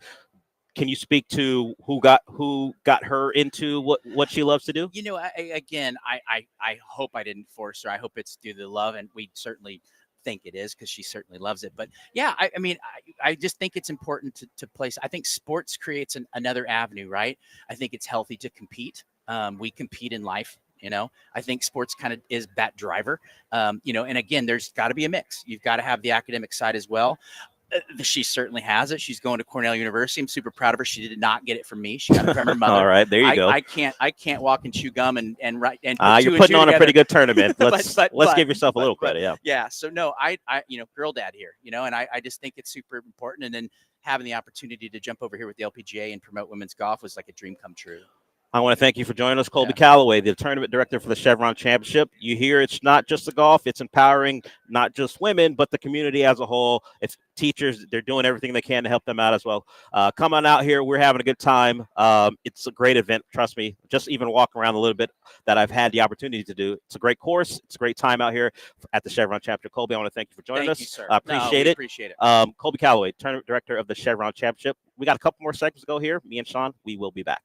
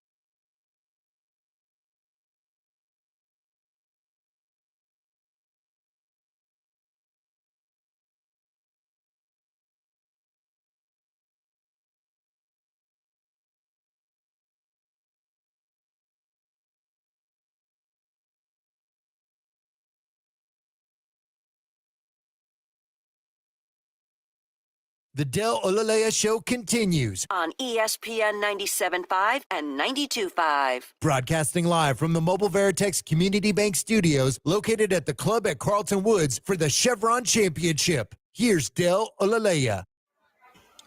We're back.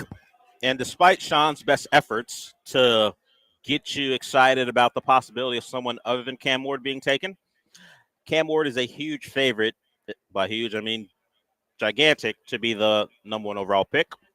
He's a minus 20,000 favorite, which leads us to think that maybe this has all been a ploy by the Titans to get someone a bag. Because what if the son of Amy Adams Strunk puts money on Travis Hunter being number 1 and meeting with Cam Ward, floating it out there that he's going to be the pick unless they trade it, has all been subterfuge to make sure some rich kid gets even richer. That's mine and Sean's theory about this. Listen.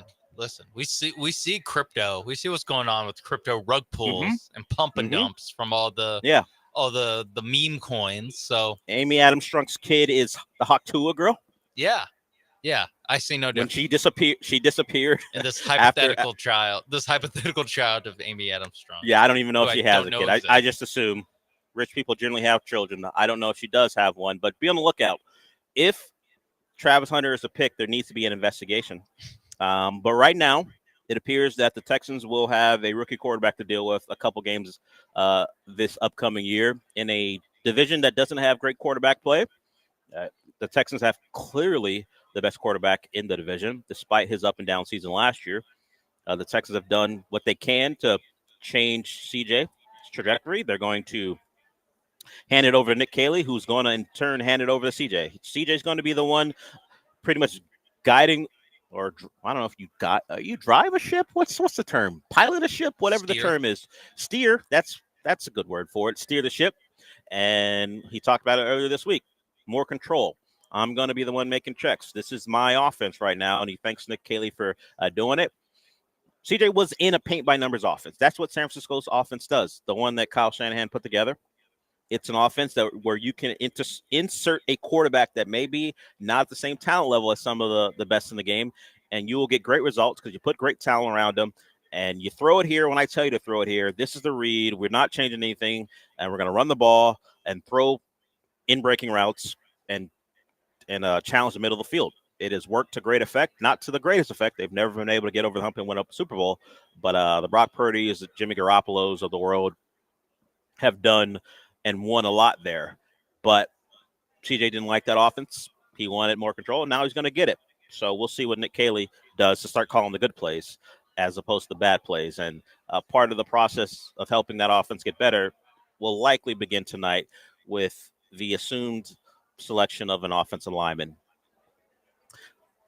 I gotta admit, it's hard to get excited.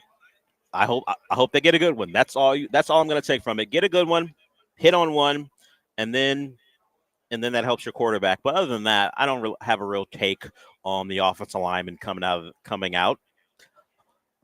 Hope and pray that whatever process they were going through the last couple of years that resulted in not taking good offensive linemen in the draft has changed. Although we heard from Nick Caserio last week that not a lot has changed about their process. Maybe it'll just simply be the luck of the draw. And we'll see who's available. We'll see if they make a trade. And then we'll have certainly Lance on tomorrow to analyze the Texans pick. I asked Lance yesterday about a guy he would hate for the Texans to grab. That's realistic. He likes a lot of the offensive linemen who will be in that spot. So I think we're in good shape as long as they go with offensive line. There are going to be plenty of good ones, particularly if they make a trade. If they make a trade up, then they should be in line to take one of the best, and hopefully they fit what the Texans want to do. So I don't have a TV in front of me with the ESPN's draft coverage on it, so I'm not sure how many hours we have to draft. I don't like doing math, so I'm not going to do that either. But we get closer, and you can hear. Oh, you got a TV in front of you. Yeah. How many hours are we away from the draft? 7 hours. 7 hours. And 45 seconds. And while you were trying to get people to watch, there's another way they can take part of draft coverage. Yes. Right? You can listen right here on ESPN 97.5. Maybe you can do how people listen to baseball games and watch them at the same time. How people watch the Astros is listen to the radio broadcast while watching it on Space City Home Network. Maybe you can do that with the draft and listen to the radio coverage as you have your TV on mute watching ESPN or NFL Network. Huh? So everyone eats I like the promo now Do that it you're for all promoting 3 hours. Now 4 that you're promoting for the station as opposed to just Raj. I appreciate what you're I'm doing. trying to promote for both. I don't know why both. What's Raj doing for The you? NFL needs help. Yes, they are a product that's flailing. I understand what you're on. I will mention the lineman that Lance doesn't want the Texans to take. So if you hear the name Jared Wilson late in the first round, Lance is going to – he won't, like, what did he say, vomit blood? This is a long time ago with Albert Pujols. He won't vomit blood in the driveway, but Jared Wilson, if you hear that name, he is an interior lineman, likely a center at the at the NFL level. Lance doesn't want the Texans anywhere near him. So that's the one guy, Jared Wilson. If you hear that name, know that Lance doesn't like the pick. Okay, know that we'll be getting – I mean, I don't know if it'll be a Thursday pick or a Friday pick, but just know that you'll get Grumpy Lance at some point. Actually, you'll get Grumpy Lance tomorrow, probably no matter what. No matter what. He's got a long day ahead of him. Long day ahead of him. I would say long day yesterday, too, and you see what Lance we got today. So yeah, we got an ornery Lance telling us to do stuff or telling people who dare to suggest that the NBA would love that the NBA fans love a superstar matchup. I think there was how dumb they were. Yeah, there's a lot of that. He's not. Ugly language. I mean, he's in a hotel in LA. He's away from his children. I don't know if that's a positive or negative. I don't know. I know what I would think. Yeah, but, I mean, based off what I've heard. Yes, but he is ornery. He was a little upset. Glad the Rockets won, but he's been out in LA for about a week, and I think it's wearing on him. But he'll be with us tomorrow. He better be on camera. We've got the directive because it is the preeminent draft expert talking about the draft, so he needs to be on camera. So whatever he needs to do to be camera ready tomorrow, he better get that done. NFL draft we're going to go to him quite a bit. Vomits blood because of who the Texans picked at 20. If the Texans take Jared Wilson, he's vomiting blood, and that'll be the headline on our video. And so I kind of now hope they do take Jared Wilson. Yeah. So he'll vomit one of those factory meals that he's touting, and then we can go on with the show. Either that or it'll be the breakfast, the hotel breakfast. Yeah, the bacon, egg, and cheese, whatever he's eating from that hotel. Okay, so there it is. Jared Wilson. Stay away from him if you're the Texans, and Lance will be pretty happy with any offensive line choice. So we talked Astros. We talked to Kobe Callaway. We haven't talked Rockets in a little bit. It was a fun environment last night. The crowd was excited. They were yelling F Draymond. Steve Kerr didn't appreciate it. Sean, let's get to what Draymond said about it. Draymond was less bothered by it. He made reference to it happening in Boston when they were going for their fourth title. Draymond took the opportunity to tell Houston that he wasn't impressed by what they did. And here's Draymond on the F Draymond chants and what he took from it. It's not original. Been there before, won a championship while it's happening. So yeah, it's not really original. It's the other people shit. That belongs to Boston. So I kind of just kept pushing. What you can take from that is, I know the audio might have been a little shaky for some people to hear. Not original. They did it in Boston. I won a title when they did it. Not that big of a deal. Steve Kerr was more bothered by it. He mentioned Draymond's kids as a reason why you shouldn't do it. The man's got children. And a lot of the response from people here was, what is it? What do his children think when he is being Draymond? Do they go, that's just dad? That's just dad being dad. I don't know what people need to hear, but trust me, the children aren't bothered by Draymond's actions. If they're bothered by the FU stuff, that's a different story. But for people who have kids, most of the time your children adore you no matter what. So Draymond can hit Steven Adams in the junk. He can flop. He can yell. He can be demonstrative to officials. He's still just dad. and they're gonna love him. So I don't even really get that response. Steve Kerr's probably going over the top with his stuff. I doubt the children are directly affected by the F Draymond chants. That's even if they're watching the game. Draymond's not that old. He may have very young children who weren't even up at the time for the game, so who knows? But that's going to be the push and pull of the series. The game that's not even gamesmanship. That's just Steve Kerr venting during a post-game after a loss. Nothing that they say off the court matters. Steve Kerr complained about his star player being held, and he continues to get held in this series. The Rockets aren't stopping what they're doing because Steve Kerr had a problem. The referees aren't really changing their officiating because of what Steve Kerr said. This is what the series is going to be. There'll be exchanges off the court, on the court. And let me ask you this, Sean, before we go to break. Stan Van Gundy during the game said it would be an upset if there's not a fight in this series. He didn't classify what he considers a fight. I guess he means a punch thrown, someone ejected. What do you think? Do you think, particularly if this series extends to a long one, do you think we'll get a fight? I don't know about punch thrown, but we'll probably, although Jalen Green, I thought that was pretty close. It wasn't a fist to the face, but it was an elbow with a punch motion. He got close. He got closer than you would want from the guy who's having the best game in the series so far. I think that more likely is like a shoving back and forth needs to get broken up, but that kind of needs to be broken up where there's like 2 or 3 other smaller fights happening during that I think it's mostly just going to be like NBA fight, guys grabbing each other. I don't know about a Amin Thompson hip toss like he did Tyler Hero or anything that's like super flagrant. I guess the thing would be for a non-flagrant 2, will anyone get suspended? I don't think that happens. Or not Amin Thompson for his dirty play on.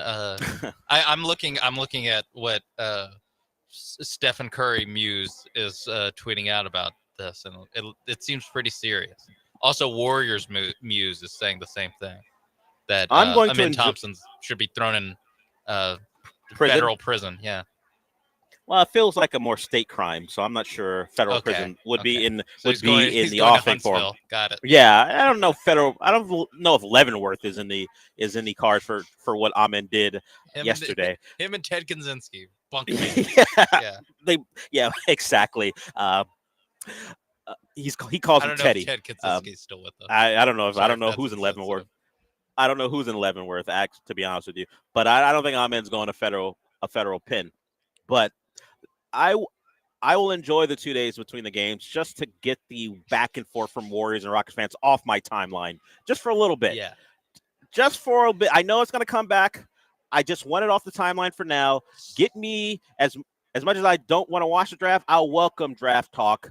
And hopefully something weird happens tonight. Yeah. That'll be a focus as well. Something maybe not a Laramie Bong video, but maybe it's a redo of CD snatching a phone away from his girlfriend, which is my favorite draft moment of all time. Bring something like that to the table to get this back and forth out of my face. We'll definitely at least get, Tyler Booker highlights from Houston Stressins or something when they pick them. Like whoever we pick, you're going to see a 90-minute offensive line sizzle reel at 9:30. At 9:30, they're making them right now. They're in the lab. You are dedicated to the craft if you do that. I mean, what else are you aggregating for if you're not making backup on backup? Hey, maybe Mimbu falls and they trade up for Mimbu. Got to make that sizzle reel. You got to have backups, right? So what are you doing between when the board crystallized for you? Because of course their board matters more than anyone else's. Yeah. Mimbu, which is unlikely. You got to have Grace Abel burying someone from South Dakota into the ground. You got to have all that stuff ready to go. All that ready to go in case that guy gets drafted. Yeah, you don't want to be late. You don't want to be late. You don't want to have that thing pop up 2 hours later. 2 hours later, you got to be on the ball. Yeah. So have your Zabels, have your Bookers, have your Donovan Jacksons, have your Matthew Goldens, 4th and 13s right there for you. That's a pretty easy one to put together. Wide receiver highlights are pretty easy. So get ready for those, and that'll kind of wipe away this Warriors-Rockets incessant back and forth about who's dirty, who isn't. Who cares? Just go win a basketball game this weekend, and we'll see where the series stands after that. Okay, we got one more segment to go here before we are done for the day. Just reminding you, tomorrow Michael Carroll will join us right about this time, a little bit earlier. He'll take us to noon, and he'll give us what you should or shouldn't watch in TV and movies. So we'll do that tomorrow. No Raheel, because we had him yesterday. If you missed it, Raheel was in studio for actually recording CityCast. So he joined us in a segment where he was invited. He'll show up for things he's not invited to, but not show up to things he is invited to, because that's the Raheel Ramzanali experience. So you can listen to CityCast wherever you listen to podcasts. All right, we'll be back with our final segment after this.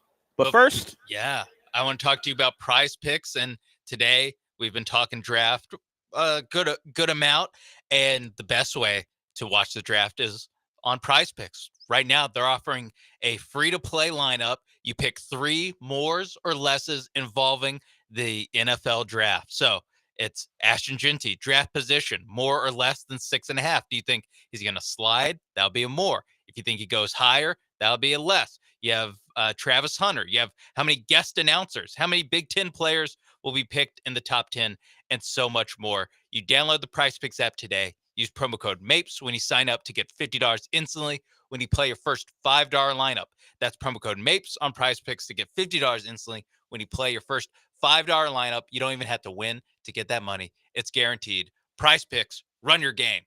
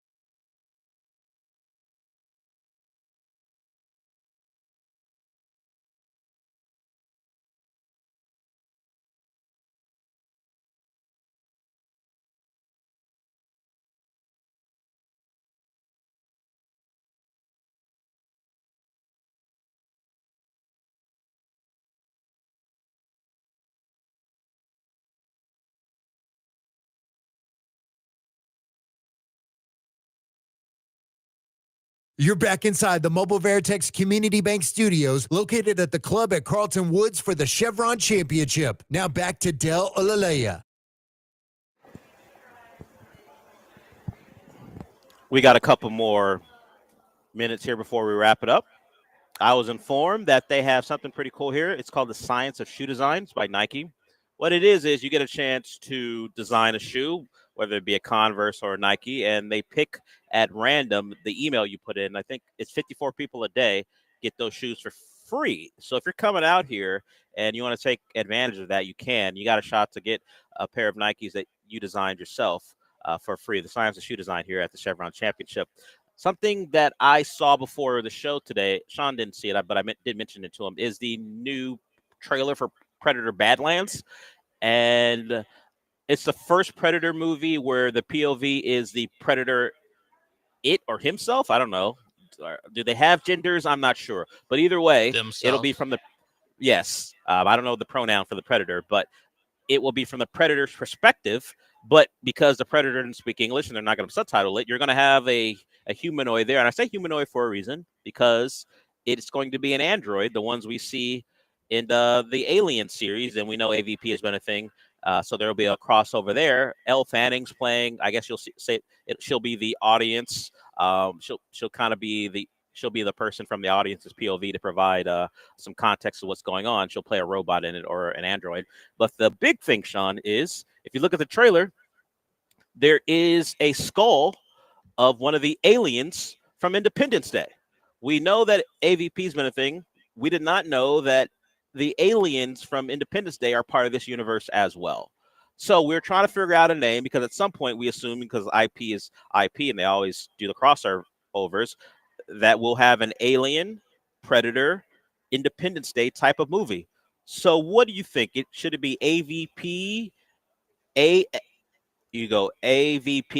ID4, or is it A versus P versus ID4? What do we do? Because at some point that's going to happen. Yeah, I mean, they're trying to get off GI Joe and the Transformers. If they feel like, because that was in that last Transformers movie, that the GI Joes exist in this world. So do you think we're going to get? If this movie is popular, I'm sure we would get something like that. I'm just trying to figure out what they would name it. Or because AVP ID4, or it could be ID4 AVP. So it's an Independence Day movie. It's featuring Alien and Predator. Yes. I like it. Or no, I think that's the way to go, because I mean, our first Independence Day as a nation was in 1776, obviously. Okay. Our second one was on July 4th, 1996, but it was the world's Independence Day. If you go by what Bill Pullman said. Yeah, from President Bill Pullman. Yep. And then this one will be the aliens and predators are fighting each other. And this is yet another independent. Maybe Lewis Pullman is now president. I don't know if nepotism works in the ID4 extended universe. I think we know in the real world nepotism works. Yes. So in administration. So why not in the fantasy world? Yeah. So Lewis Pullman this time will be. This is not just an Independence Day for us, but for the universe, because the aliens and predators are fighting each other. Who are the protagonists? Who are the good guys in this one? The predators, because the aliens try to take over our world, and then the xenomorphs are just flat out killing machines that we don't think care about like humanity at all. At least there's some thought that goes into the predators, like they're hunters. Yeah, the predators have a code. Yes, the xenomorphs are just like raw killing machines. Yes, designed to kill. If you've seen Prometheus. Sure. So yeah, I think that would be on the predator side. I guess so. Maybe Badlands is what first softens America's hearts and minds towards the predators, because this is from the predator's point of view. I certainly hope so. And before we go, I'll say this: I think the determination about what movie it is if Will Smith's in it. If he's in it, it's an ID4 movie. If it's ID4 featuring the Predator and the aliens, if they can get Will Smith back for ID4 3, I guess it would be in that case.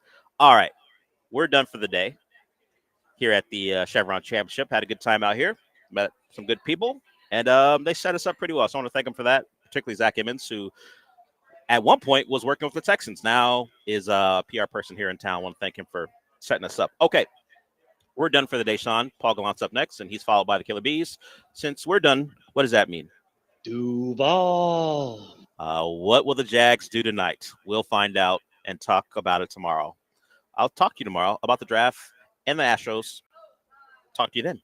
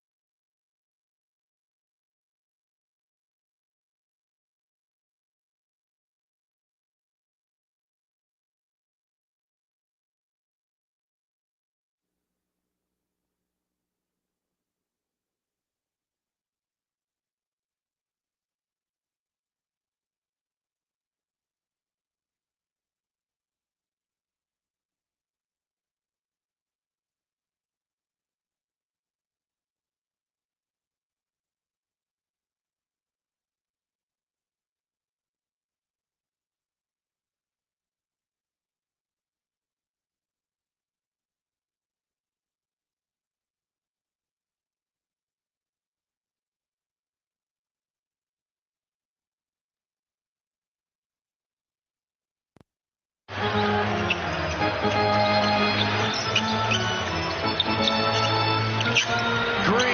Another one. 38 big points for Jalen Green. The series is even at one game apiece after the Houston Rockets walloped the Golden State Warriors 109-94 last night. Hello and welcome aboard the Paul Gallant Show. As voice guy himself said, the most interactive sports talk show in Houston on a wonderful Thursday, April 24th of 2025. Lots of fun things to discuss today. The Houston Astros got their first sweep of the year, second place in the AL West. The Houston Texans have the 25th overall pick in tonight's NFL draft. The first round kicks off in a couple of hours, but we're going to talk a lot today about what the Houston Rockets did against the Golden State Warriors. And there's lots of things to dive into. For example, what is this series going forward with Jimmy Butler getting his pelvis contused? Pelvic contusion. That sounds painful. How much of an a-hole is Draymond Green? Lots of things to dive into, but I think we got to start by talking about perhaps the most criticized Houston Rocket of the Ime Udoka era and hell of the Steven Silas era. I'm, of course, talking about Jalen Green, who followed up a very poor 7-point, 0 for 4 from outside, 3 for 15 performance in game one against the Warriors with the most confident of confident games you'll ever see from a guy who stunk the game before. 13 of 25 from the field, 8 of 18 from downtown, 38 points. When we were talking about game one on Monday, I felt that Green's game wasn't as bad as the stat sheet indicated. I thought that he was engaged. He just wasn't scoring. He was getting bad luck on a bunch of shots he was taking that were fairly contested, but the ball was hitting the iron and just wasn't going in. He was getting bad luck there. And I think he felt the same way because he kept chucking and chucking and chucking. And in a game where Amen Thompson was in foul trouble early with three in the first quarter, where Dylan Brooks was in foul trouble early, where Alperen Şengün was in foul trouble early, the Rockets needed somebody to step up and carry them on their back. And while Tari Eason was the Robin to Jalen Green's Batman last night, and he threw a towel, which is hilarious, Jalen Green in last night's game took over in a way that makes you wonder if this is something that can happen again. And that's the question I have for you at 713-780-3776 to call, to text, on YouTube at ESPN Houston, on Twitch at ESPN 975. After the game, Jalen Green talked about the difference for him between game number one and game number two. It was more so mindset. But yeah, that first game, you know, the lights were bright, the crowd was here, the court looked huge. So yeah, I couldn't really get a chance to, you know, settle in. My legs were a little shaky, but you know, that's part of it. Went through it, and you know, I feel like I did a good job answering back. Yeah, I'll say it was a hell of a performance. I could have seen 25 points coming. 38. Didn't see that coming.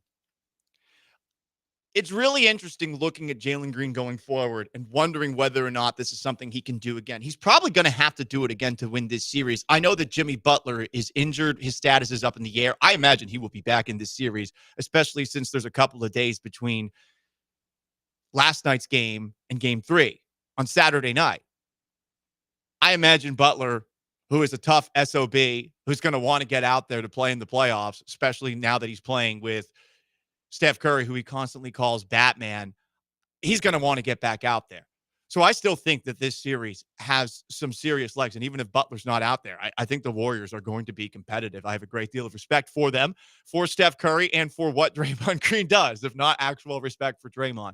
So there's probably going to be a game where Jalen Green has to do this again. Can he?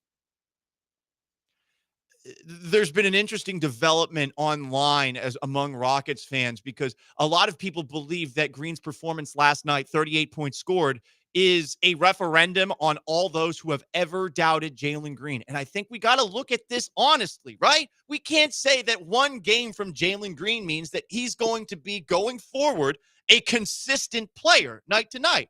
We can't say that yet. I think you can give him a lot of credit. I think people that have said he sucks, he's a bum, yeah, they need to apologize. But when we look at Jalen Green, this has to happen again, B-Mac, behind the glass and for Sean.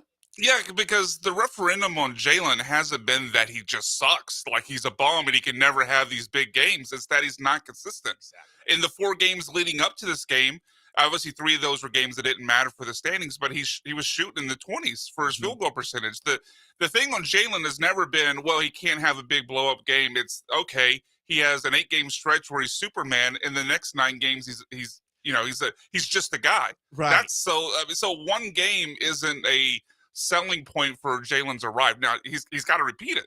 Right. And we've seen him do this for stretches in the regular season several times. But now it's in a playoff series against the Golden State Warriors, who have Steph Curry, who have Draymond Green, who might have Jimmy Butler. And this is not, of all the teams in the Western Conference, the top dog.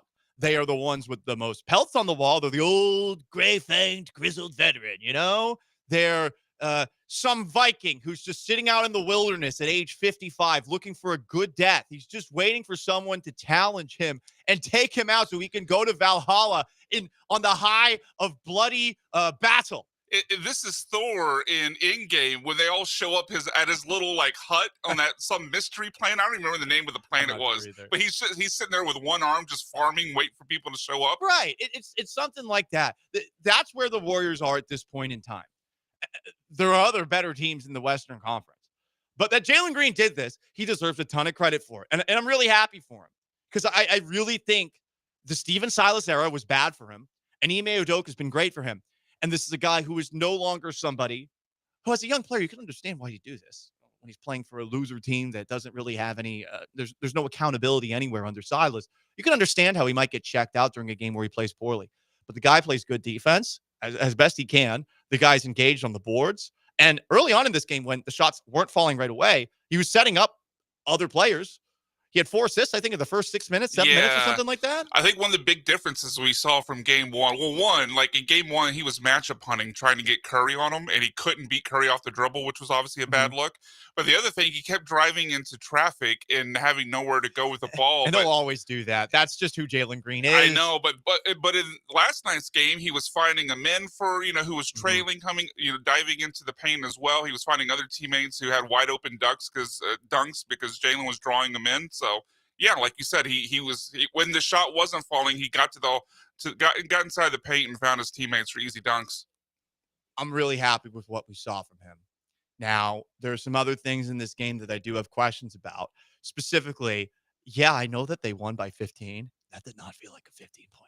Didn't it feel like it was a lot closer the whole way? I felt constantly watching that game, and not to nitpick, not to be, my favorite team growing up, they won 6 Super Bowls. And my other favorite team, they won 4 World Series. And my other favorite team, they won 2 NBA titles. Not to do that, but I'm going to do that for a second, okay? There were moments in that game where I was thinking to myself, okay, if the Warriors had anybody not named, who the hell was that guy? Patrick Silva? He's wearing 61. I'm not even sure what his name is. Multiple reporters, and I'm not going to lie, I think I was a victim of racism last night, being told that I can't have thoughts on what the Rockets do as far as their media availability because I didn't go to all the regular season games, but also saying, how dare I say, what, all white people look the same? Who the hell was this guy last night? Someone said I looked like him. Unbelievable. Who do you look like? I looked like that guy for the Warriors who scored, Pat Spencer, my bad. Oh. Who had 11 points off the bench, was wearing 61 because he had a beard stash? That is racism. Not all white. I don't see color, by the way, but not all white people look the same, okay? Is Pat Spencer white? He might be black. He might be Asian. Okay. I truly don't know. He could be Arabian. He could be a Turk. He could be something. I don't know. But I was upset that I was compared to him. We have different color hair. And I don't see color, but I know that we have different color hair. Paul, you sound like a crazy hypocrite because you kind of going back and forth waffling here. Shut up! Okay? Yeah, you look nothing like him. F that guy, but that guy's coming off the bench, and that guy's like doing 11 points here. This is a Warriors team that is very, very close to the bottom of Western Conference teams. That's what I'm trying to say. And there were moments in this game where even though Pat Spencer and who the hell is this guy? Gui Santos? And who the hell is this guy? Quinton Post? There were moments where it felt like the Warriors thought to themselves, you know what? We're not going to win this one. Let's just play random creative players from NBA 2K 10 seasons into a franchise mode that you've never heard of. That's where I was. I'm like, who the hell are these guys? So, listen, Rockets, they deserve credit for the win. There's a lot of things I think that can be cleaned up. Good thing that the Rockets have Ime Udoka as their head coach. Yeah, well, I mean, there's a reason why the Warriors were a game under 500 before the Jimmy Butler trade, because that roster outside of Curry before the Butler trade was ass. Mhm. It was a bunch of randos. I mean, Draymond is Draymond, but he can't score. I mean, Right. we every time Draymond jacks up a jump shot, unless it's the like the very specific corner three that he can hit, we're all celebrating when he puts up a jump shot because we know he can't shoot. Mhm. I mean, there was a point early in the second quarter where the broadcast mentioned that Steve Kerr had already played 12 players in the game. Yeah. I mean, and usually in the playoffs, it's like an 8-9 man rotation max. I got the sense that early in this game, the Warriors accepted, we've gotten the split. Jimmy Butler's hurt. Let's just make sure our players are as rested as possible going forward. So the Rockets deserve credit for the win. Jalen Green deserves credit for this performance, but he's going to have to do that again. And the Rockets have to play better than that. And I know we're talking about a 15-point victory, but I think if we're being honest with ourselves, they probably should have won that game by 25 to 30 points. Not that it matters. A win's a win. But I felt like there were a lot of things to clean up. Şengün's got to be better with the ball underneath the basket. You got to put those shots in. Amin Thompson, some really dumb fouls. I'm not going to get mad at him about the Jimmy Butler foul. I think that was just a fluke play where he got shoved into Jimmy Butler by Steven Adams, who pushed him through Draymond Green, who was holding him back. I've watched the replay a million times. I'm right. Everyone else who has a different take on it, sorry. Draymond didn't shove him. Steven Adams kind of shoved him. Amin Thompson didn't mean to do that. There we go. It is the Paul Gallant Show, the most interactive sports talk show in Houston. 713-780-3776 to call, to text on YouTube at ESPN Houston, on Twitch at ESPN 975. You want to weigh in on the Rockets' win over the Warriors? If Jalen Green can do that again, if they actually could have played better than they played in a 15-point victory, you can. Also, the NFL draft is today, and the Astros got a sweep. All of that on the table on the most interactive sports talk show in Houston. Stay put.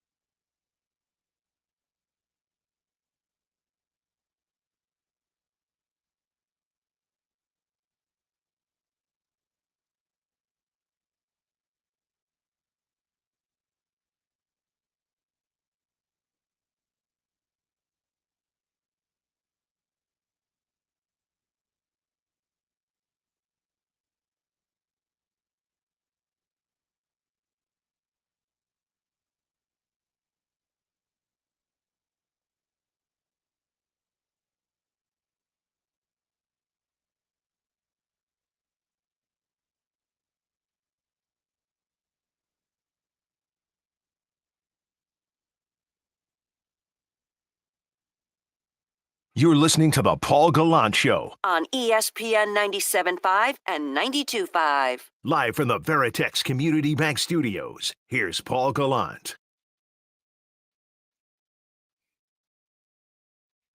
And that's why the shooting's improved. Turnover at Golden State. Jalen Green driving flush.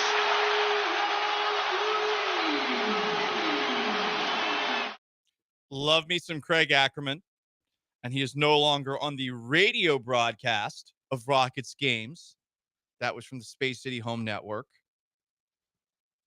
But with Ryan Hollins on color commentary, that dunk needed more oomph. That dunk was insane. It wasn't a posterization like Alperen Şengün over Draymond Green in game 1, but that was an electric dunk. Craig, give me a little bit more. There's only a few more games that we have with you. Saturdays on ABC. We don't get the homer call. I kind of want the homer call in a series like this, right? I mean, a neutral call game featuring both the Warriors and the Rockets. Do you think that Dylan Brooks and Draymond Green will get the same kind of treatment on national TV? Dylan Brooks and Draymond Green, very similar players, and yet for whatever reason, people seem to look the other way with Draymond, and they don't look the other way with Dylan. Huh. Can I make an admission? Please do. I watched the TNT broadcast last You did? night. Yeah. Okay, that's And, understandable. Stan Van Gundy, not good. Not good. Not good. Oh. He provided some decent insight. Like the the funniest moment apparently was when Tom Izzo texted him about how physical the game was. Okay. Which I guess is saying something from Tom Izzo since he wants every game to be a rock fight. Right, college basketball guy. But otherwise, I don't know. I thought he was kind of a dud. Okay.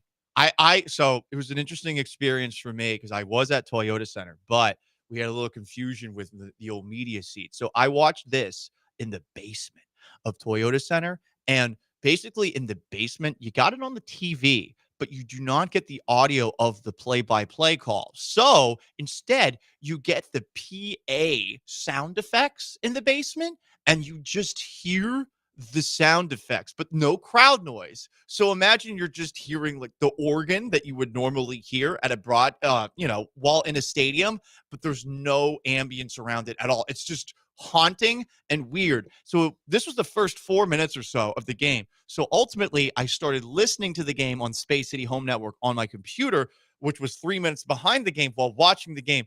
It was a very confusing experience. And given that I'm also rather tired since I did a live stream at 3 a.m. this morning, I looked at that game through a lens that I hope I never do before. It was trippy, but nothing is more trippy than just hearing the organ play with no crowd noise in the background. In fact, it's haunting. It feels like it's a haunted mansion, B-Mac. Does it at least? I mean, you said that it has the sound effects of the PA or whatever. Does it actually have the PA announcer as well, or if he No. says Jalen Green 3 or whatever? No. Okay, so you Nothing. literally just get the organ and the music. Nothing. That's it. It's Ugh. and then the occasional videos that they play on the Jumbotron, which felt very dystopian. There's this video of Paul Wall who's basically like sitting at a desk and explaining that the Rockets need to win, and he like launches out of the seat with some kind of goofy special effects. It was weird. Whatever the case, it was cool to be there at Toyota Center for the dub. Some thoughts on the most interactive sports talk show in Houston after the Rockets even their series in the first round against the Golden State Warriors with a 109-94 victory last night, thanks to 38 points from Jalen Green and a nice performance off the bench from Tari Eason. As far as Jalen Green going forward, can he do this again? Jasper says on the text line, 18 threes concerns me. Yeah, that was a lot of three-point shots that he put up. Would you rather have Fred VanVleet shoot those or Jalen Green shoot those? And honestly, that is a pick your poison because Fred VanVleet has some days where he's hot. Dylan Brooks has some days where he's hot. But I would rather Green take those shots than VanVleet, especially now that I know if he gets cooking in the playoffs, he is really going to stay confident and keep at that level. Another texter says he was possessed. I hope he can keep it going. Yeah, it did feel like NBA Jam. He's on fire. And his demeanor, I mean, you hear him speak after games. He's a rather quiet guy. I don't think he's particularly comfortable in front of a microphone. Hey, who is? He's young. He'll probably get better at it. And honestly, it doesn't even matter if he does. But I think that this is a guy that has proven, okay, the confidence lasts. And now that he has done this in his second ever playoff game, you got to wonder going forward. And he's going to have some duds. Like, Green is an up and down kind of player, but he's capable of doing this in the playoffs, at least against a team on Golden State's level. The real question, say the Rockets advance, is if he can do it against a team on the next rung of the ladder. From the 832, if you think dumbass Calvin Murphy or Clyde Drexler has ever been better than network broadcasters, you're a Rocket Red Kool-Aid homer. Well, here's the thing. I have a type when it comes to homers. I like homers who are entertaining more than I like insight from a color commentator for the most part. I like it when they're entertaining. I do not like it when they are a homer and they're mad, they're annoying, they're whining. I was never a big Bill Worrell fan. I know a lot of people love him. Again, legend in the broadcasting community of Houston. But I felt like Bill, and this was later career Bill, would focus on a call along with Matt Bullard, and they weren't funny about it. They would just stay on it and stay talking about it. And that got annoying after a while. I like to have a crazy uncle color commentator who's losing his mind and might be completely wrong, a la Charles Barkley. But that's what I'm looking for. Clyde Drexler definitely doesn't give you that. Clyde Drexler often felt like he was asleep while on the broadcast, but Calvin Murphy back in the day certainly did. And now Calvin Murphy, because of, I think, off the microphone/court things, is now studio host instead of color commentator. Not going to go down that rabbit hole. You could do it if you want yourself. What, how many kids he has? More than that, D-Mac. I want to focus more on, I like a fun person that's in there, and Calvin's fun. As far as Stan Van Gundy versus Jeff Van Gundy, Jeff Van Gundy far better from the 281. Someone brought that up. Houston's own Jeff Van Gundy. See Jeff Van Gundy every now and then when I'm going to the Buffalo Grill on where is that? Is it Rice Village? No, it's like Wesleyan. I don't know. It's off of Wesleyan. That Buffalo Grill. There's two of them.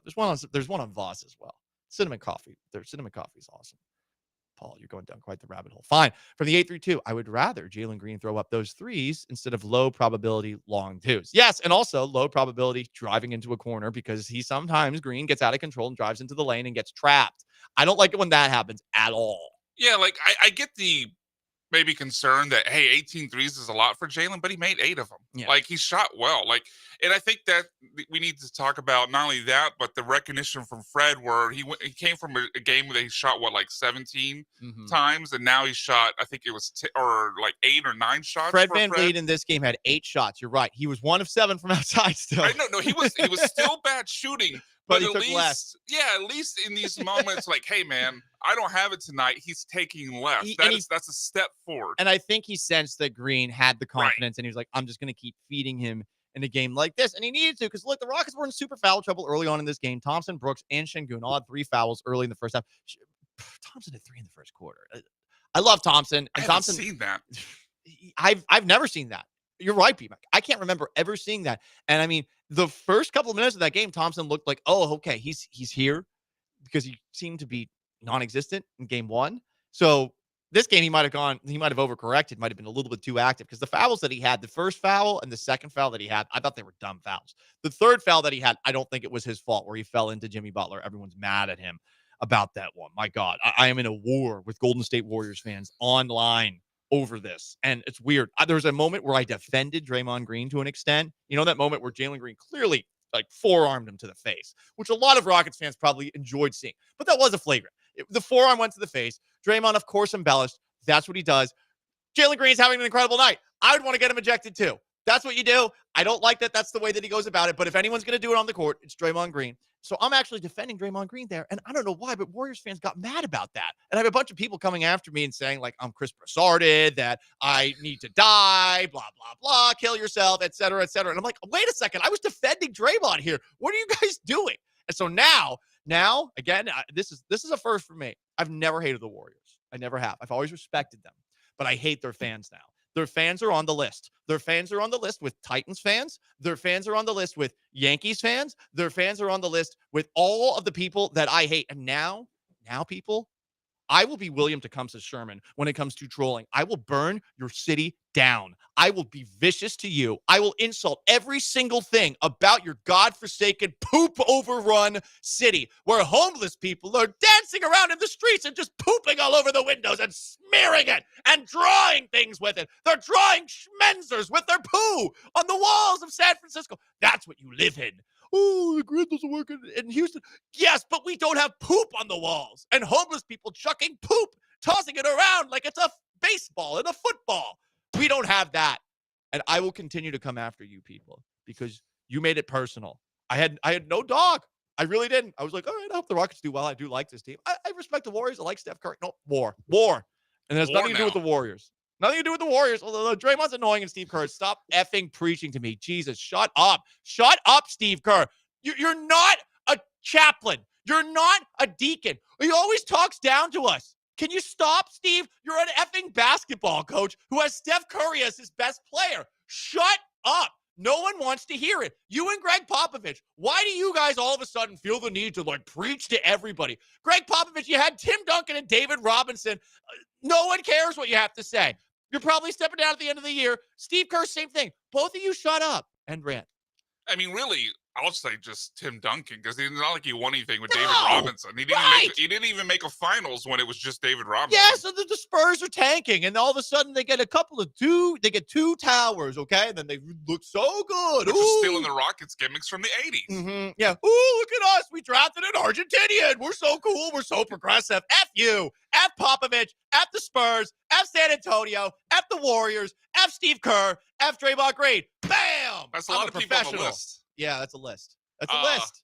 I mean, this might be a hot take for the city, but I thought Draymond, for the Draymond things he did last night, was actually kind of mild by comparison to what he usually does. There were so many. Everything was mild, but it added up. It does add up, but like you mentioned, the forearm that Jalen put in his face, he did over-embellish it, no doubt. He flopped, but Jalen did make contact. And then, like you said, the Jimmy Butler thing. I mean, Draymond, when you see the view from under the basket, Draymond clearly didn't push him. The thing up the court with Dylan Brooks ran into his path. Dylan Brooks was clearly trying to cause contact and draw a cheap foul. I'm not mad at Brooks for it, but I don't think Draymond did anything wrong there. And then the thing with Şengün going up the court was, by Draymond comparison, very, very mild.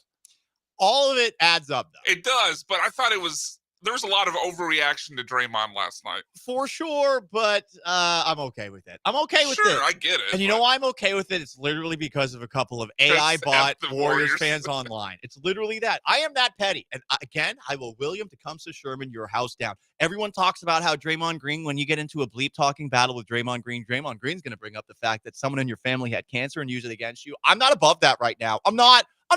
I stayed up until 4 a.m. because I'm the hardest working person in Houston sports media, doing a live stream, covering the game, doing a live stream about the draft before the game, doing a radio show for 3 hours by myself. Okay. I am the greatest thing that has ever happened to sports radio in this city. I'm a dog. Asterisk. I'm a dog. Yes, indeed. Listen, we're feeling it. I'm like Jalen Green right now. I'm having my Jalen Green moment on the radio. That's awesome. Anyway, we're all over the place. But that's how you like it, isn't it? 713-780-3776 to call, to text on YouTube at ESPN Houston, on Twitch at ESPN 975. We're going to scrap tinfoil hat Thursday for today. If you want to weigh in on what the Rockets did last night, about the Rockets going forward in this series, now that it's tied at 1 game apiece, if Jalen Green can do this again, if Jimmy Butler comes back, what's the series? If Jimmy Butler doesn't come back, is this a layup for the Rockets? The Texans are on the clock at pick number 25 tonight. What are they thinking? And the Astros got a sweep. It's all on the table. We're going to have some fun today. It's the Paul Gallant Show. Stay put.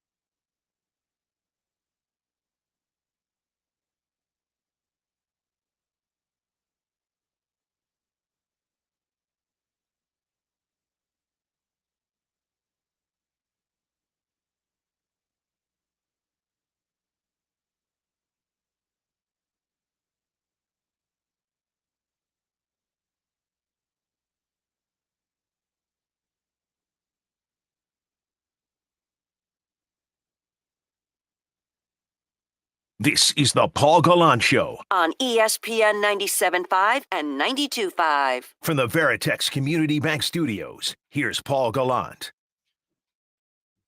The most interactive sports talk show in Houston, on YouTube at ESPN Houston, on Twitch at ESPN 97.5. And if you want to talk to the show the old-fashioned way, 713-780-3776 to call, to text. Some fun texts. The more I listen to your show, the more I understand why you're unmarried with no kids. I mean, that is a diss to some. For me, a man-child, that doesn't register. Am I supposed to feel bad about that? I have very cheap bills. I get to travel. Again, for some, like at some point, I say like probably 3, 4, 5 years from now, maybe. Just maybe. You're starting the clock? I'll get the itch. Maybe. But I don't know. Kids are great. Seriously. Am I responsible enough? I don't know. I don't know. You're never responsible enough, Paul. I don't know. Well, see, as someone with a 3-year-old, you're never responsible enough. That's what I mean. I'd be in my head about it. Like a cat, easy. A dog, I don't know if I can handle that by myself. That's why I don't have a dog. I love dogs. It's too much. Yeah, it'd be hard to travel or like be out late at a game like last night, and then have to worry about, oh God, the dog's got to be let out. Yeah. It's funny, when I tell people how it is here, when I tell people about, just being God's gift to Houston Sports Radio, people don't like it. They don't like the arrogance. Who would have thought? Very interesting. Speaking of arrogant, Golden State Warriors, perhaps a little arrogant. Draymond Green, perhaps a little bit annoying. This game was very chippy, and I love how chippy it's been. I like it when two teams do not like each other, and I am getting the sense that at some point in this series, there will be more of a shoving match than we've seen. We haven't really seen it yet, though. The closest that we got last night was towards the end. I want to say with about 5.5 minutes to go. Draymond Green, among many things that he did to Rockets players over the course of the night, decked Amen Thompson into the ground a second time. He did it at least twice. I'm not really 100% sure what led to what. But moments later, Fred VanVleet was jawing with Draymond Green. Didn't look like it was anything bad. I mean, it just seemed like it was Draymond and Fred VanVleet busting each other's chops. These are two guys that have done a podcast together. I imagine that they are at the very least friendly. I mean, I've seen Fred VanVleet making fun of Draymond Green kicking, who was it that he kicked? Because Draymond thought that he and this player in the league, they like had a respect for each other. Steven Adams. And Fred's like, yo, you kicked him in the nuts like multiple times. And Draymond's trying to justify it. They're like, oh, no, we have a mutual respect for each other. So I think Fred VanVleet and Draymond are cool off the court. So anyway, they're talking to each other. I didn't think it was escalating, but then all of a sudden, everyone left their benches. Warriors and the Rockets. Pretty sure that's not allowed. And Tari Eason, who might be a long odds person if you were to put money on who's going to throw the spark that ignites the fuse and turns this into an actual fisticuffs battle. He steps in between Draymond and Fred VanVleet. And then everyone starts getting separated. And Tari Eason ends up behind a mound of Rockets players. He gets a towel and he throws it. He just throws it at the Golden State Warriors. I'm not sure who he hit. What I do know is that afterwards, the referees, they go to the replay booth to review what happened. And they were reviewing for a hostile act on an effing towel throw, B-Mac. I think it was I know you disagree with this assessment, your look-alike.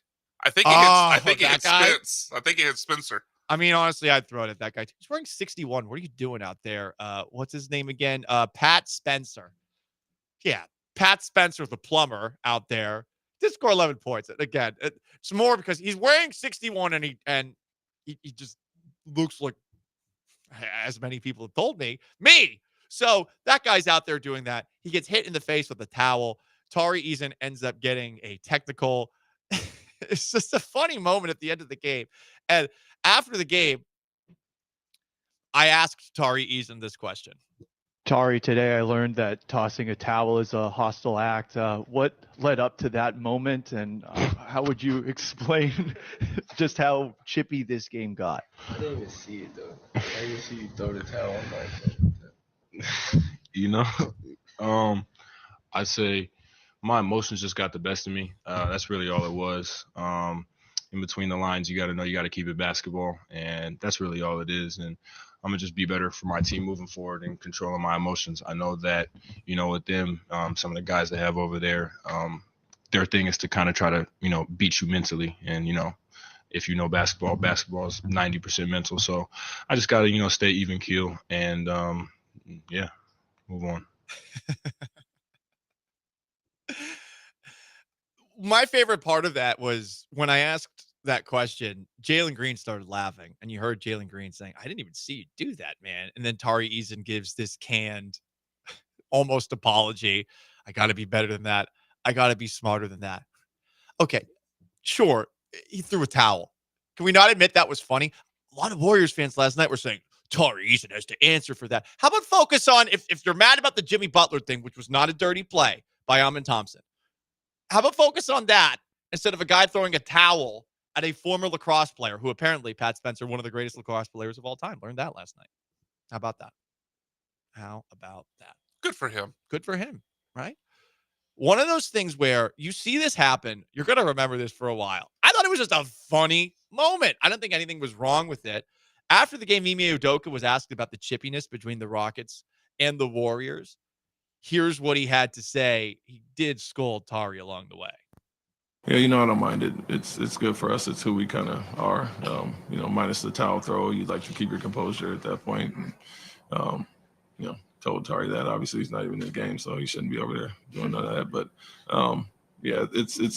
it's what we built ourselves on. Like I said, the identity, and everybody's bought into that and makes us who we are. So I think our guys all kind of thrive on that.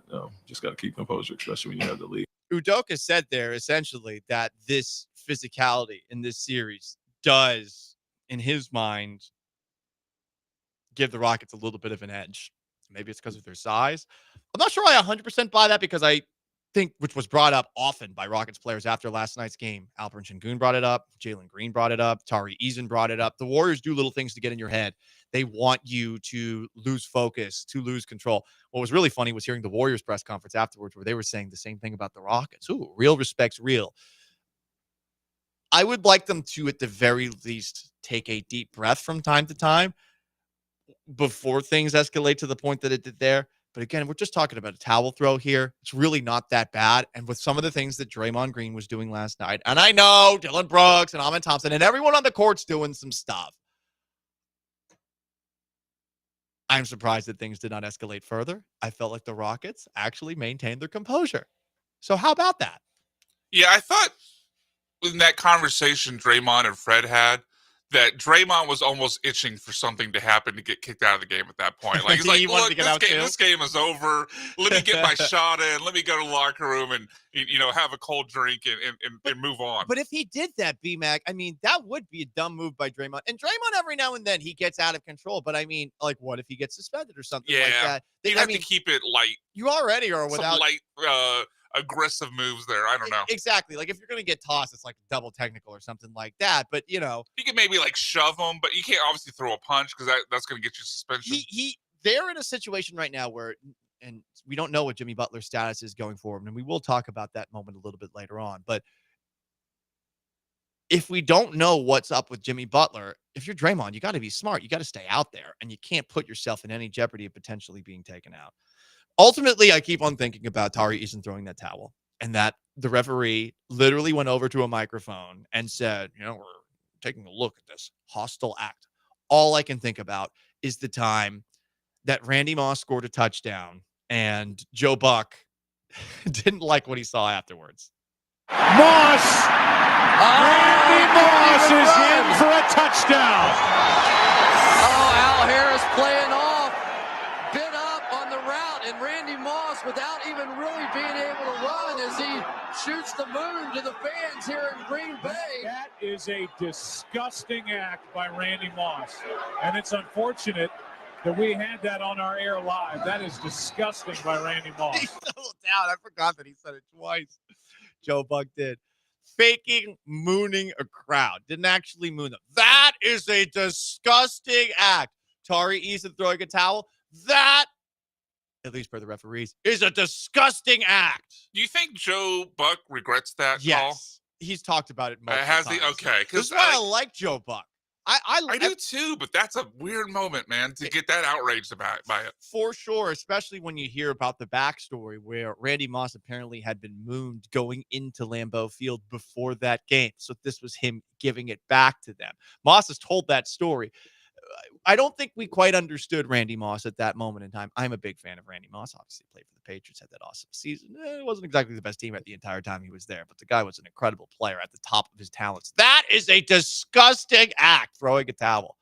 A couple of texts in on the HRP listener line from the 832. At least throw a water bottle or a chair. No, you're getting ejected for that. Like a towel. How can a towel hurt you?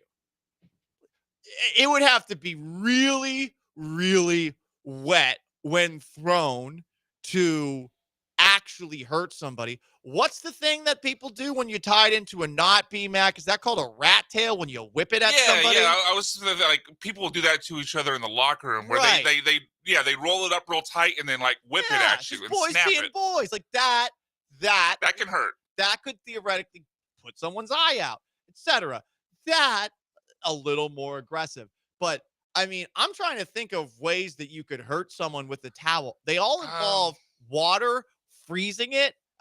There's strangling somebody with it. I was about to say you could strangle somebody with one. But this is a towel. He just threw a towel. Can you get ill from sweat exchange? Like that's already happening on the court. I mean, it might stink a little bit. I don't know. Maybe Tari Eason rubbed, flossed a little bit with the towel or something like that in the middle of the game. Yeah. You tell a little crotch flossing or something like that. Like I'm not saying naked crotch floss. I'm saying over the pants crotch floss. Like maybe he did that. I'm trying to think of a way where this actually could have been harmful, and that's just where my mind takes me, guys. It's the Paul Gallant Show, the most interactive sports talk show in Houston. For the 281, you don't know what's on that towel. That's true, but I'm assuming it's sweat, maybe spit, Also from the 832, put a bar of soap in the towel, like in Full Metal Jacket. You know what? That's one. But again, I just thought it was funny. This ref's calling it a hostile act. It's a towel. Fun moment in that game. And I am curious to see how much chippier this series gets. It's the Paul Gallant Show, most interactive sports talk show in Houston. 713-780-3776 to call, to text on YouTube at ESPN Houston, on Twitch at ESPN 975. Up next, a Houston sports team finally did something that we've been waiting for them to do for quite some time.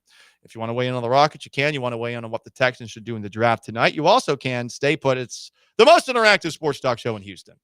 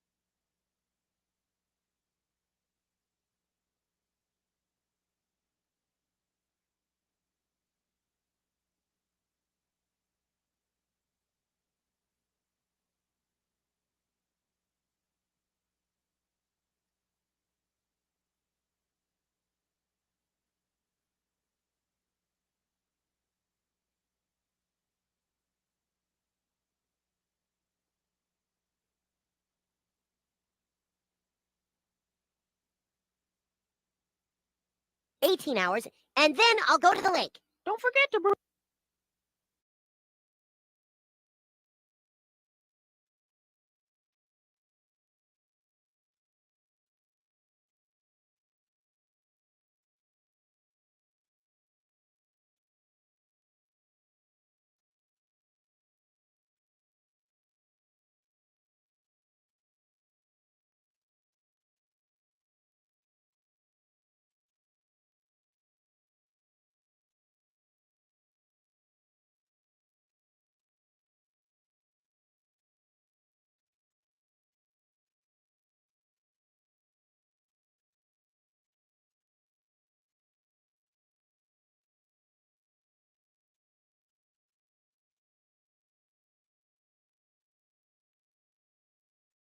It's the Paul Gallant Show. On ESPN 97.5 and 92.5. Live from the Veritex Community Bank Studios, here's Paul Gallant. Rockets and Warriors tied at a game apiece in this first-round series between Houston and Golden State after a 109-94 win last night. Jalen Green was awesome. He had 38 points. We were talking about Tari Eason throwing a towel at Patrick Spencer on the Warriors. A hostile act per the referees. Jared Trim on YouTube on the most interactive sports talk show in Houston comments, Paul, this isn't funny. My uncle was injured in the Great Towel Massacre in 2013. I haven't heard about that one. A text, Paul loves getting towels thrown in his face at Club Houston Bathhouse. I don't know if I'd want that. Another texter asks, Paul, where did Golden State find all these pasty white boys? A great question. The Warriors got a lot of whiteys. What is this, like Kentucky circa 1952? Kentucky basketball coached by someone actually named Adolph. Kentucky basketball used to be coached by a guy named Adolph Ruff. Now, in his defense, it wasn't that long after World War II. How could he have known? Also, it was a different spelling of Adolph, Adolph, as opposed to the bad one, Adolf. Yeah, I mean, I don't see color, but why is Steve Kerr only signing white players? I mean, it's an important question. The most progressive woke coach of the NBA only likes the whites. Unbelievable. You know, we talk about that's NBA DEI, like you read about. You know, thought that was out of our country now. Alas, earwax. From B Handed on Twitch. Do the jackass prank, wipe your butt with the towel, give it to someone. No, don't forget to bring a towel. Oh, don't forget to bring a towel.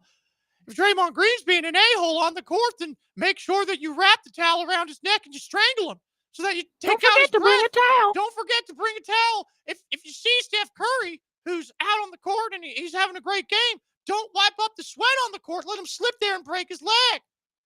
Don't forget to bring a towel. Don't forget to bring a towel. Jimmy Butler's underneath the basket, and all of a sudden you're wondering, hey, is he going to be able to get it up? Well, what you do is you get the towel and you smack him right in the pelvis so that he gets a contusion. Don't forget to bring a towel.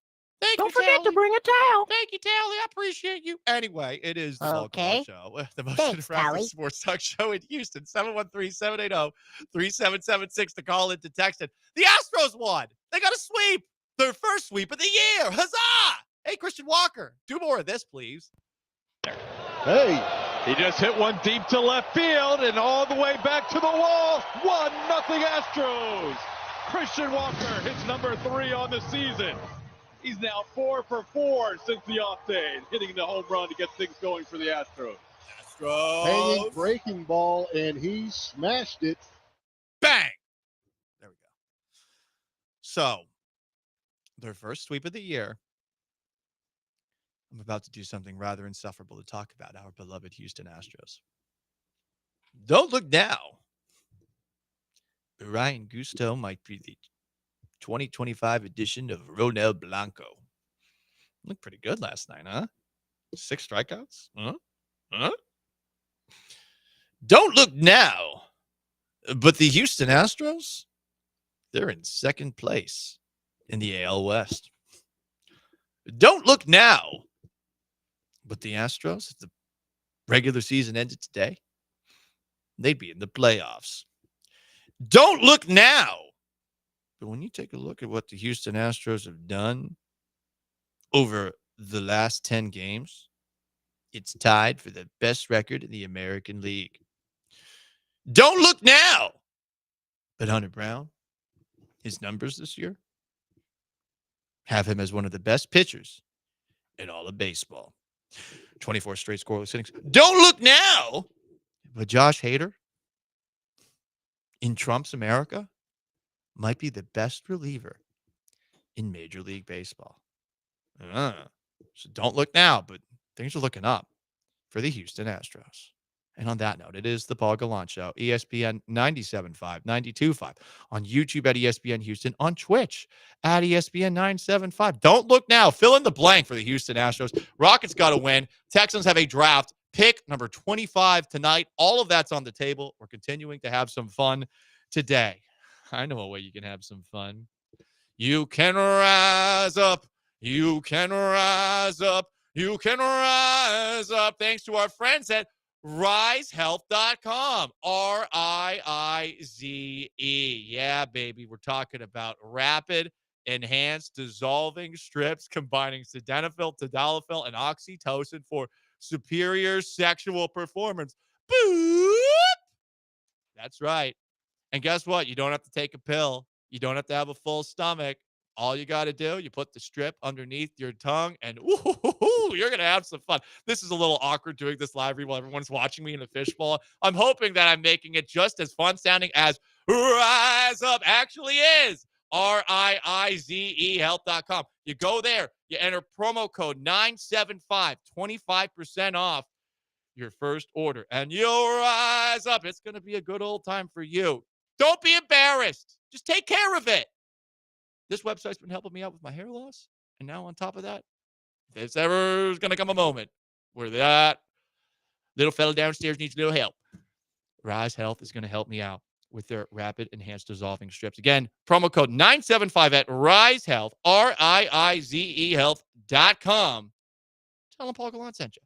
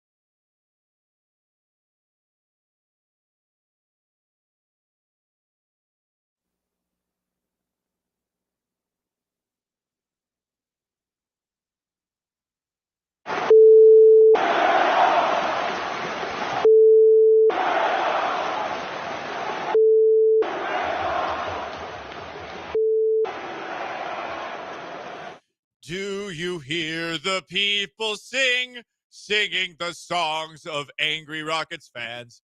It is the music of the people who are tired of Draymond Green's poo. When the beating of your heart echoes the beating of the F-bombs, there is a night before the F Draymond. Sorry, I read out of the words on that one.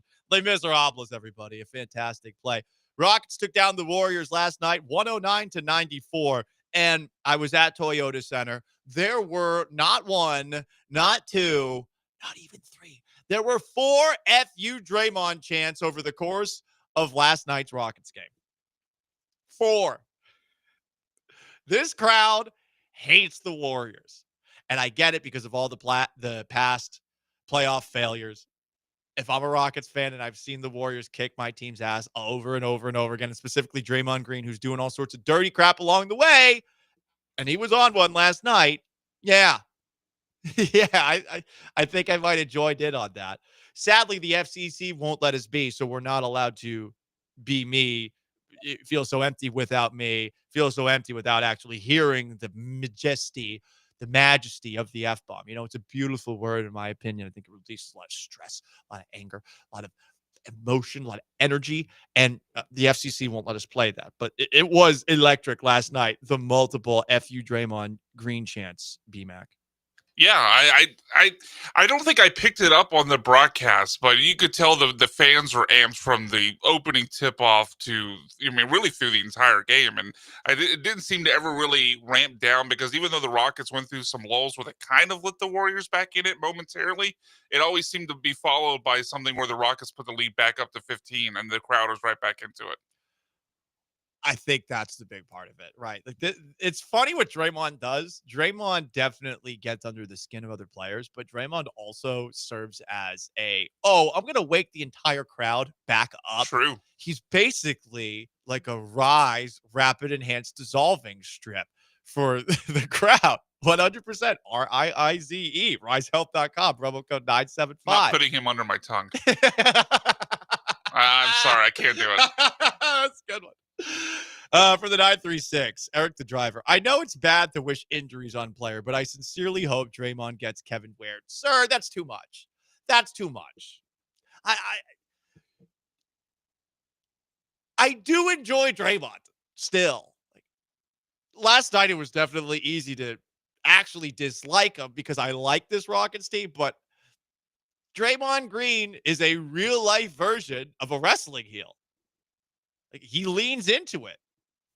He was asked about those FU Draymond chants after the game, and I thought he handled this great.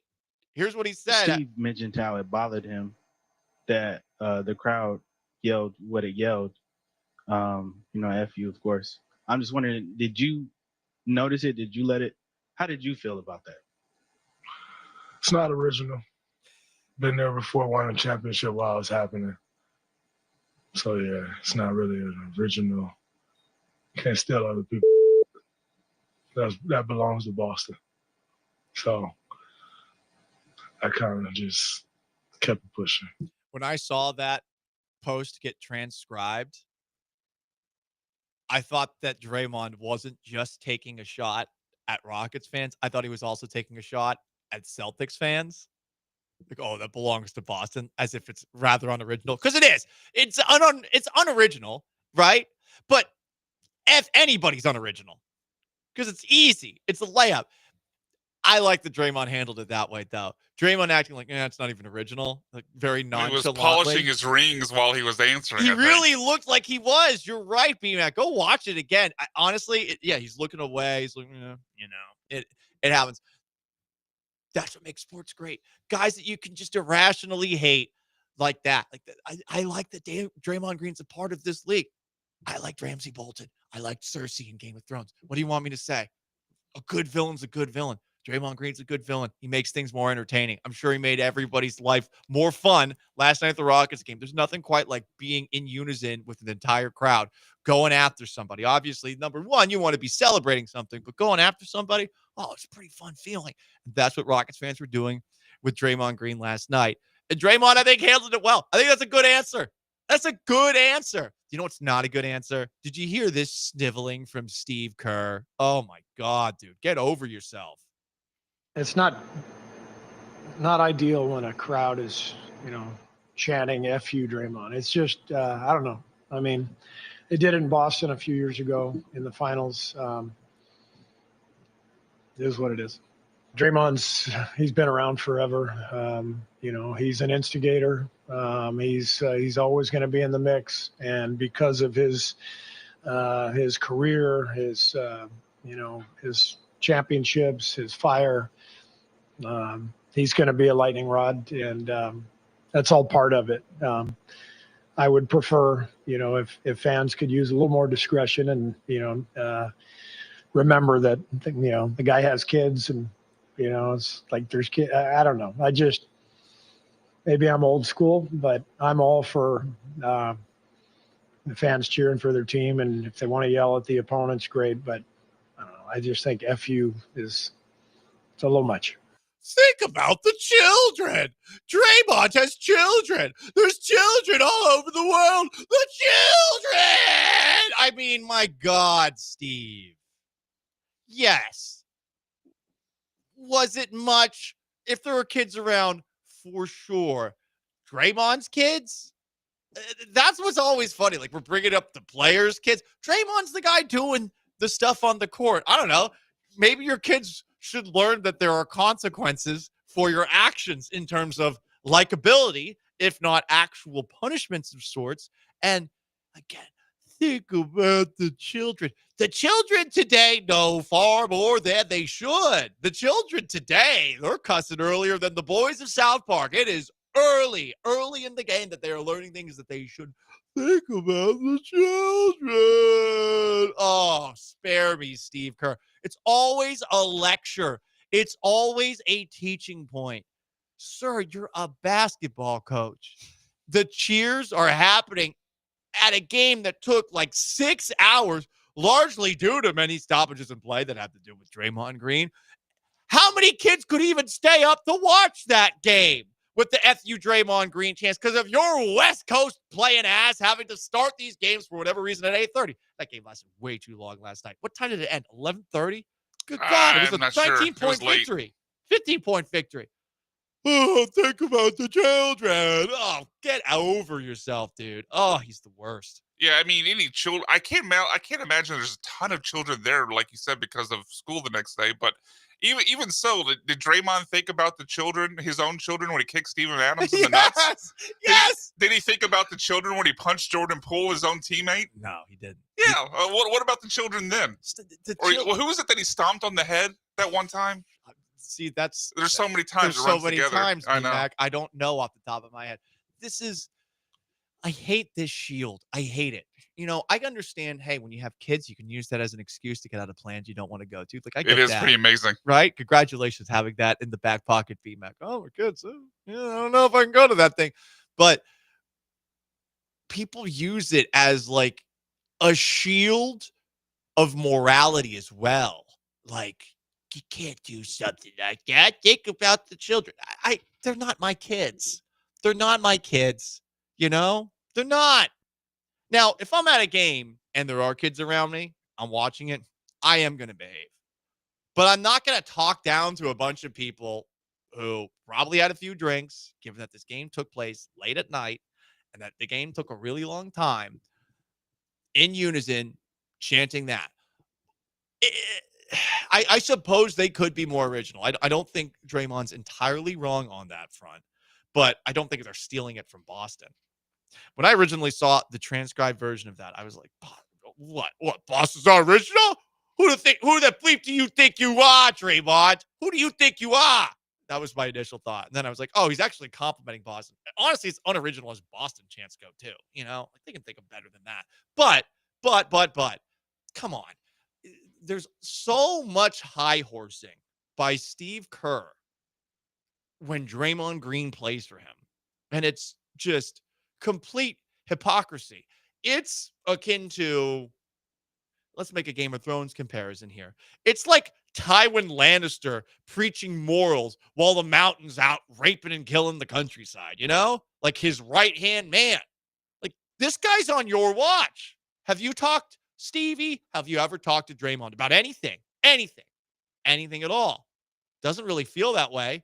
Remember when he punched one of your other players in practice? He did that. He punched him in the face. No, but this is F you, Draymond. This is a bad example. Everyone was talking about him punching a teammate. It's a much worse example. Ugh. There's too much preaching in sports. It really is. No one wants to hear it, Steve. Oh, this would be better. Like, I'm really wondering, like, how many people in the grand scheme of things agree with Steve here. Obviously, no one in Houston does. But, like, outside of Houston, are people listening to Steve Kerr and saying, he's got a point? Think about the children. Or are they saying, oh, God, here goes Steve Kerr again? Like, I not that you go to a game expecting to hear F-bomb chants, but I think if even as a parent bringing a kid to the game, I mean, you're bringing your kid into an environment where people are going to be drinking alcohol and cheering loudly. You're going to have to expect they might hear an F-bomb or, say some other words you may not have really wanted them to hear. I'm not saying it's on you to bring your kid to the game, but if you bring your kid into that environment, you can't expect that it's going to be completely sanitary and they don't hear a single curse word. Exactly. Anyway, he is Brian McDonald behind the glass. In for Sean Mapes, I'm Paul Gallant. It is the Paul Gallant Show. ESPN 97.5, 92.5, 713-780-3776 to call, to text on YouTube at ESPN Houston, on Twitch at ESPN 975. The Houston Texans have the 25th pick in the 2025 NFL Draft tonight. Are they going to stay there? Who are they targeting? We're hearing more rumors about people they're targeting. And you'll hear a player actually talk about the Texans on the other side. It's the Paul Gallant Show. Stay put.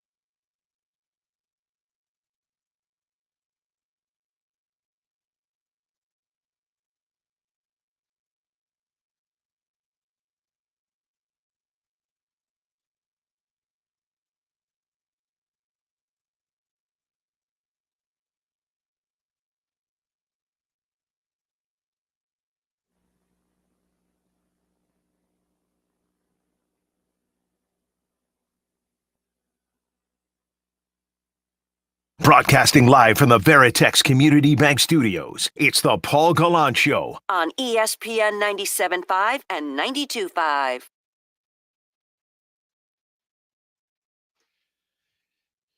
The Houston Texans are on the clock with the 25th pick of tonight's NFL draft. We've been talking a lot about the Rockets and their win over the Warriors last night. A very fun one, 109-94. Also, the Astros got a sweep of the Toronto Blue Jays. They have the day off before a weekend series. But we do have to talk about the draft a little bit. We've been reading a lot of tea leaves. A lot of them.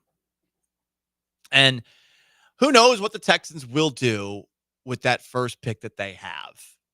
But the draft experts that many people are aware of, first, Daniel Jeremiah and also Todd McShay, have been parroting what a lot of people are saying about what the Texans plan to do. They are looking at offensive linemen, and they are thinking about trading up. Here's Todd McShay confirming that last thought, which we have heard from Adam Schefter and Diana Rossini and Jeremy Fowler, among other prominent NFL insiders. What are the teams that were like, hey, we don't know what they're going to do? They could trade up. It might not be a drastic trade like going up to 2 or 3, but you've heard they're going to move around, or they might love someone that's going to shock people. Are there any of those teams out there? The Houston Texans, there's some noise that they're trying to move up for an offensive lineman. Okay.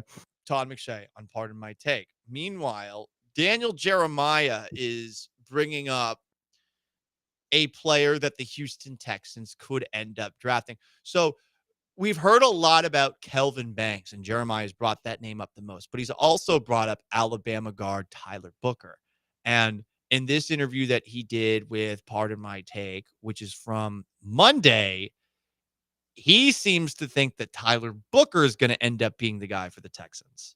With the Houston Texans, this one I'll go with Booker. I'll go with Tyler Booker from Alabama. When you have the connection with Nico Ryans to Alabama, and then when I talk to the guys at Alabama about Tyler Booker, they say he was the offensive Will Anderson, who also was with the Houston Texans. So I'm like, there's a lot of stuff working together there. Ding, ding, ding, ding, ding, ding, ding, ding, ding, ding, ding, ding, ding, ding, ding, ding, ding.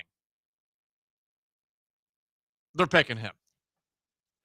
If he's the offensive Will Anderson and they're willing to trade up, and maybe the smokescreen is Kelvin Banks Jr. from Texas. But if he played at Alabama and they view him as the Will Anderson of their offense, they are getting that guy. Because that's, I think, more than anything, what they want and what they need on the offensive line. They need a guy who's actually a leader. When's the last time they had someone like that? Serious question. I was going back through it. Have you seen who the Texans have drafted since they were able to get 2 good offensive linemen in one draft? Go all the way back to 2012 when they got Brandon Brooks in the 3rd round and Ben Jones in the 4th round. Since then, among all offensive linemen they've drafted, the only one who's been passable to good is Titus Howard. And how are we feeling about Titus Howard today, April 24th, 2025? We don't know if he's the right tackle. We don't know if he's the left guard. We don't even know if we want him. That's the best offensive lineman they've drafted since 2012. This isn't just a Nick Caserio problem. This was a Bill O'Brien problem. This was a Brian Gain problem. This was a Rick Smith problem. The last Doesn't matter, Brian. The last time the Texans had an offensive lineman that you would look at as a leader, probably my friend Chris Myers, my other friend Wade Smith. I mean, Dwayne Brown. Dwayne Brown, yeah. But even with Dwayne Brown, towards the end, Dwayne Brown was kind of a me guy. Like the Texans were getting a little bit annoyed with him. And then, of course, he had that season where he didn't show up until the trade deadline. And then they traded him to the Seahawks at the trade deadline. You know, I mean, I don't know that I think Dwayne Brown was viewed as a leader. I don't know that he necessarily was the leader of the offensive line. They haven't really had a Jason Kelce figure since I've been covering the team. So if Tyler Booker is that they're taking Tyler Booker, regardless of whether or not he'll be good. Because the reason they took Will Anderson is because Will Anderson, who is truly one of the sweetest people in the National Football League based off of all my interactions with him. I can't believe that this guy hurts quarterbacks for a living. I also can't believe that his sisters bullied him growing up and used to hang him from a door in a giraffe suit. How traumatic that must be. But if he's like the Will Anderson and he went to Alabama, I mean, my God, it's going to happen. And get this, and B-Mac, I know you have a thought. This is Tyler Booker with Kay Adams. Kay Adams, strong, powerful, independent female journalist. Have you talked to Will Anderson lately? Not lately. A couple months ago. That battle red. We were just looking at your. The battle red might look good on you. Hey, we'll see. We'll see. Maybe I'm waiting a long time. I feel like you very much fit D'Amico Ryan's whole swarm mentality. I hope so. That's a Bama guy right there. He understands what the standard means. I very much feel like that makes sense. He understands what the standard be. Oh, he heard swarming. He started swarming a little bit. It's for some players in this league, when they hear swarm, special work ethic and relentless mindset, when they hear that, they get like you could if you were to, I don't know, go to risehealth.com, promo code 975 RIIZE health.com, and you get some of those rapid enhanced dissolving strips. Like that's what you get. If you're D'Amico Ryan's type, if you're the Houston Texans type, if you're Texans worthy, when you hear swarm, you're like the Kool-Aid man, the battle red Kool-Aid man. You're going to run through a wall. Oh, yeah. You're going to run through that wall. Oh, yeah. I'm going to lead the Texans locker room. Swarm. Oh, yeah. And I think Tyler Booker, he feels the call. He feels the call. So I don't know if he's going to be good or not, but I mean, my God, can you check more boxes possibly, Brian McDonald? No, and I was going to read this this quote, but I found the audio of it. I mean, if you need more examples of how swarmed Tyler Booker is, listen to this quote. I believe it's from the Combine of him talking about why he loves to play football. There's legal assault out there, and I love football because the brand of football that I play, I make guys not love football anymore, and I do that every day, every down by really just giving them my all and letting them know I'm not going to let up. So the thing I love the most about football is taking the love away from other people. That's swarm, baby. That's a sociopath. I love it. I want that guy. Absolutely. I mean, Larry Tunsil played it because he was the best. Because he could buy Gucci with the money he made. Well, listen, I would too. I'm not going to hate on it for that. Everyone hates on it. Listen, you make that kind of money and you're constantly getting these contracts, it would change you a little bit. But this guy wants to make people stop loving football. Oh my God! He wants to make people Anthony Richardson on the field. They wants to make him quit. Gary's got a thought of the NFL draft of the most interactive sports talk show in Houston. 713-780-3776 to call to text. Gary. Hey guys, if they draft that guy there, opening day, the T-shirts, everybody should be battle red and talking about legal assault. That should be on the back of everybody's shirt opening day if they draft that assault lineman. Okay, legal assault. I mean that's just that shirt will sell out. You want a player like that. I mean, his mindset is something different, and that's what you want. And I believe that wholeheartedly. Secondly, I did tell your guy I was calling about the Sharp deal, Shannon Sharp. Now, I usually defend my African-American quarterbacks and players like that, and they get the bad treatment sometimes. But this 100%, what I hear going around, this is 100% Sharp. You are 50-something years old, and it matters not if the girl is white or black. You have a mental health issue if you are dating girls 30 years younger than you and not dating or doing all this. He had the world was his. And for him, no matter what she said, dog collar, horse collar, or whatever, whether she set him up or shook him down, he put himself in position, just like when he worked at CBS. He continues to put himself in those positions, and I have no remorse for what happens to him. My people, we do want to come to people's rescue, but we have blinders on this particular time. White, black, purple, whatever the girl is, this particular time, he said those words. It was supposed to be in private, and a lot of people have fetishes in private, but his name is starting to associate with leaks. Everything is starting to leak out on him every time. And that's not something you want representing your brand or the ESPN or none of that. And I would be calling for his head. Have a good day. Appreciate the phone call, Gary.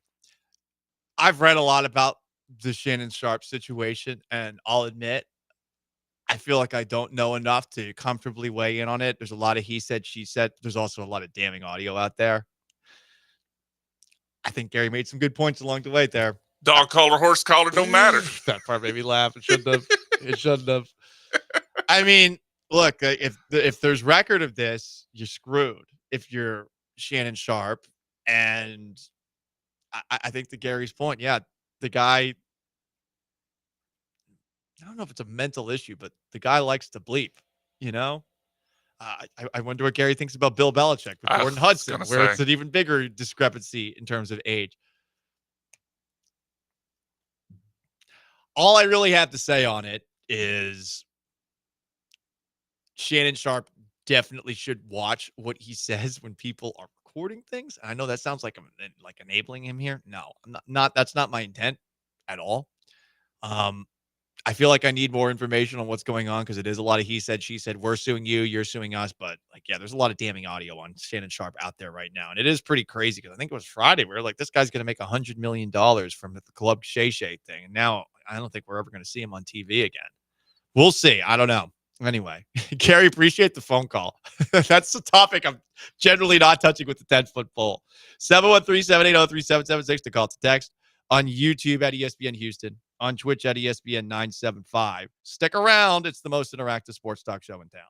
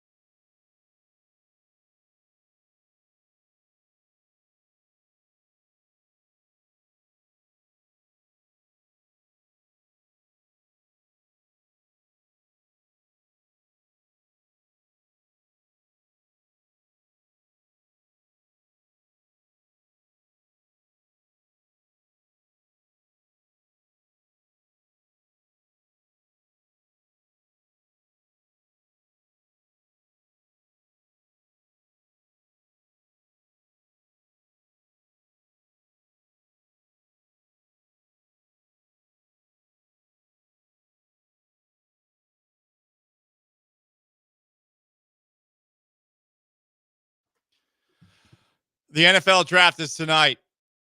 7 o'clock. The Tennessee Titans are on the clock. Here's what we know. 1, the Titans are taking Cam Ward, quarterback out of Miami with the first overall pick. Lock. 2, I am 90% certain that the Cleveland Browns with the second pick are going to take Travis Hunter, wide receiver / cornerback out of Colorado. 3, I know that when Roger Goodell comes up to the podium to start the NFL draft, when he starts getting booed, he is going to try and play along with the booing and say something along the lines of this. Come on. Let's go. Hey. Like a less veggie-tailed version of former President Joe Biden. Like there's some similarities in the way that they say it. Goodell, for those who don't know, is a robot, not a real human being, and he tries to show gestures that make him seem like a human because he desperately wants to be liked. Sadly, he never will be liked since he slandered the greatest American and human that has ever set foot on our planet in Tom Brady with a 4-game suspension, the same suspension that he gave to Ben Roethlisberger, who dragged a girl into a bathroom stall in Milledgeville, Georgia. Come on. Let me hear it. Hey. I'm really not as afraid of AI and robots taking us over if creating Roger Goodell is the best they could do. Like if this is robot AI technology and all they could do is Goodell, I think we're gonna be okay. Yeah. I'm not really afraid of my life if Roger Goodell walks into the room. You know what should make you scared? Nick Caserio, Houston Texans general manager. Will they trade up in the draft? I am leaning towards yes, given that there seem to be 2 offensive linemen that they like. We heard about Tyler Booker on the other side. The last segment, also Kelvin Banks Jr. I'm imagining that both of those guys are probably going to be gone by pick 25, especially given that people know the Texans are sniffing around at them, or at least believe the Texans are sniffing around on them.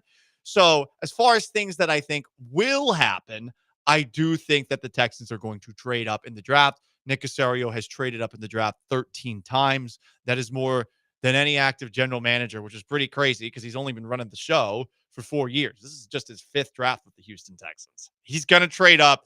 He said multiple times during his press conference last week how we don't have that big of a draft board, how he thinks this is a pretty good team, a pretty complete team. Any player is going to be fighting for making the roster, let alone playing time.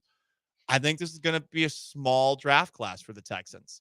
We'll see what happens, but that's what I think will happen. As far as what I don't know, I really do not know where Shedeur Sanders is going to fall. The quarterback out of Colorado and, of course, the son of Deion Sanders. You have the anonymous report, the anonymous scouting report of all anonymous scouting reports. When it's this vicious, I do think it's, to be frank, an NFL assistant coach on Shedeur Sanders. The worst formal interview I've been in my life. He's so entitled. He takes unnecessary sacks. He never plays on time. He has horrible body language. He blames teammates, but the thing is, he's not that good.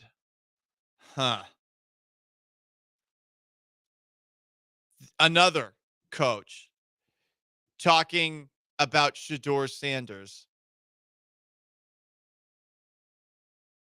had this to say. His college tape looked like Caleb Williams without the elite physical arm talent. An NFC coordinator said, I'm sorry, you can't play that game at this level. The character stuff is also something that factors. From what I've seen at East West Shrine and Combine, there's definitely some entitlement and special treatment that he expects. There might be some growth with that. You can't have your dad saying, I'm going to come put a quarterback coach on blast who said you were arrogant. So he can't be criticized? People are really going after him. This is one, I guess, guy in particular. I think it's lame to go that far in detail without actually putting your name on it. I think you can say a couple of things about it. I also wonder, like, if this team actually ever was going to select Shedeur Sanders, and if Sanders at the NFL draft, not the NFL draft, at the NFL Combine.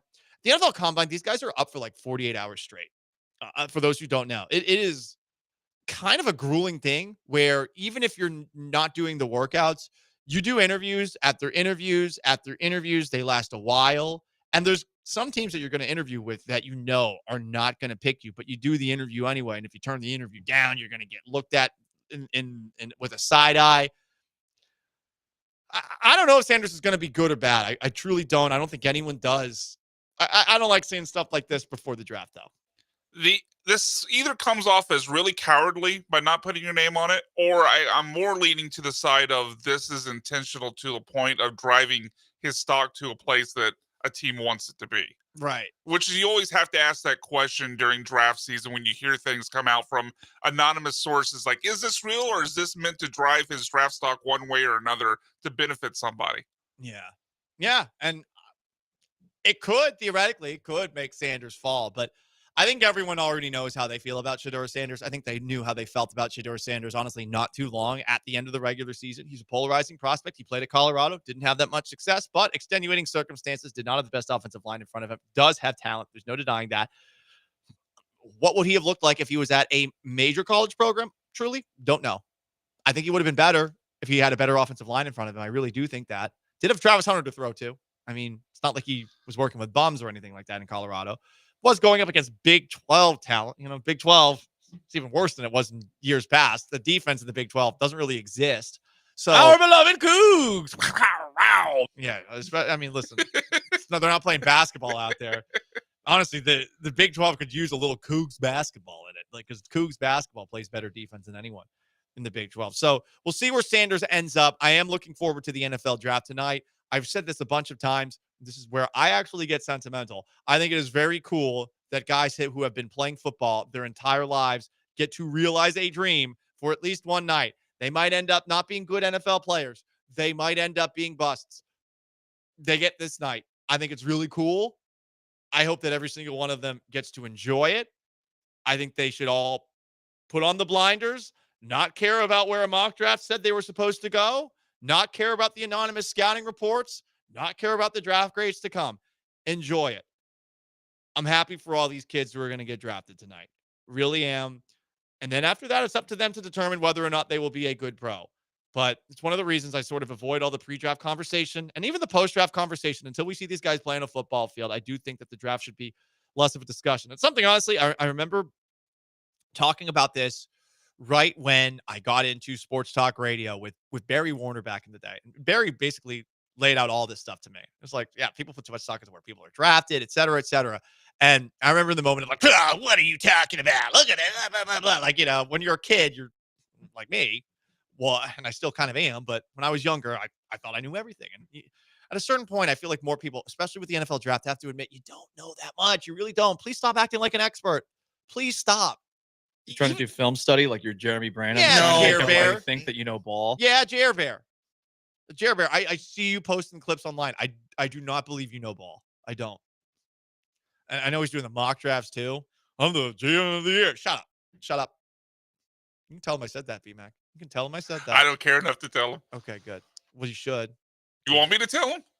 Nah, you don't have to. Okay. You don't have to. By the way, some sad news. Steve McMichael passed away at age 67. For those who don't know, member of the Bears 46 defense. What a personality. And for those who don't remember him, here he is at a Cubs game after, I think, singing the national anthem, taking a shot at Angel Hernandez. On goes home, Chicago! And don't worry, I'll have some speaks with that home plate umpire after the game. Ooh, a one, a two, a three. Take me out to the ball game. Take me out to the crowd. back. 3 strikes, you're out at the old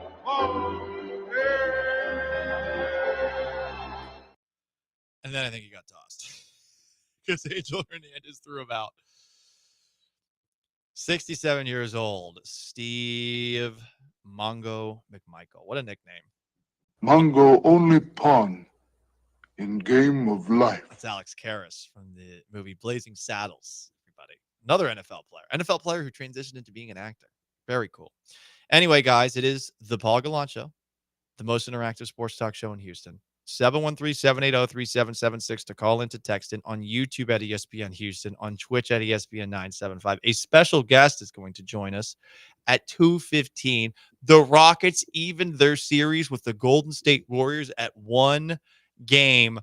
Everyone is pissed off about something that someone, at least a large portion of people, believe was a horrible, dirty thing done by the Rockets. What are we talking about? We'll discuss next, because it might have changed the balance of this series. Stick around. The Paul Gallant Show.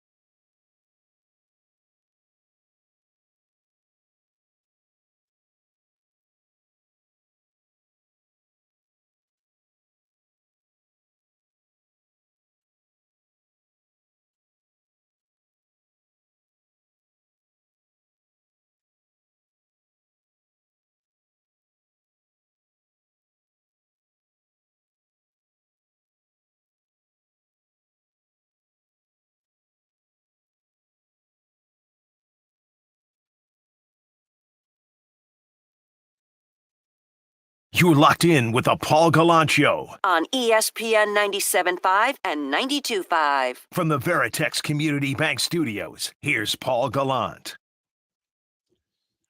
2025 NFL Draft is tonight with the Texans 25th on the clock, and the Astros got a sweep, but the Rockets evening their first-round series against the Golden State Warriors last night with a 109-94 win, powered by 38 points from Jalen Green, 8 threes. He shot 18 threes. Super confident last night. Loved seeing it. Wonder if we're going to see it again. Wonder if he can be consistent this time around, but that's one of many storylines from last night's game.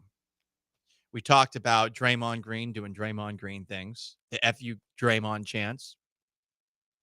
We also talked about Tari Eason and the hostile act of throwing a towel at Pat Spencer on the Golden State Warriors.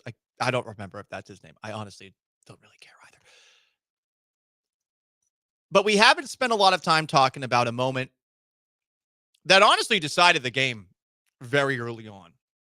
To me, that was the moment where if the Rockets ever were to get a commanding lead, I thought it was going to be really difficult for the Warriors to get back in. It was when Jimmy Butler left the game with a pelvic contusion, which sounds bad. Apparently something he's dealt with already this year.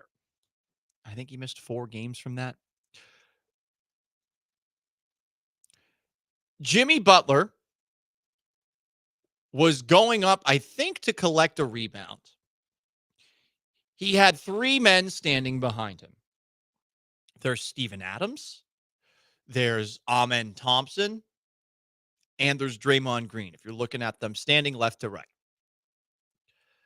Draymond Green, to Amen Thompson's left, has his right arm barring Amen Thompson from getting to the bucket.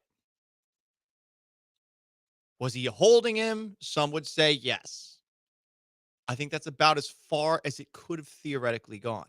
Meanwhile, you got Steven Adams to Thompson's right. And Thompson, I'm not sure knew who was sneaking past him. He puts his left elbow and arm out. And I think he accidentally shoved Amen Thompson forward.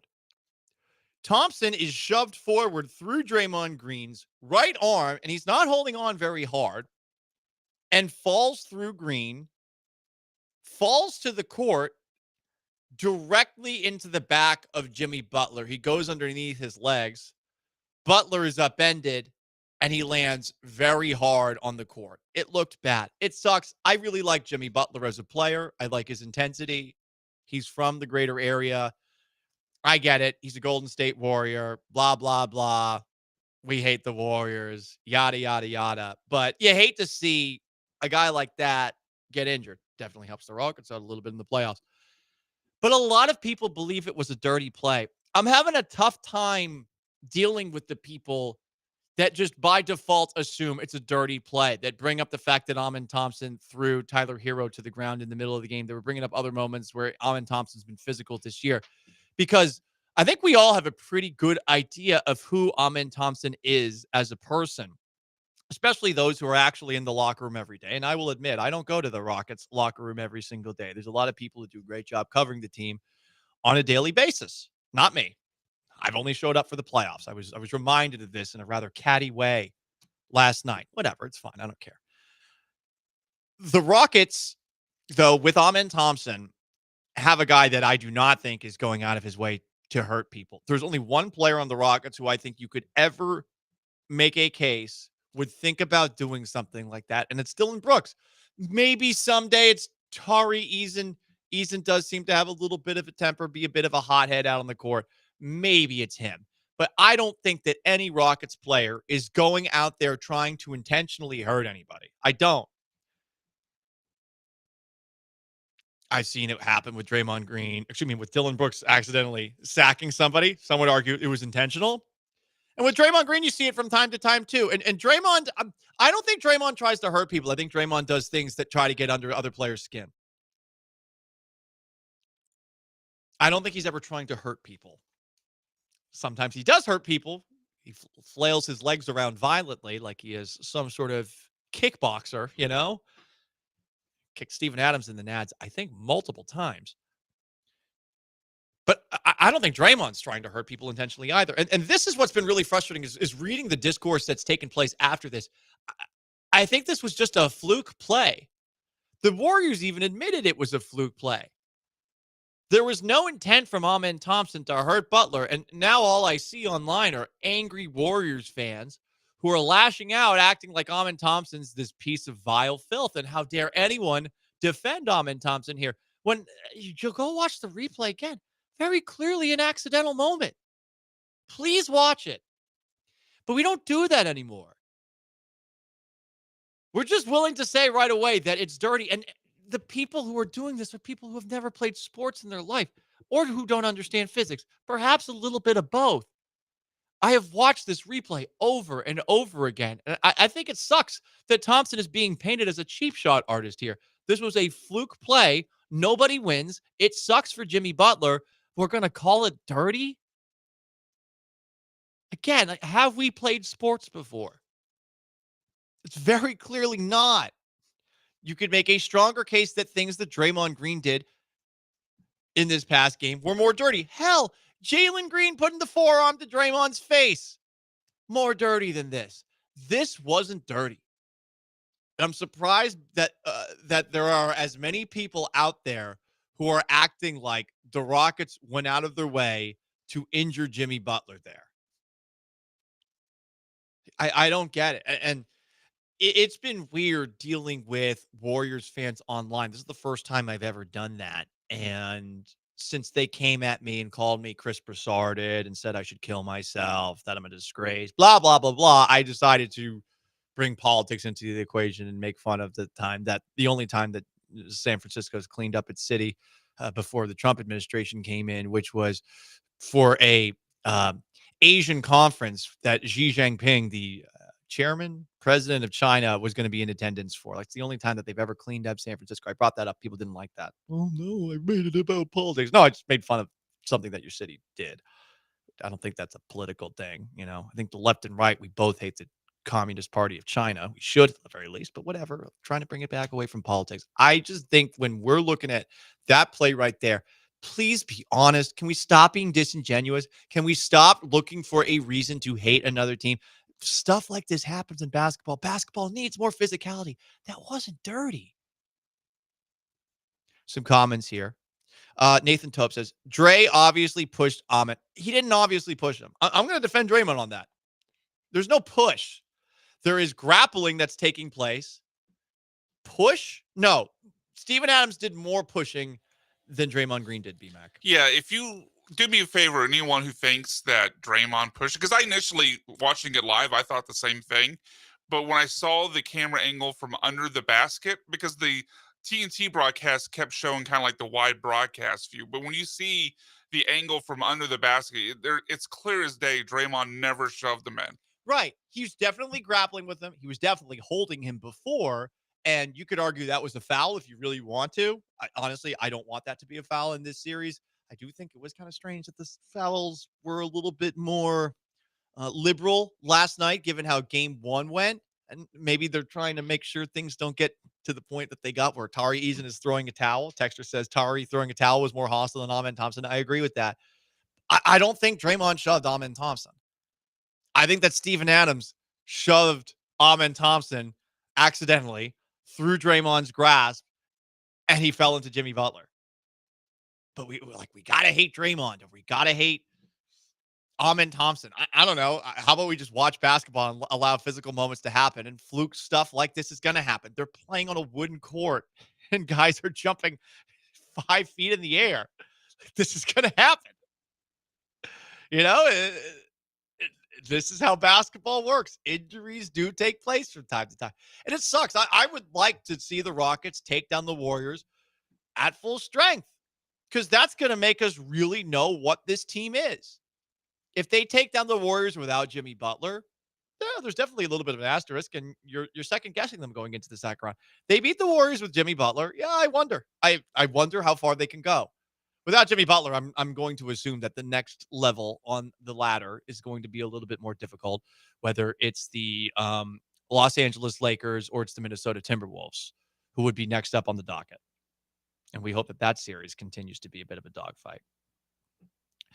713-780-3776 to call, to text on YouTube at ESPN Houston, on Twitch at ESPN 975. Texters seem to be rather level-headed here, and they agree with me. How about that?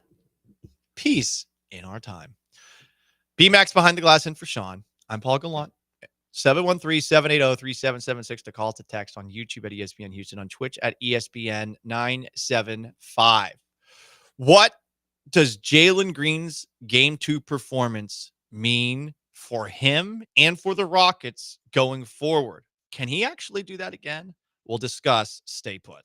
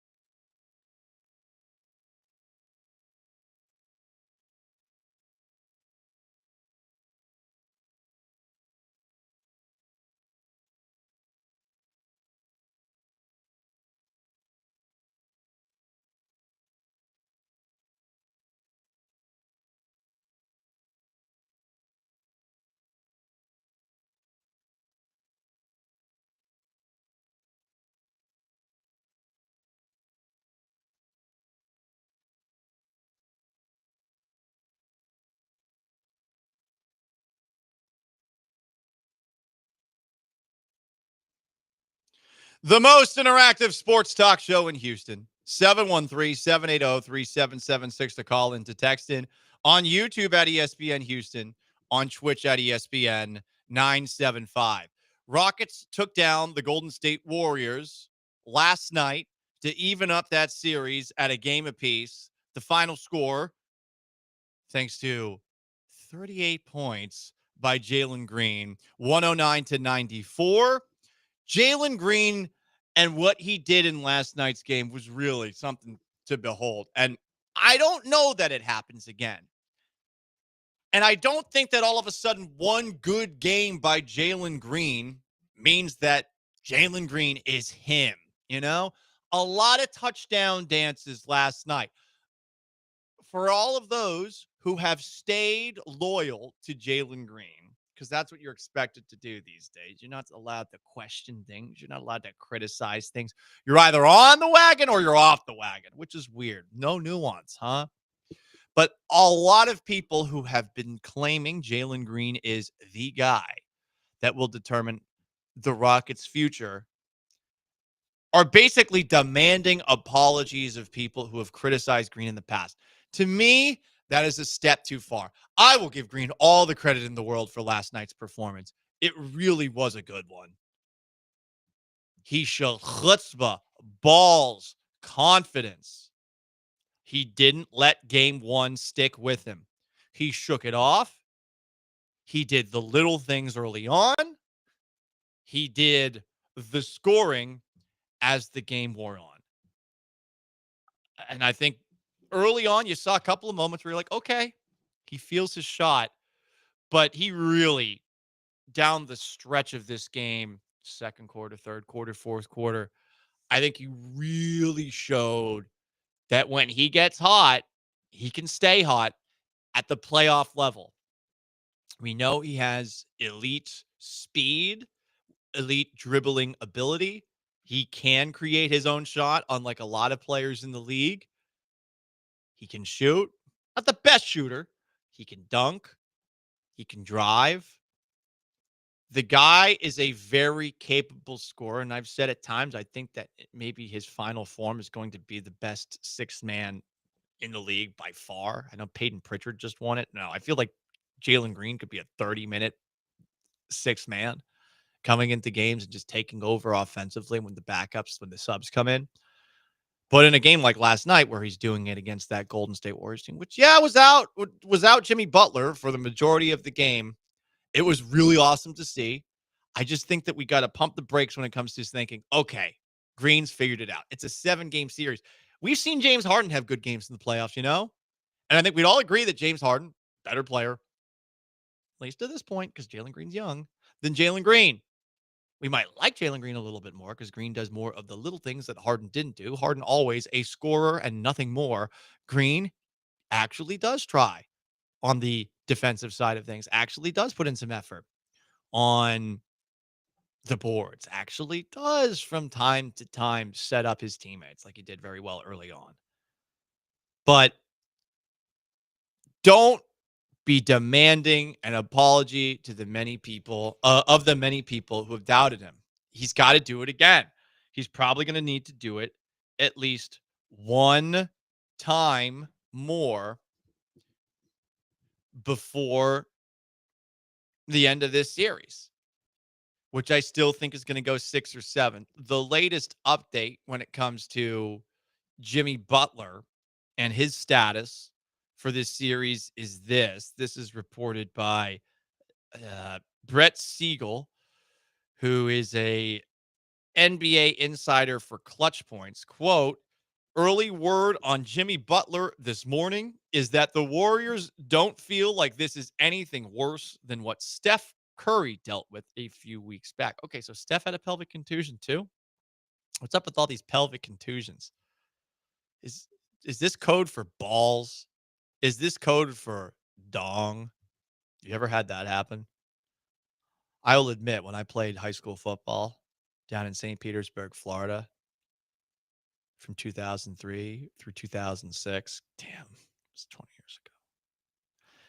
When I was playing down there, I did not wear a cup. And I found out at one point it might be better to wear a cup. That wasn't fun.